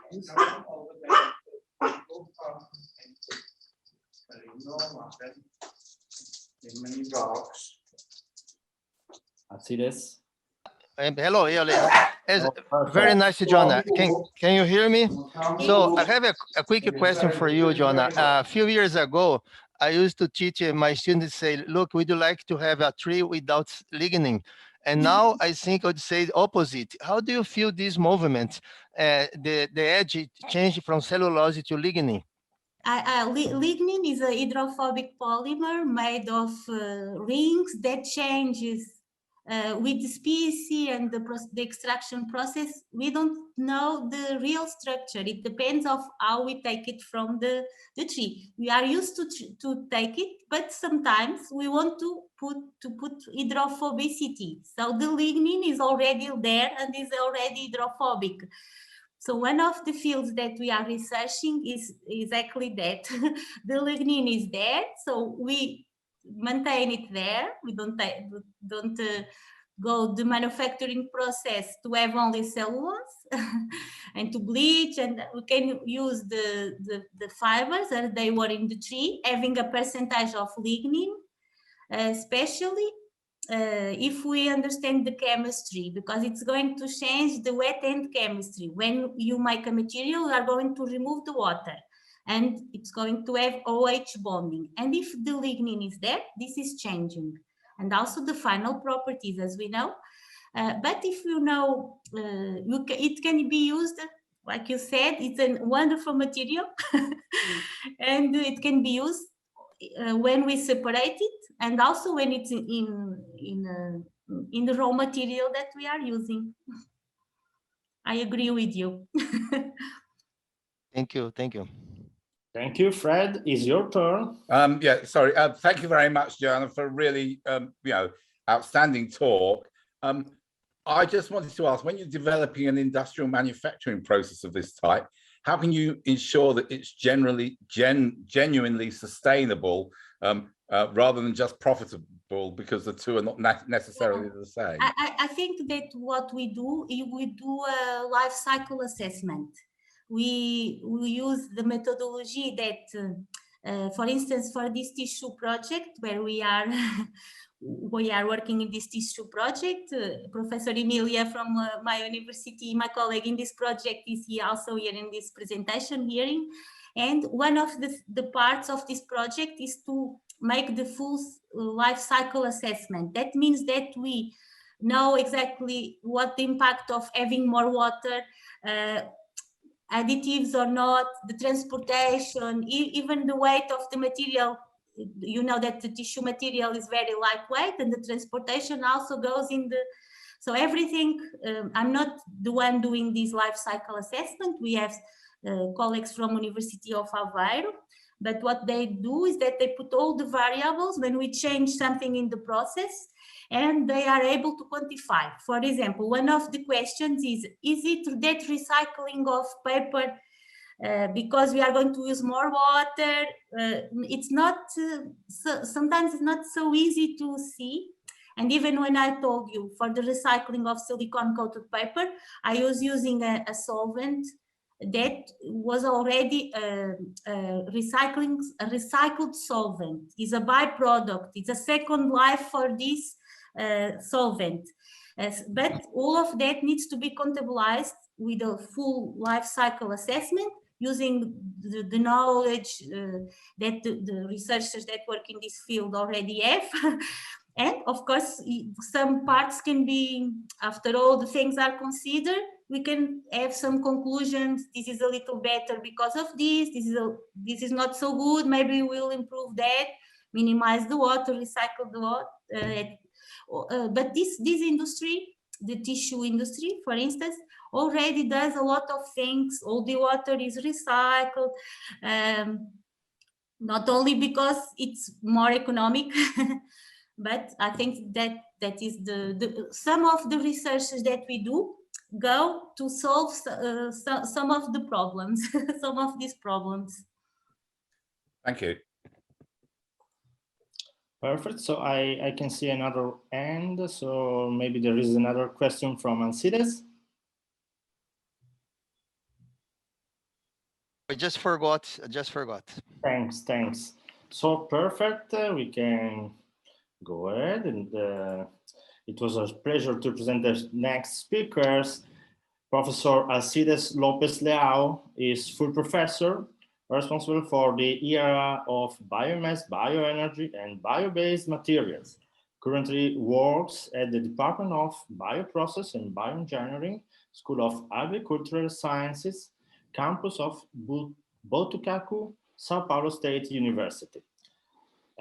Is the coordinator of the laboratory Residual, and he is a professor that was invited as a lecturer in more of 150 international conferences and in more than 60 countries. So, Alcides, welcome. This is your turn.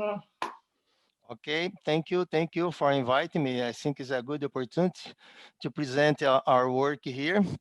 So basically, what I try to tell you, what you have done here in Brazil in the last years, and what can be done in the near future. So what I would like to introduce myself. So that's my laboratory. That's the Residual, the Laboratory of Solid Residues and Composites from São Paulo State University. So the talk today will be the role of natural fibers in advanced composites. My co-authors is Ivana, my good friend Kozlowski from Poland, and Javaid from Malaysia. So there's an introduction. My lab, basically, we work at the pilot scale and industrial scale.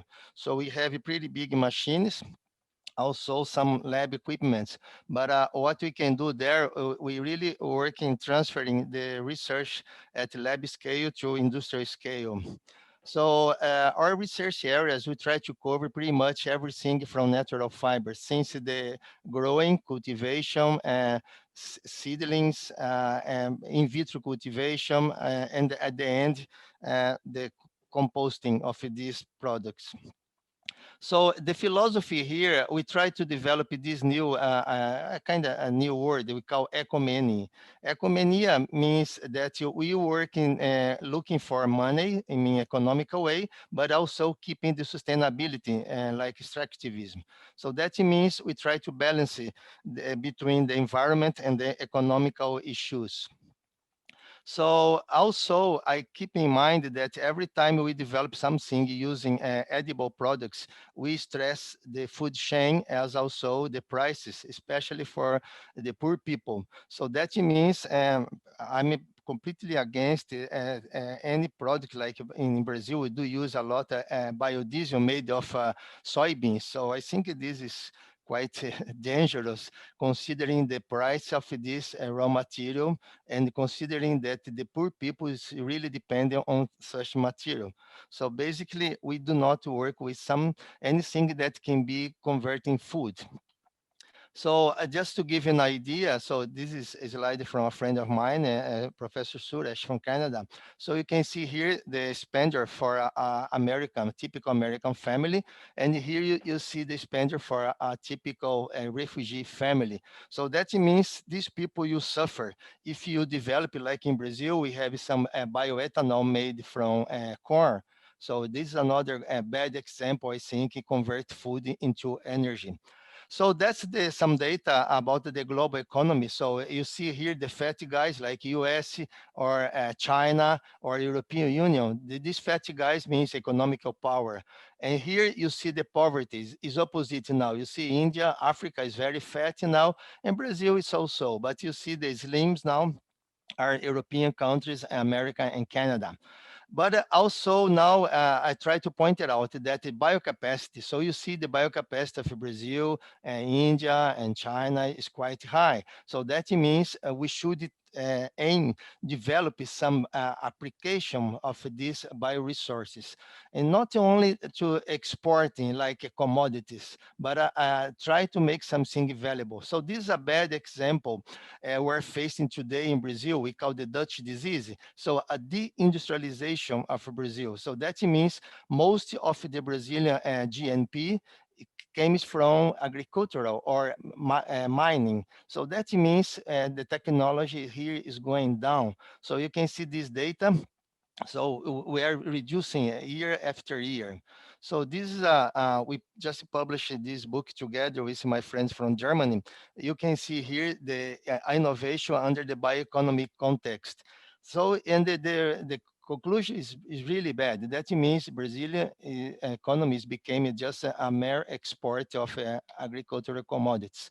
So this is another data I collected. So just to give an idea how bad is the situation when you just export commodities. So like the coffee, which are #1 export in the world. So the price, you multiply by 25 times.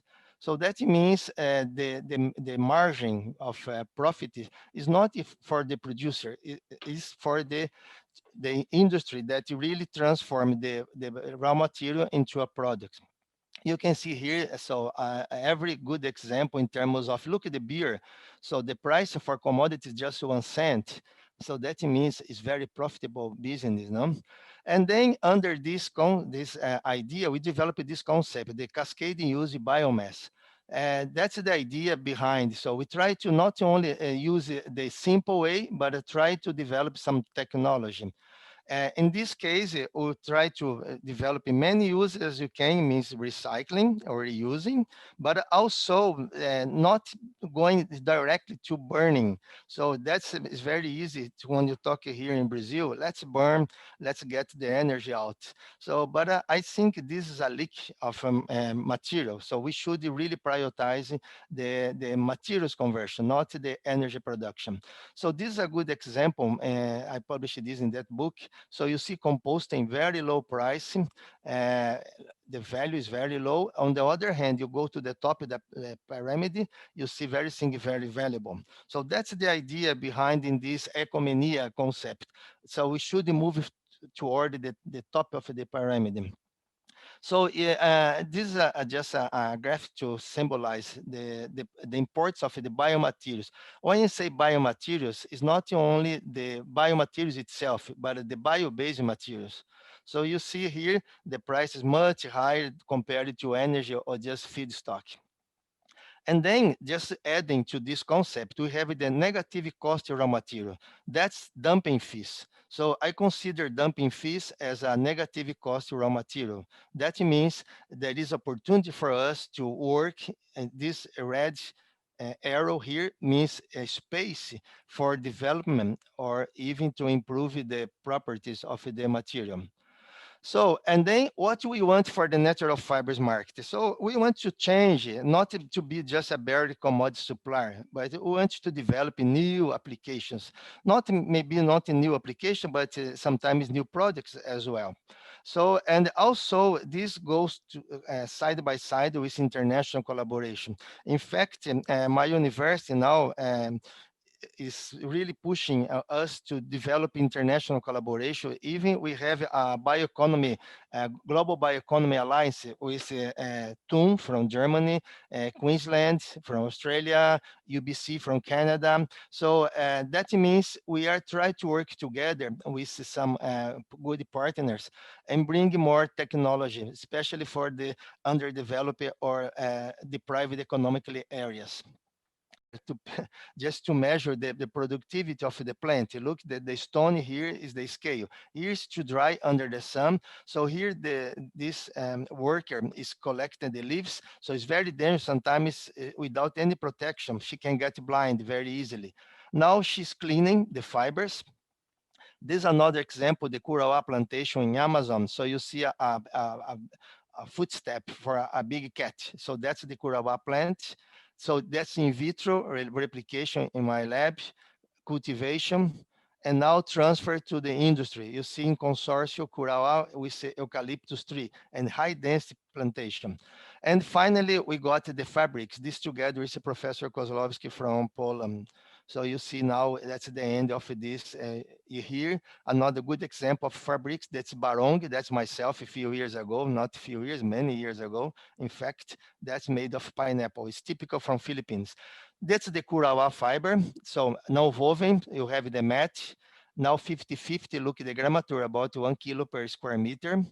And now we're very proud about that because Volkswagen considered this a case of success. This is the parts we developed for that particular model. So you can see here, there's the thermoforming. And now we move for injection molding. So this work was made for Mercedes-Benz a few years ago.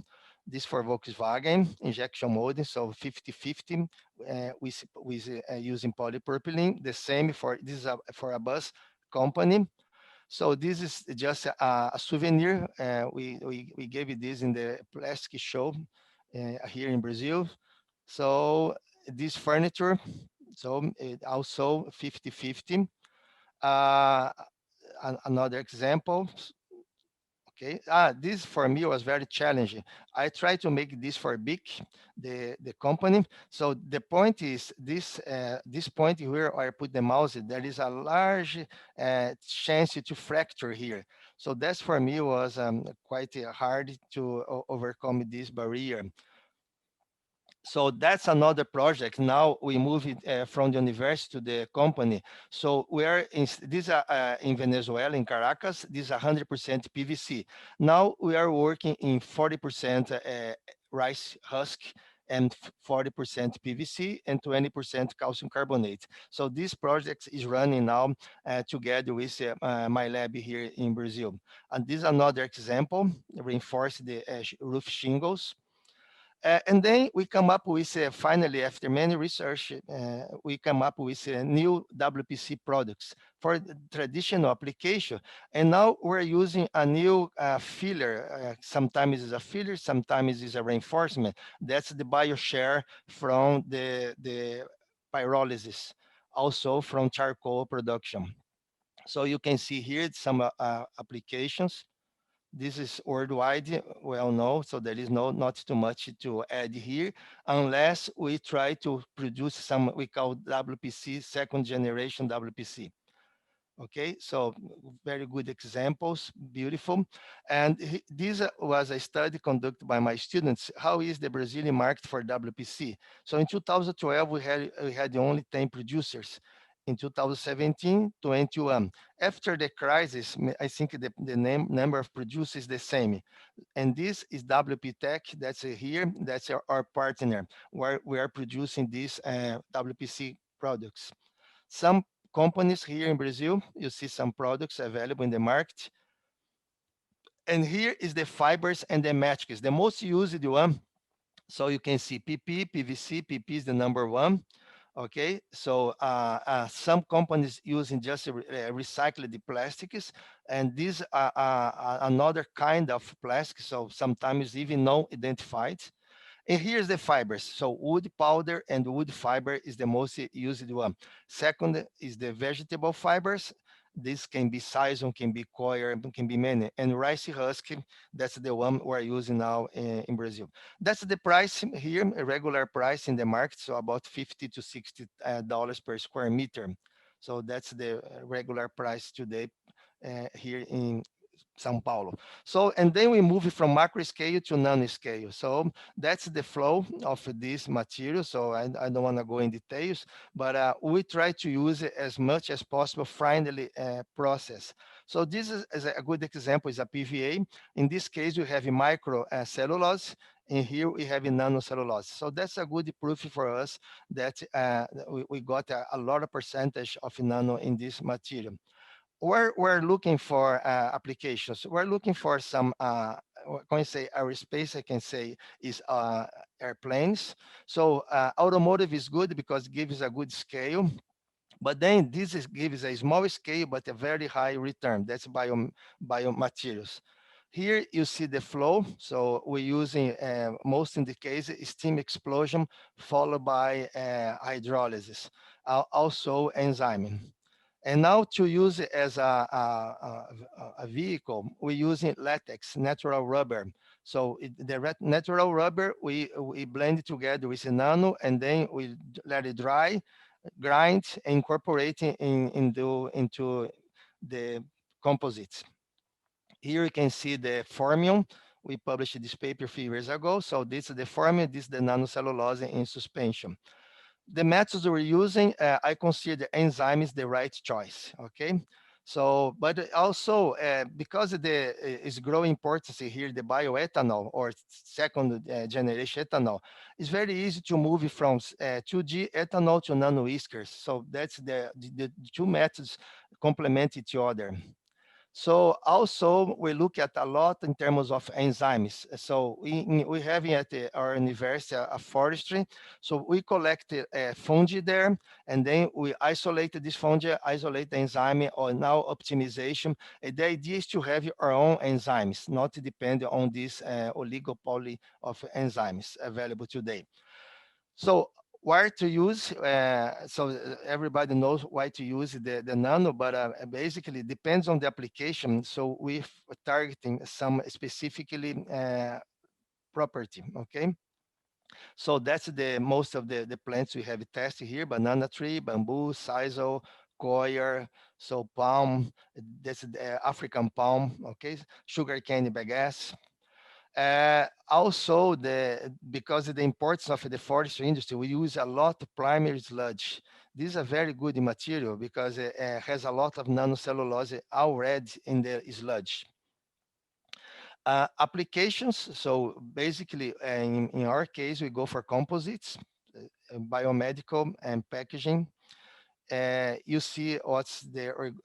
I show you some pictures about what we're doing now. So PP reinforcement, ballistic applications, herbicides coating. So a lot of this is under development, and we hope we can be delivered in the next years or next 2 years.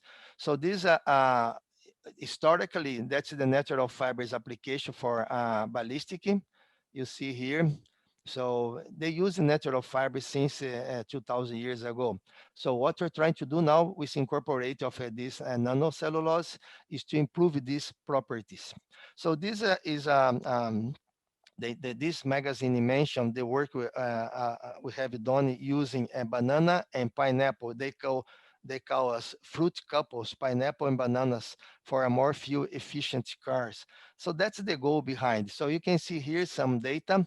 I would like to point it out that we're talking about very low load level. Like say, let's consider here 0.8%. You see here a good improvement in mechanical properties just using less than 1%.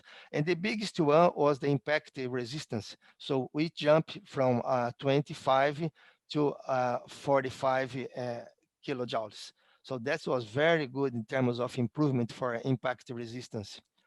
Another huge market we're targeting is the herbicides coating. You see, the daily loss for herbicides is 3% every day. Every day they lose 3%.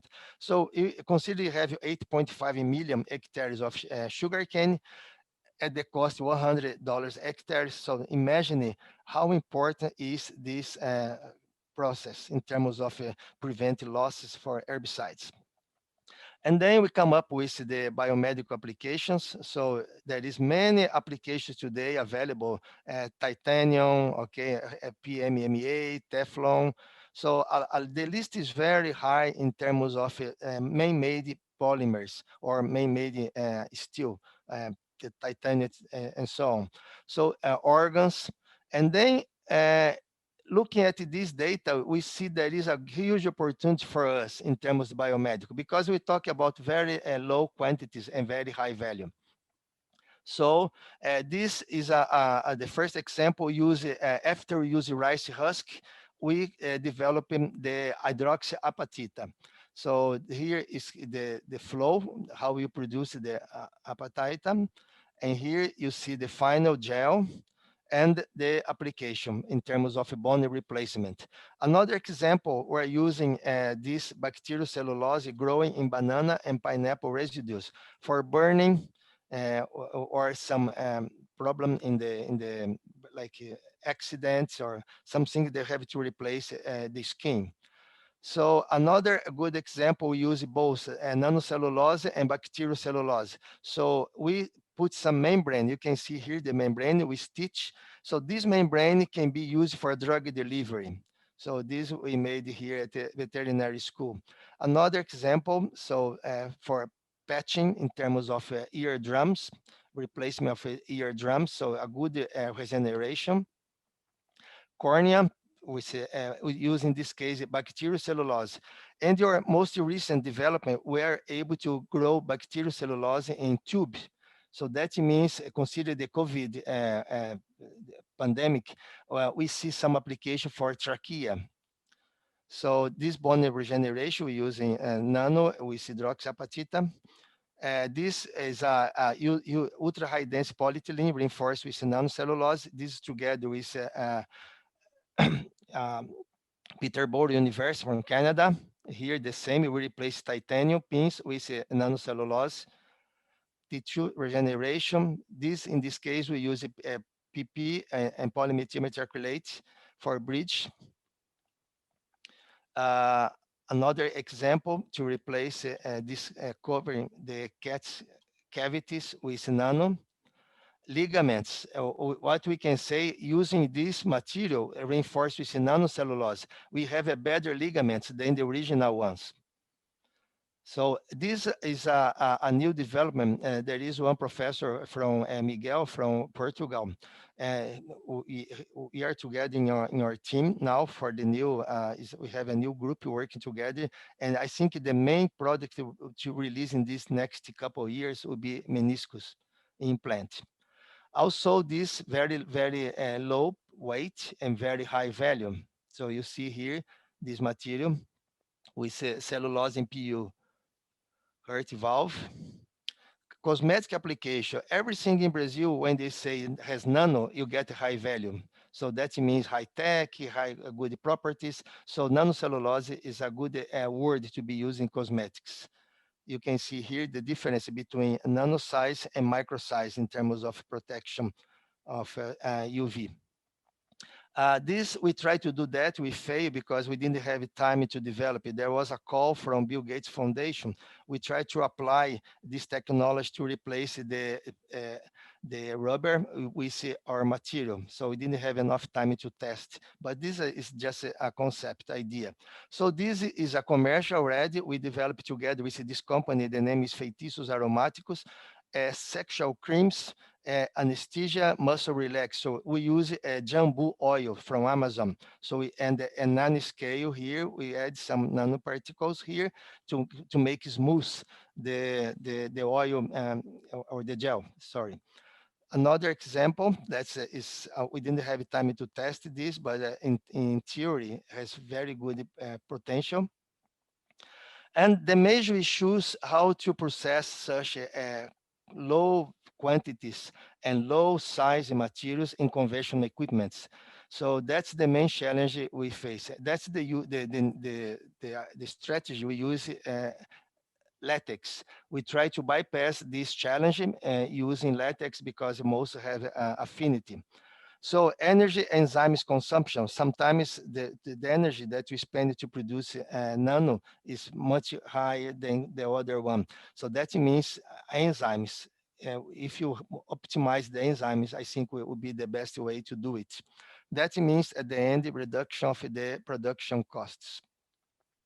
So in conclusion, natural fibers should be considered only as poor technology or poor countries' raw materials. We should be considered as cost saving, has a lot of environment benefits, and also good mechanical properties. So that's, I think, my main motivation, continue to work with natural fibers, as we have to change, because people think because it's natural fibers, people use since 2,000 years ago, 4,000 years ago, is a low tech. No, we have to be able to produce high-tech materials.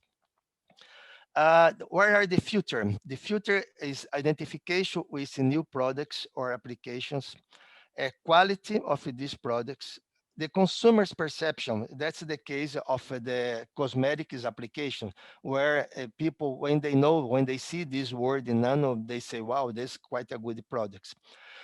Performance, of course, so not only the products, but also the application. So that means sometimes there is some new application or sometimes an old application, but with improving the performance. And finally, innovation. So this is a key word and it's very dynamic. So today I can say that Nano has more than 1,000 applications. So that means we should be able to keep adding maybe 2,000 in the next couple of years.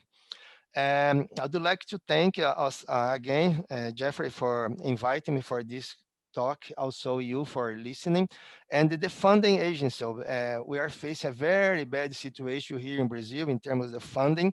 It's very complicated. We're in the lowest conditions since my whole career, but still we got the financing from CNPq, FAPESP, the São Paulo State, and CAPES. So that means we should keep walking besides the problem we have, but we should keep walking. And finally, my last message for me is this inspiration, Leonardo da Vinci. So most of the things maybe we fail, some were successful, but the final trick is keep it doing, keep walking. Okay, so thank you. I open for question. Again, thanks a lot. Very, very interesting. Thank you so much, Alcides. And so there is another time for question. Yeah, yes. Alcides, very impressive presentation. I'd like to ask you about the composites you were talking about containing natural fibers.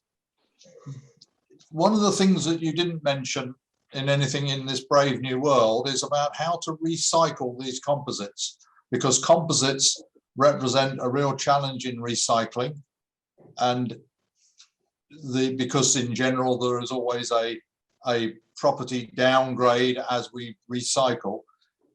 Does the use of natural fibers make this process easier, or is it much the same? Because all of the products you showed, like the garden furniture and garden structure, this will all have an end life and it will all need to be recycled. Otherwise, we've gained nothing from the process. I think I would say recycling is a really important part. I just wondered if you'd investigated the recycling of the polypropylene natural fiber composites that you'd made to see how that worked out, whether you could make equivalent products from the recycled material or whether you needed to enhance it further again. Oh, thank you, thank you. I didn't have time to go because I tried to show you most of the work, but recycle is a key issue, especially when you consider that the price just from March last year is to March this year is 4 times the virgin resin here in Brazil. So that means if you do not work with recycling, we are dead. And basically, what you have done, I take the same WPC, I crush, regrind, and injection or extrude again 10 times. So I did this 10 times to see how is the downgrade of the mechanical properties. Of course, we do have a downgrade, but we still are competitive. So that means the problem I see is not the recycle, the traditional composites, especially those thermoplastics. The problem is when we come up with some materials that are especially multi-layers. This is a problem. I faced some problem with multi-layers materials, so this is quite difficult. Another issue is the biodegradable. So I think biodegradable here I think worldwide, to biodegrade, you need oxygen. So if you dump this in the landfills, there is no oxygen. And then the point is, why you need some biodegradable when by the end of the life, this material will end up in landfills.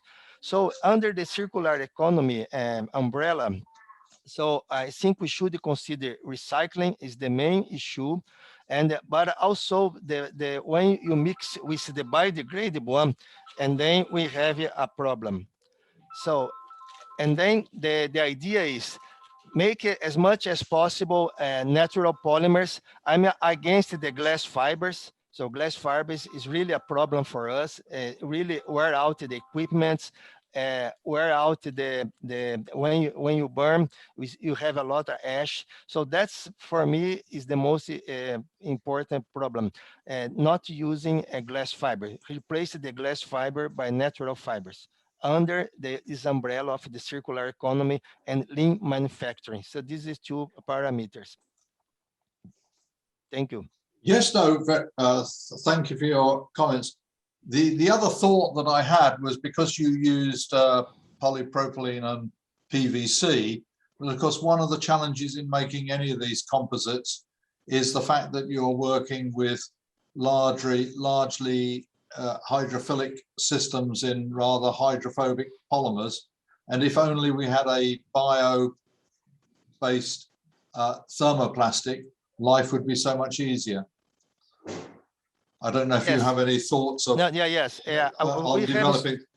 We have 3 lines available today for our products. The first one is PVC. Is a high upper end line.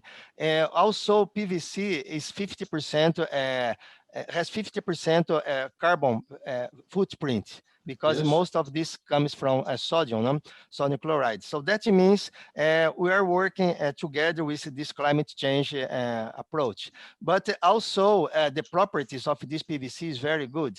So especially our product, we guarantee for 20 years. But and then we have the second and the third line. That means PE and PP.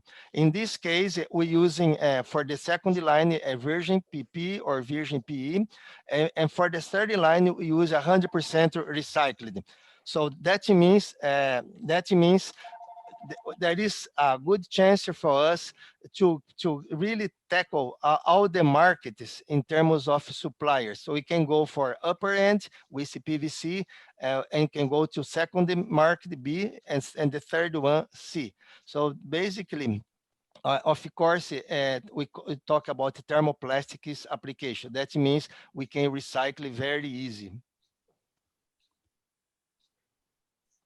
Thank you. Very interesting presentation. Thank you. Thank you. Thank you very much. So if there are more questions, we can go ahead, or maybe we can have a final section with Fred and Geoffrey.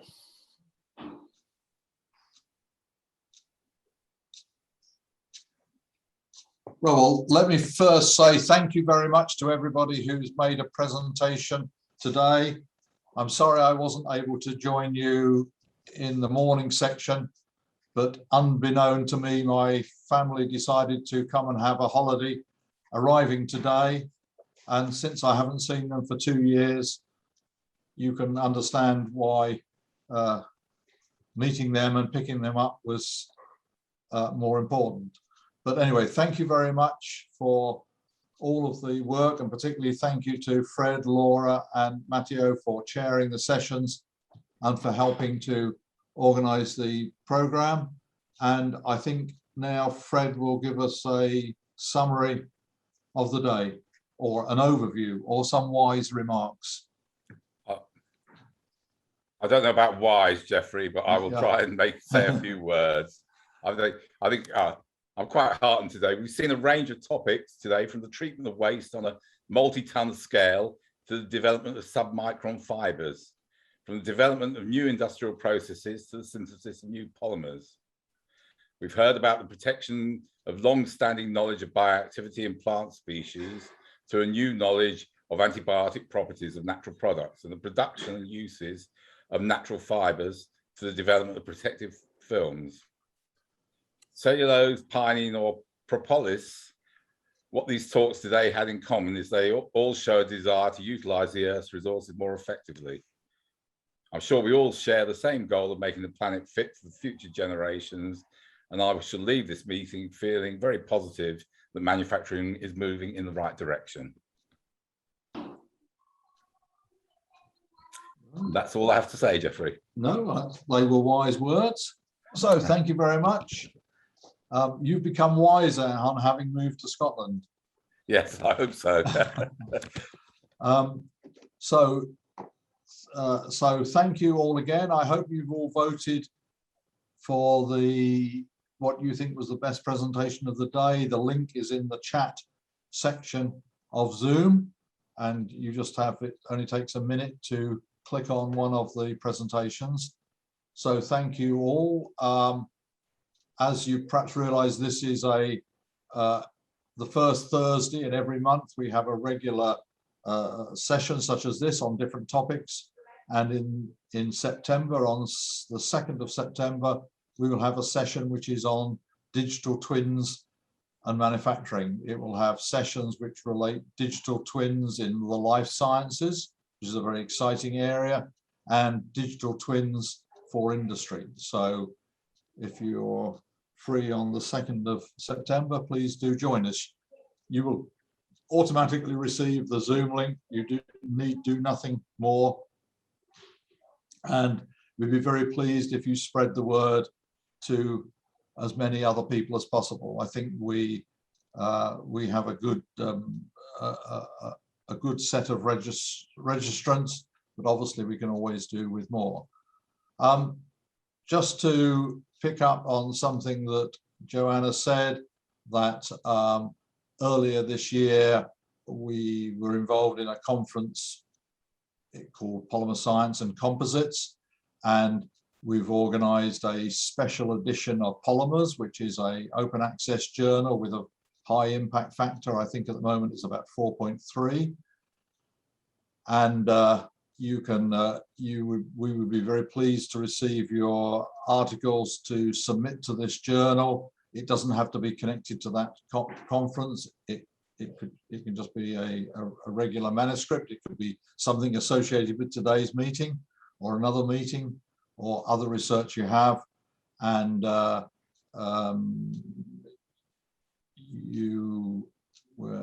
if you go to the Polymers website and look through the special issues, you will find the details of what to do. So that would be very good to have some of your work.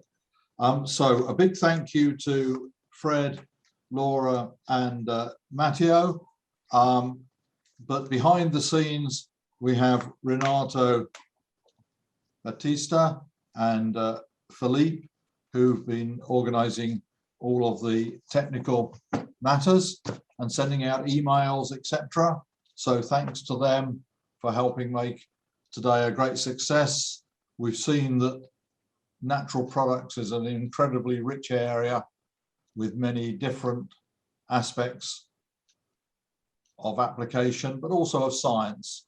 But of course, it remains for us to seize these opportunities to make a better world, I'm guessing. And so thank you. And I think that's probably it. We will close the voting when the meeting closes. So if you want to vote, please do follow the link that's in the chat at the bottom. And thank you for staying to the end. It's been very good. Thank you. Okay, right. Bye-bye. Bye. See you.